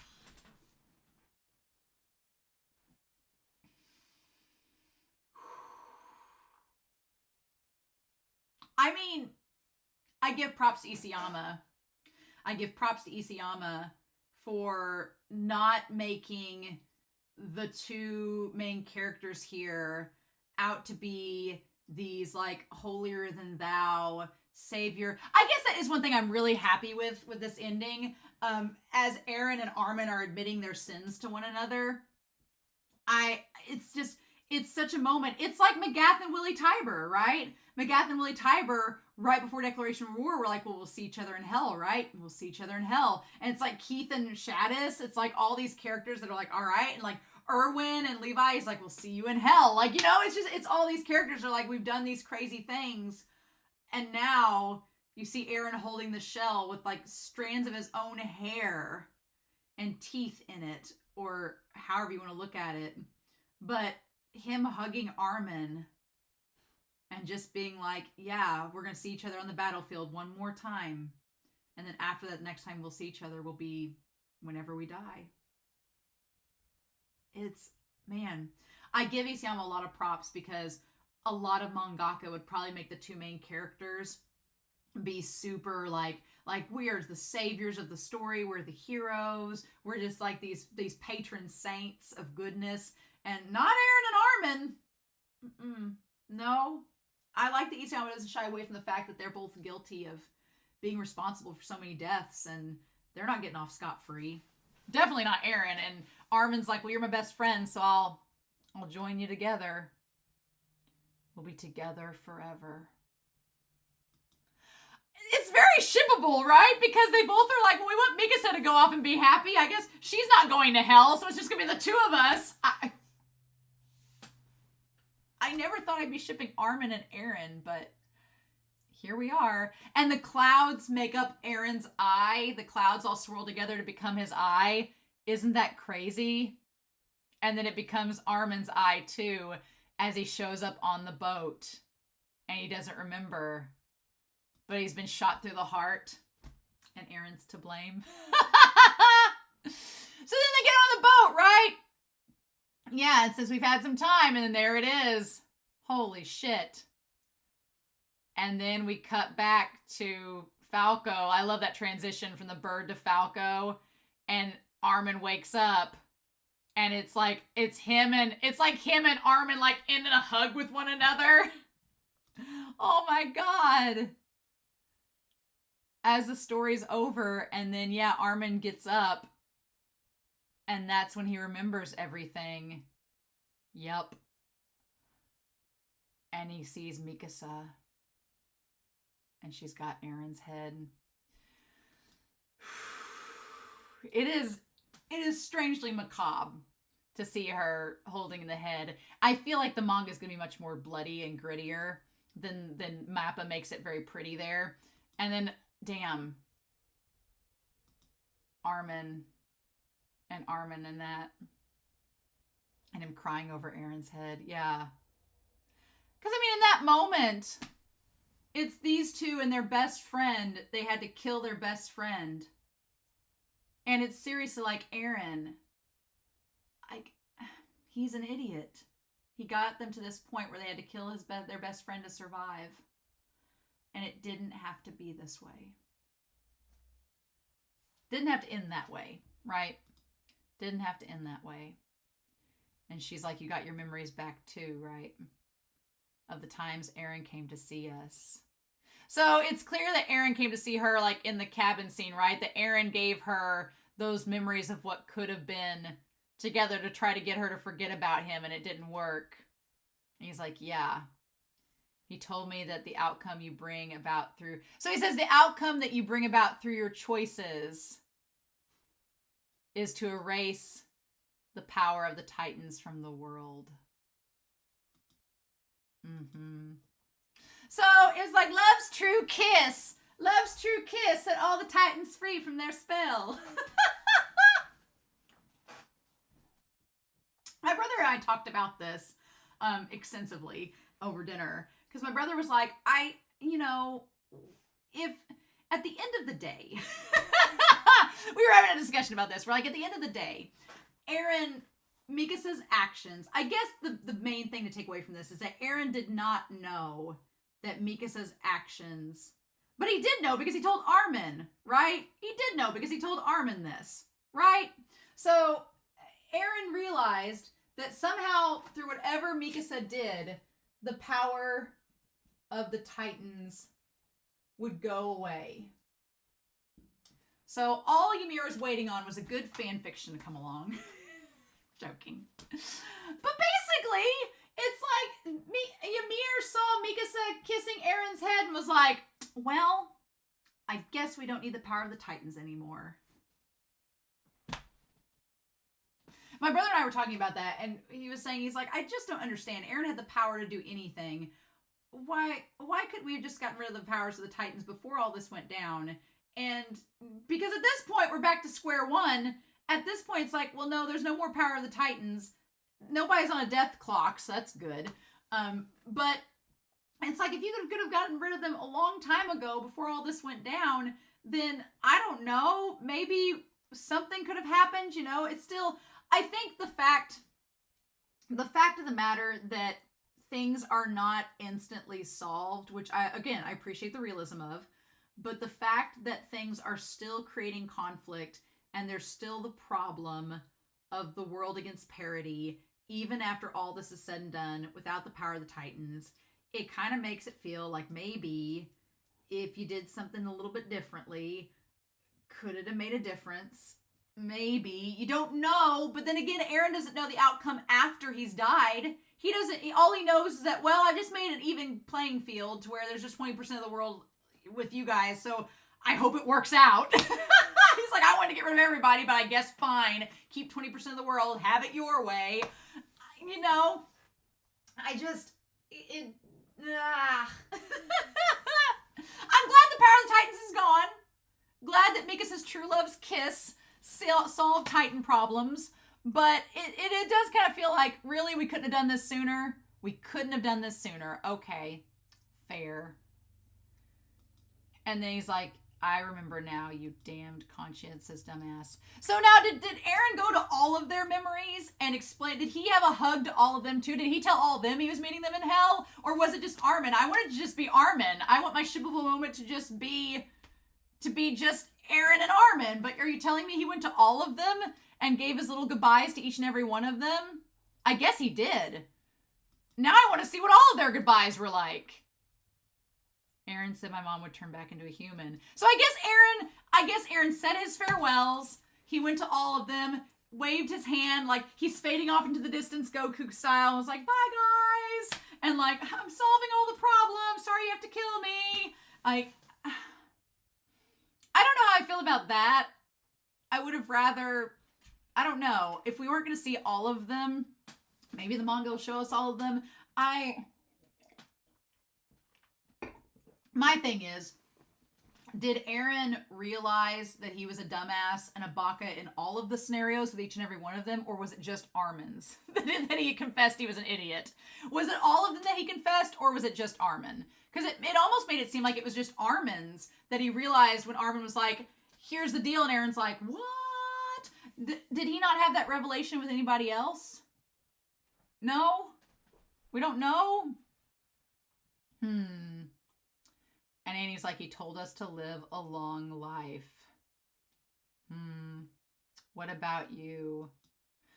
And when Annie's like, worry about yourself, you suicidal maniac. I'm like, I was really happy with Armin and his discussions, Eren and Armin's discussion. That part of this I was really a fan of because it's just such a twist on the duo like Naruto and Sasuke, Ichigo and Uryu. It's such a twist on that dynamic. I think more of Sasuke and Naruto than anything, but it seems like such a twist on that dynamic, and they're both going to hell for what they've done. I liked that. I thought that was a really good twist.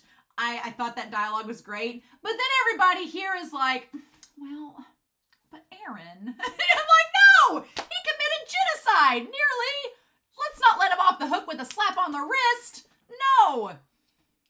And they're like, is that so? And Peek's like, well, I didn't get to chat with him. I don't know what's going down. Ugh. And then he says, welcome home, Annie's dad. And then, of course, Falco's calling out for Gabby. At this point, I'm really glad that Levi did not die. Thank God.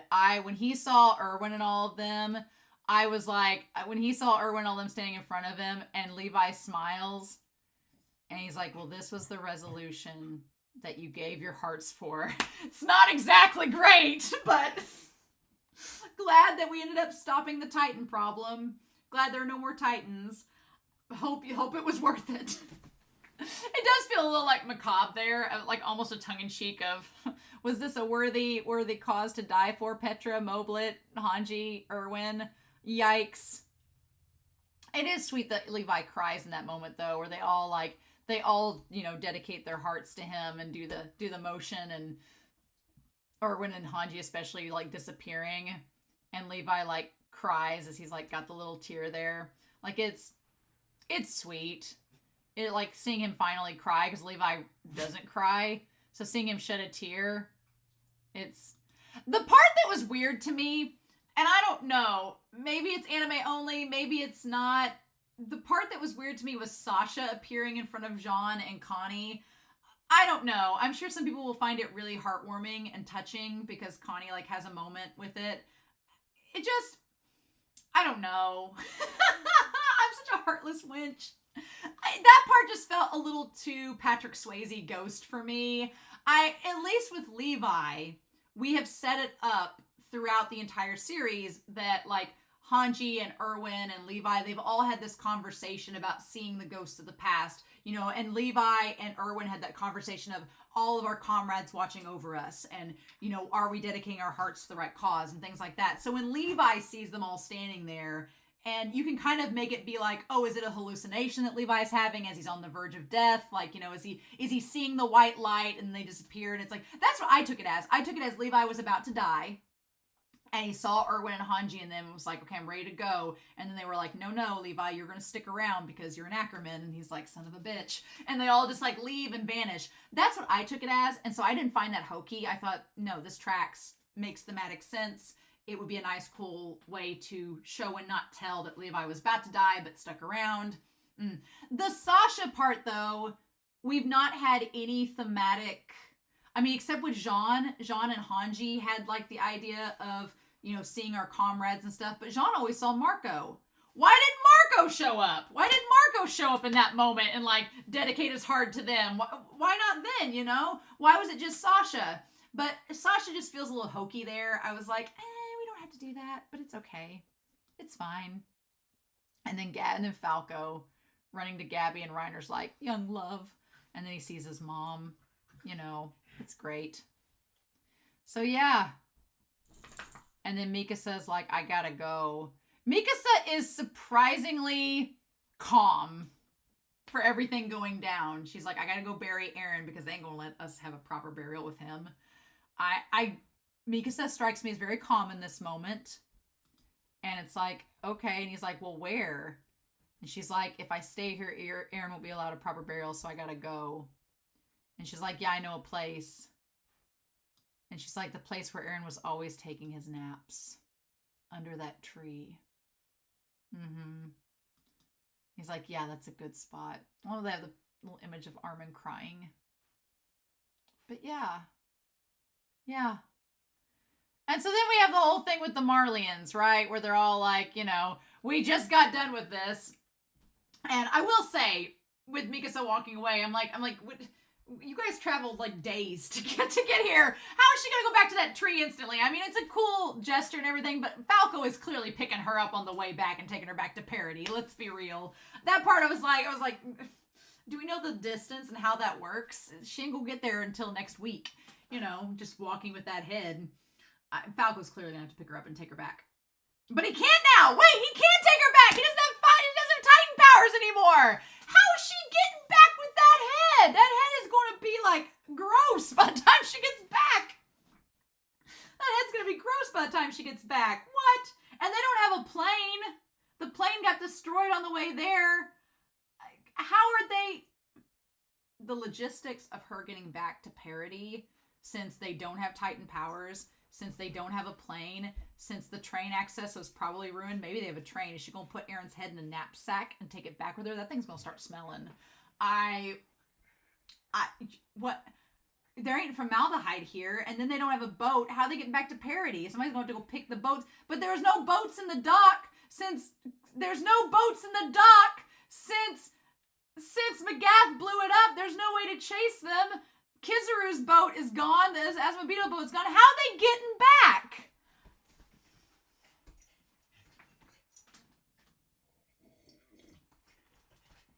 I'm just saying, the logistics don't work out. But who knows? Maybe there's no Zeppelins left. They all got blown up. We won't worry about it. We're not going to worry about it too much. There's a little rowboat that can row back. That's head smelling pretty bad. Too soon? But, I mean, I do get why the Marleyans are concerned at first, because their lives were just put in jeopardy by all of them turning into Titans. I could see why they would be a little bit hesitant, being like, hey, we just nearly died because of you all. And then that's when Armin's like, look, if we could turn into Titans, we would have done so already. Let's be real. We're not Titans anymore. I'm the one that killed Eren. I'll take responsibility. It's fine. It's fine. And so meanwhile, then we have Mikasa. He's like, Armin says he's from an Eldian from Parody Island, and I killed Eren Yeager. Meanwhile, Mikasa meets up with Ymir, and she's like, it was you, wasn't it? The one who was peeking into my head all this time. So, Ymir's been the one giving Mikasa the headaches. From the start, when her power awakened. She's been peeking into her head all this time, trying to figure out why she loved Eren. And why it was possible. Because I feel like Ymir connects to Mikasa being like, you loved somebody that, you know, killed people and did horrible things. Why was that? And then Mikasa saying, I think your love was nothing but a long nightmare. She's like, yeah, she's like, your love was not the same as mine. You loved somebody that didn't love you back, and so it was awful. And she's like, the lives that were taken will never come back. She's like, you realize, like, you're kind of a piece of shit. She's like, you realize, but then she says, she's like, you realize that all of this unrequited love and all the things that resulted from it, she's like, that's been terrible, right? She's like, no. And she's like, but I exist because of the lives you created. So Mikasa's like, well, you know, you've done some really awful things, but I wouldn't be here without you. So I can't completely hate you, but we're not friends. And then Ymir starts to fade away. But we see what's so interesting here is we see at the end of it all, we see Ymir take up the spear and she stabs Fritz through the heart with it and reunites with her daughters. So Ymir finally broke the king's vow and broke the whole thing. But that's the thing of the Titans. She realized that there could be love, and that Mikasa and Eren's love was the love she was waiting to see, right?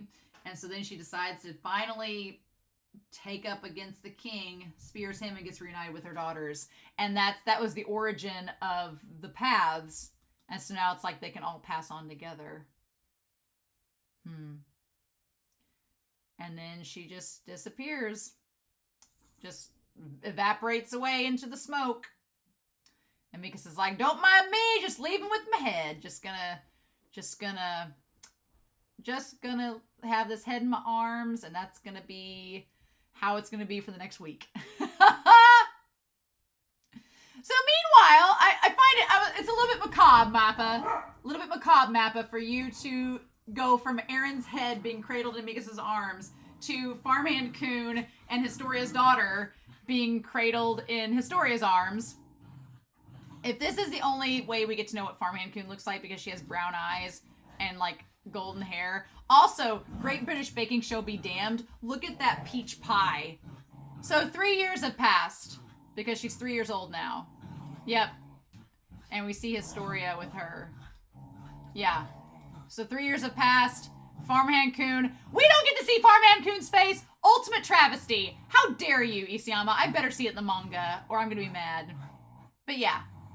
And they're like 3 years since the day known as the Battle of Heaven and Earth. What are you guys doing? Playing with the toys, what they're doing. And I like that Historia and them have a farm. They have 2 barns, 2 silos. There's no fence or anything kind of around except for the cattle. 3 years have passed. I'm going to say I'm no ecologist. I'm not an ecologist, but I'm going to say that all of the foliage and greenery growing back from the footprints, 3 years, that seems pretty generous. Seems a little bit generous. I don't know. What do we do? So it's like those who manage to survive surely will still suffer from unhealed wounds. Yes, the people living in like, with their pictures of their families living in tents, right? And like there's still people trying to get like food and stuff, and like it's not any different than it was before, right? They're still suffering. There's still people in tents. What Eren did not change that fact, right? There's still people praying over those lost, just as the world is still reeling from loss and fear. I don't care for the fact that the Jaegerists have like formed the guns over the wings on the green flag. Like at least the Wings of Freedom did not have guns involved, right? Get that gun rhetoric out of here. And so yes, Eldia formed a military led by the Jaegerists. Who gained strength with each passing day. Yep, and out of fear of reprisal from survivors of humanity across the sea. And it looks like, yeah, there's one guy leading it, but we don't know who he is. So basically, there's the idea that people People are still suffering. People are still suffering. Parody is more militaristic than ever. Cool. And they're like going towards this weird sense of nationalism. And it's so weird that you have the altar that was made for Historia, and now it's like the Jaegerists there. And they're like having the arm raised. It's very And then you see like the island shouts with one voice. If we win, we live. If we lose, we die. And there's a reporter and Flagle like that. And then, yeah. I like that Hitch is yawning and like isn't really taking any of this seriously. Is that Rico? Did Rico live? Is she there? I don't think that's Rico. But yeah, there's the guys that live from Keith, right? And Hitch is like, oh God, I hate being here. And then we have the Browse family. I like that the Browse family and Niccolo, none of them are about this. They're all just like, ew, nationalism, awesome. Yeah, none of them seem like they care. I like the Browse family. We see them all growing up and they don't seem to like be about this. Good for them. Good for them. But it sucks. Like, again, we wondered what would happen even if Eren succeeded in destroying the world. Like, you know, even if he succeeded, there would probably be conflict within itself because there's people that were all for Eren and people that were not for Eren. And we're kind of seeing this. It's just they have a target now, which is the remaining 20%. Ugh. Yeah, no. Even with the Titans gone, the conflict will not go away. Duh.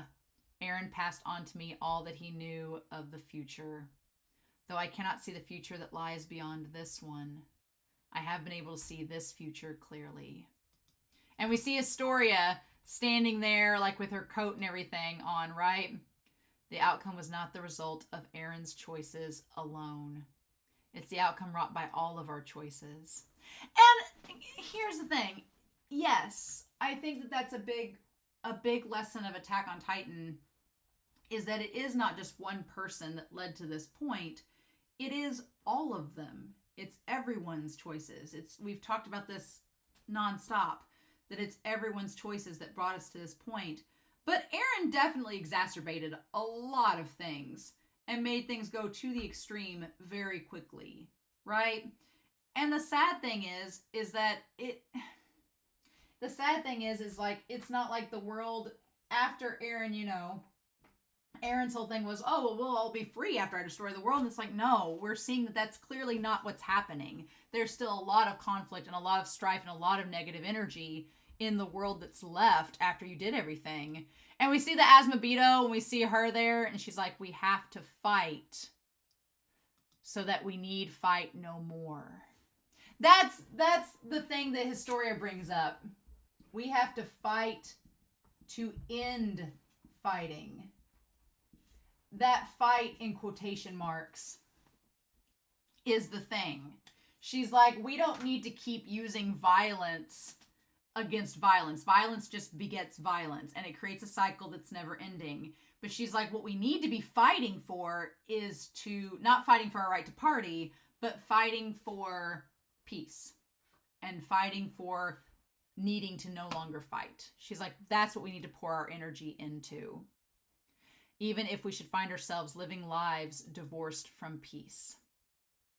So even if we find ourselves in a state of constant conflict, do like Niccolo says and don't give up. Keep on trying.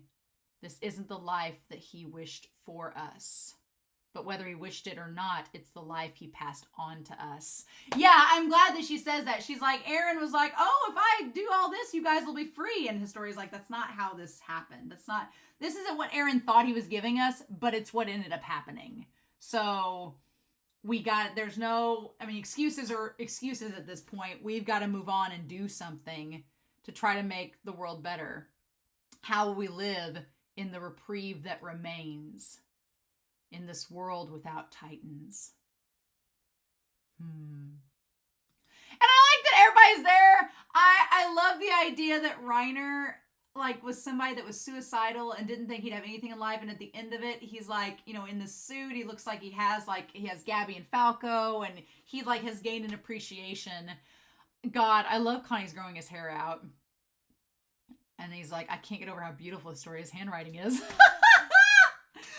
that Reiner can't get over his crush on Historia. I'm like, she's with Farman Coon, but you can make a move. Go for it. Who's he?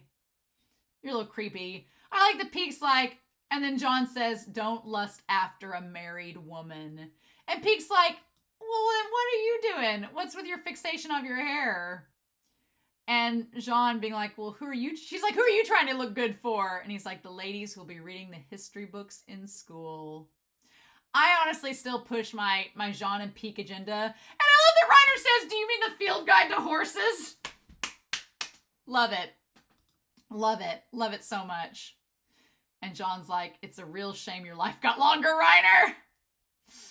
Oh, and then Annie. I love Annie's look. The suit jacket she has on, everything is beautiful. So they're coming back to Parody Island. All right. And she's like, do you really think this will work? I'm rooting for Armin and Annie so much. I also noticed that Armin's hair looks more like Erwin's a little bit, maybe. I like it. I'm rooting for Jean and Peak for sure. Let Jean and Peak be a ship, please. I feel like Peak could handle Jean. Jean's kind of a diva, our king. Peak could handle him. I think she could take it, right? I'm rooting for it. Rooting for Armin and Annie, too.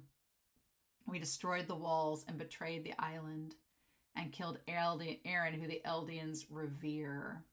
So yeah, so they've apparently been away all this time trying to do this peace reconnaissance and creating this ambassador thing to try to get the world to get onto Eldia's side again and try to do damage control with the rest of the world.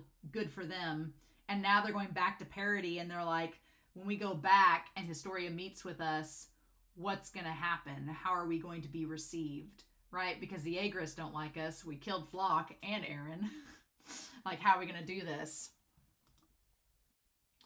Can we really be the Allied Forces ambassadors for the peace? Can we really be the Allied Forces ambassadors for the peace talks? Yeah. It's like, are we really going to be the negotiators? And Peak's like, well, I wouldn't be surprised if they sank our ship right now.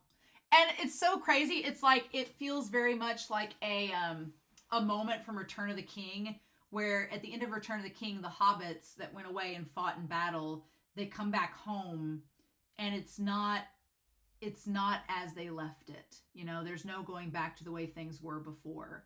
They've seen too much together and they've been through so much conflict through war that when they go back, it's not ever going to be the same. And they kind of all have the sense of being like, well, we've been through so much hell. I think we can handle anything at this point, right? I'm amazed we're still afloat. And John's like, well, this is the role of international heroes that idiot forced on us. Which is Eren saying that he trusted them to be the ambassadors for the world.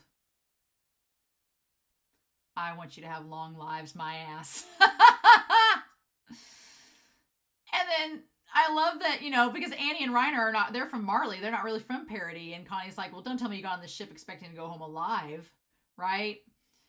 And Annie's like, well, of course not, but not any of us came to commit suicide, right? She's like, we all have a job.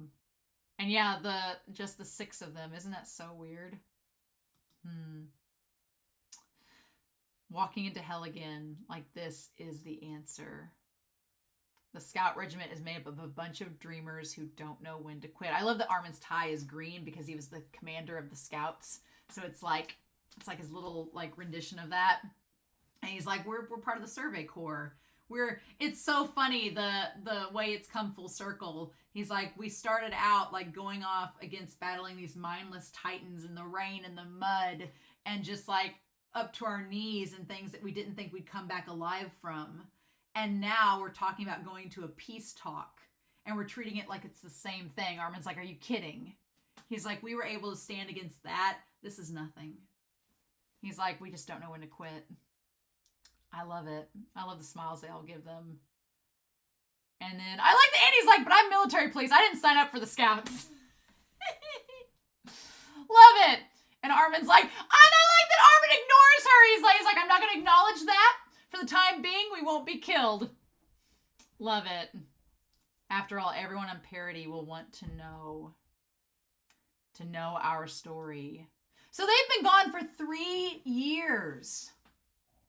So they haven't gone back to parity yet after 3. They've been spending the last 3 years fixing what was going on over there and developing relations with the outside world so that they could go back to parity and try to diffuse the situation there.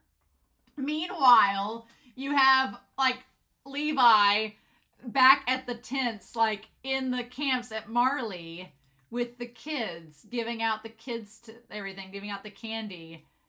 And you see him with the, he sees the lollipop that the clown gave me. He's like, oh, hell no. He still looks so young there. Like, Levi doesn't age a bit, right?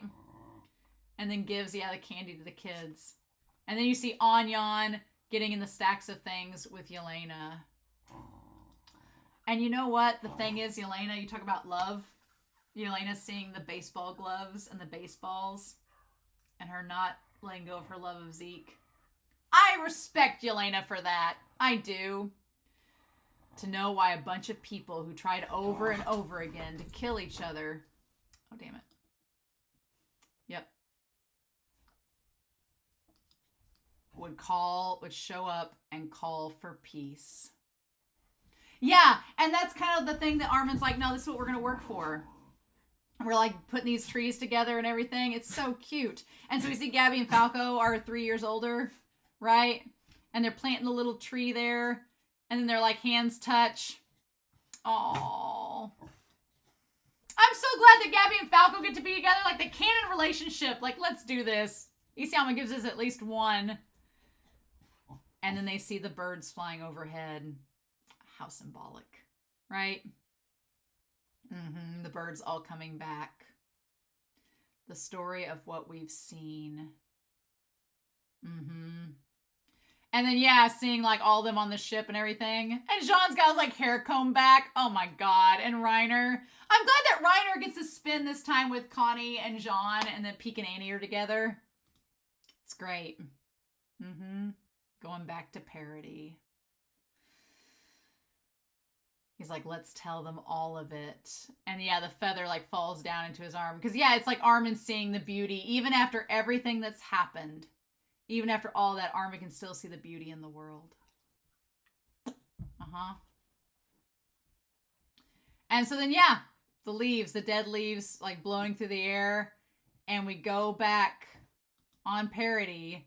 The walls are all gone, right? So it's just Mikasa under that damn tree. With the headstone of Eren.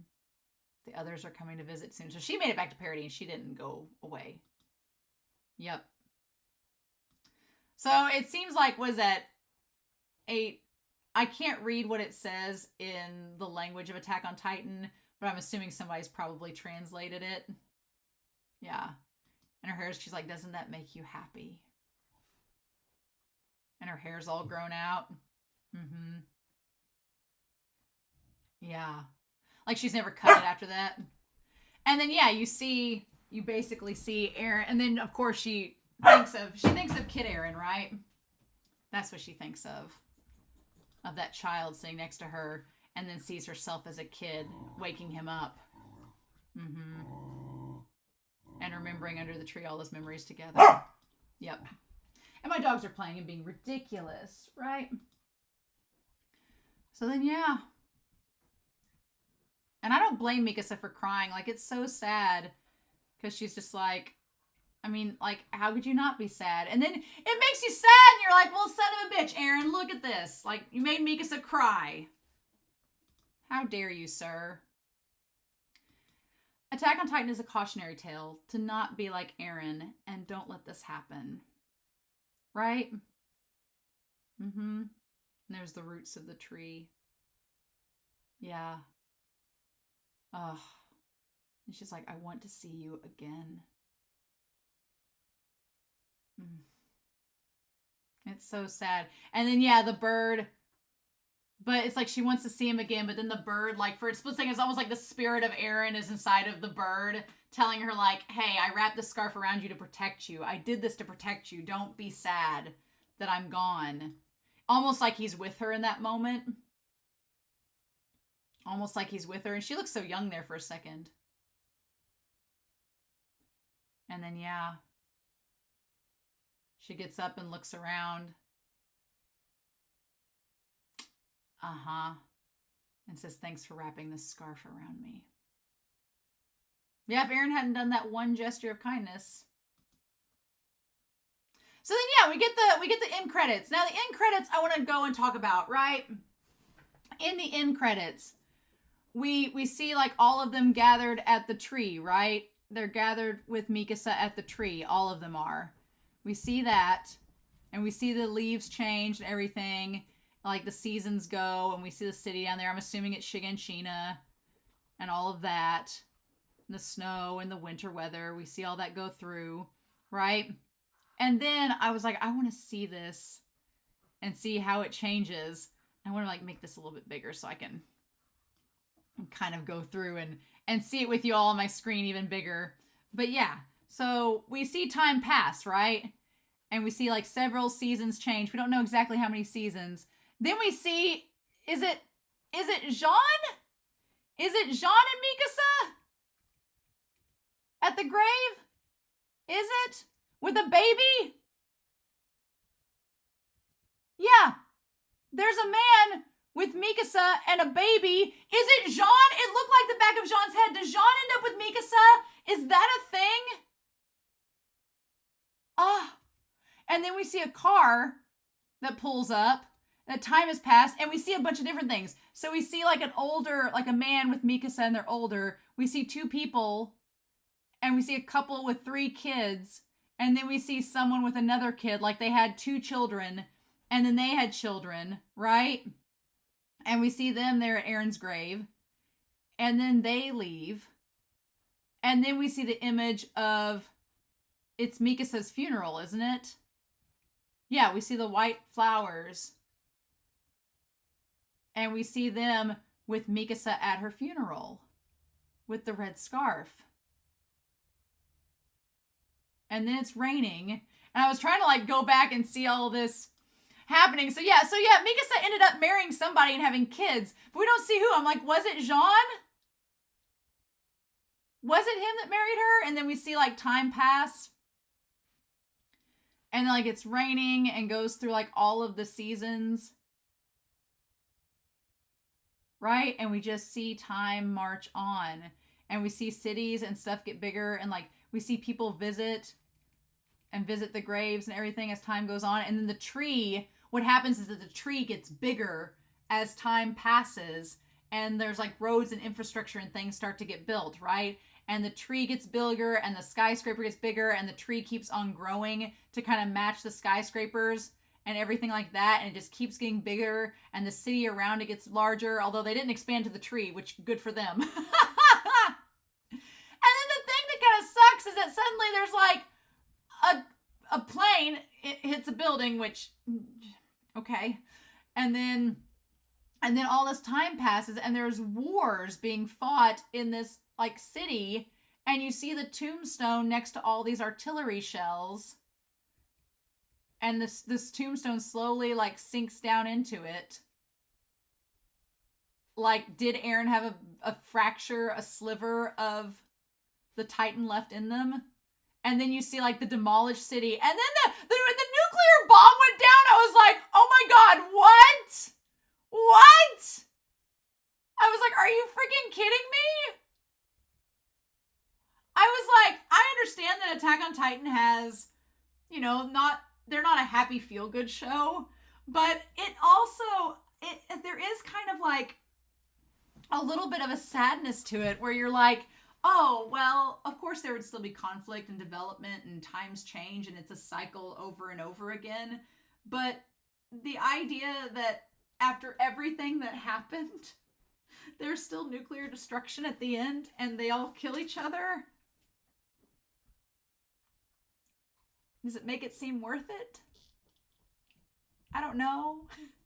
And then you have at the very end, like the destruction of everything, like the dam and everything, and the tree. You see this kid walking with his dog, like through the nuclear wasteland. He's got like his dog and everything and all his gear, like he's a survivor.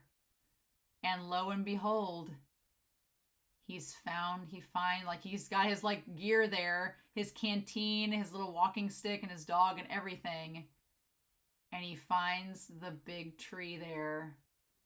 And it looks exactly like the tree that the founder was from. And there they are. I like that ending. I like the ending of the kid in the future finding the tree, and it's just the cycle has gone over and over again. I like that. It's just, it just makes the ending very sad that there was this like nuclear fallout after everything we went through. It's like nobody learned their lesson. Humanity never learned, and we're just doomed to repeat the same mistakes over and over again. It's like a very sad, bittersweet ending. I guess we shouldn't expect anything different from Isayama, but like, it basically is implying that this boy is going to start the whole Ymir cycle all over again.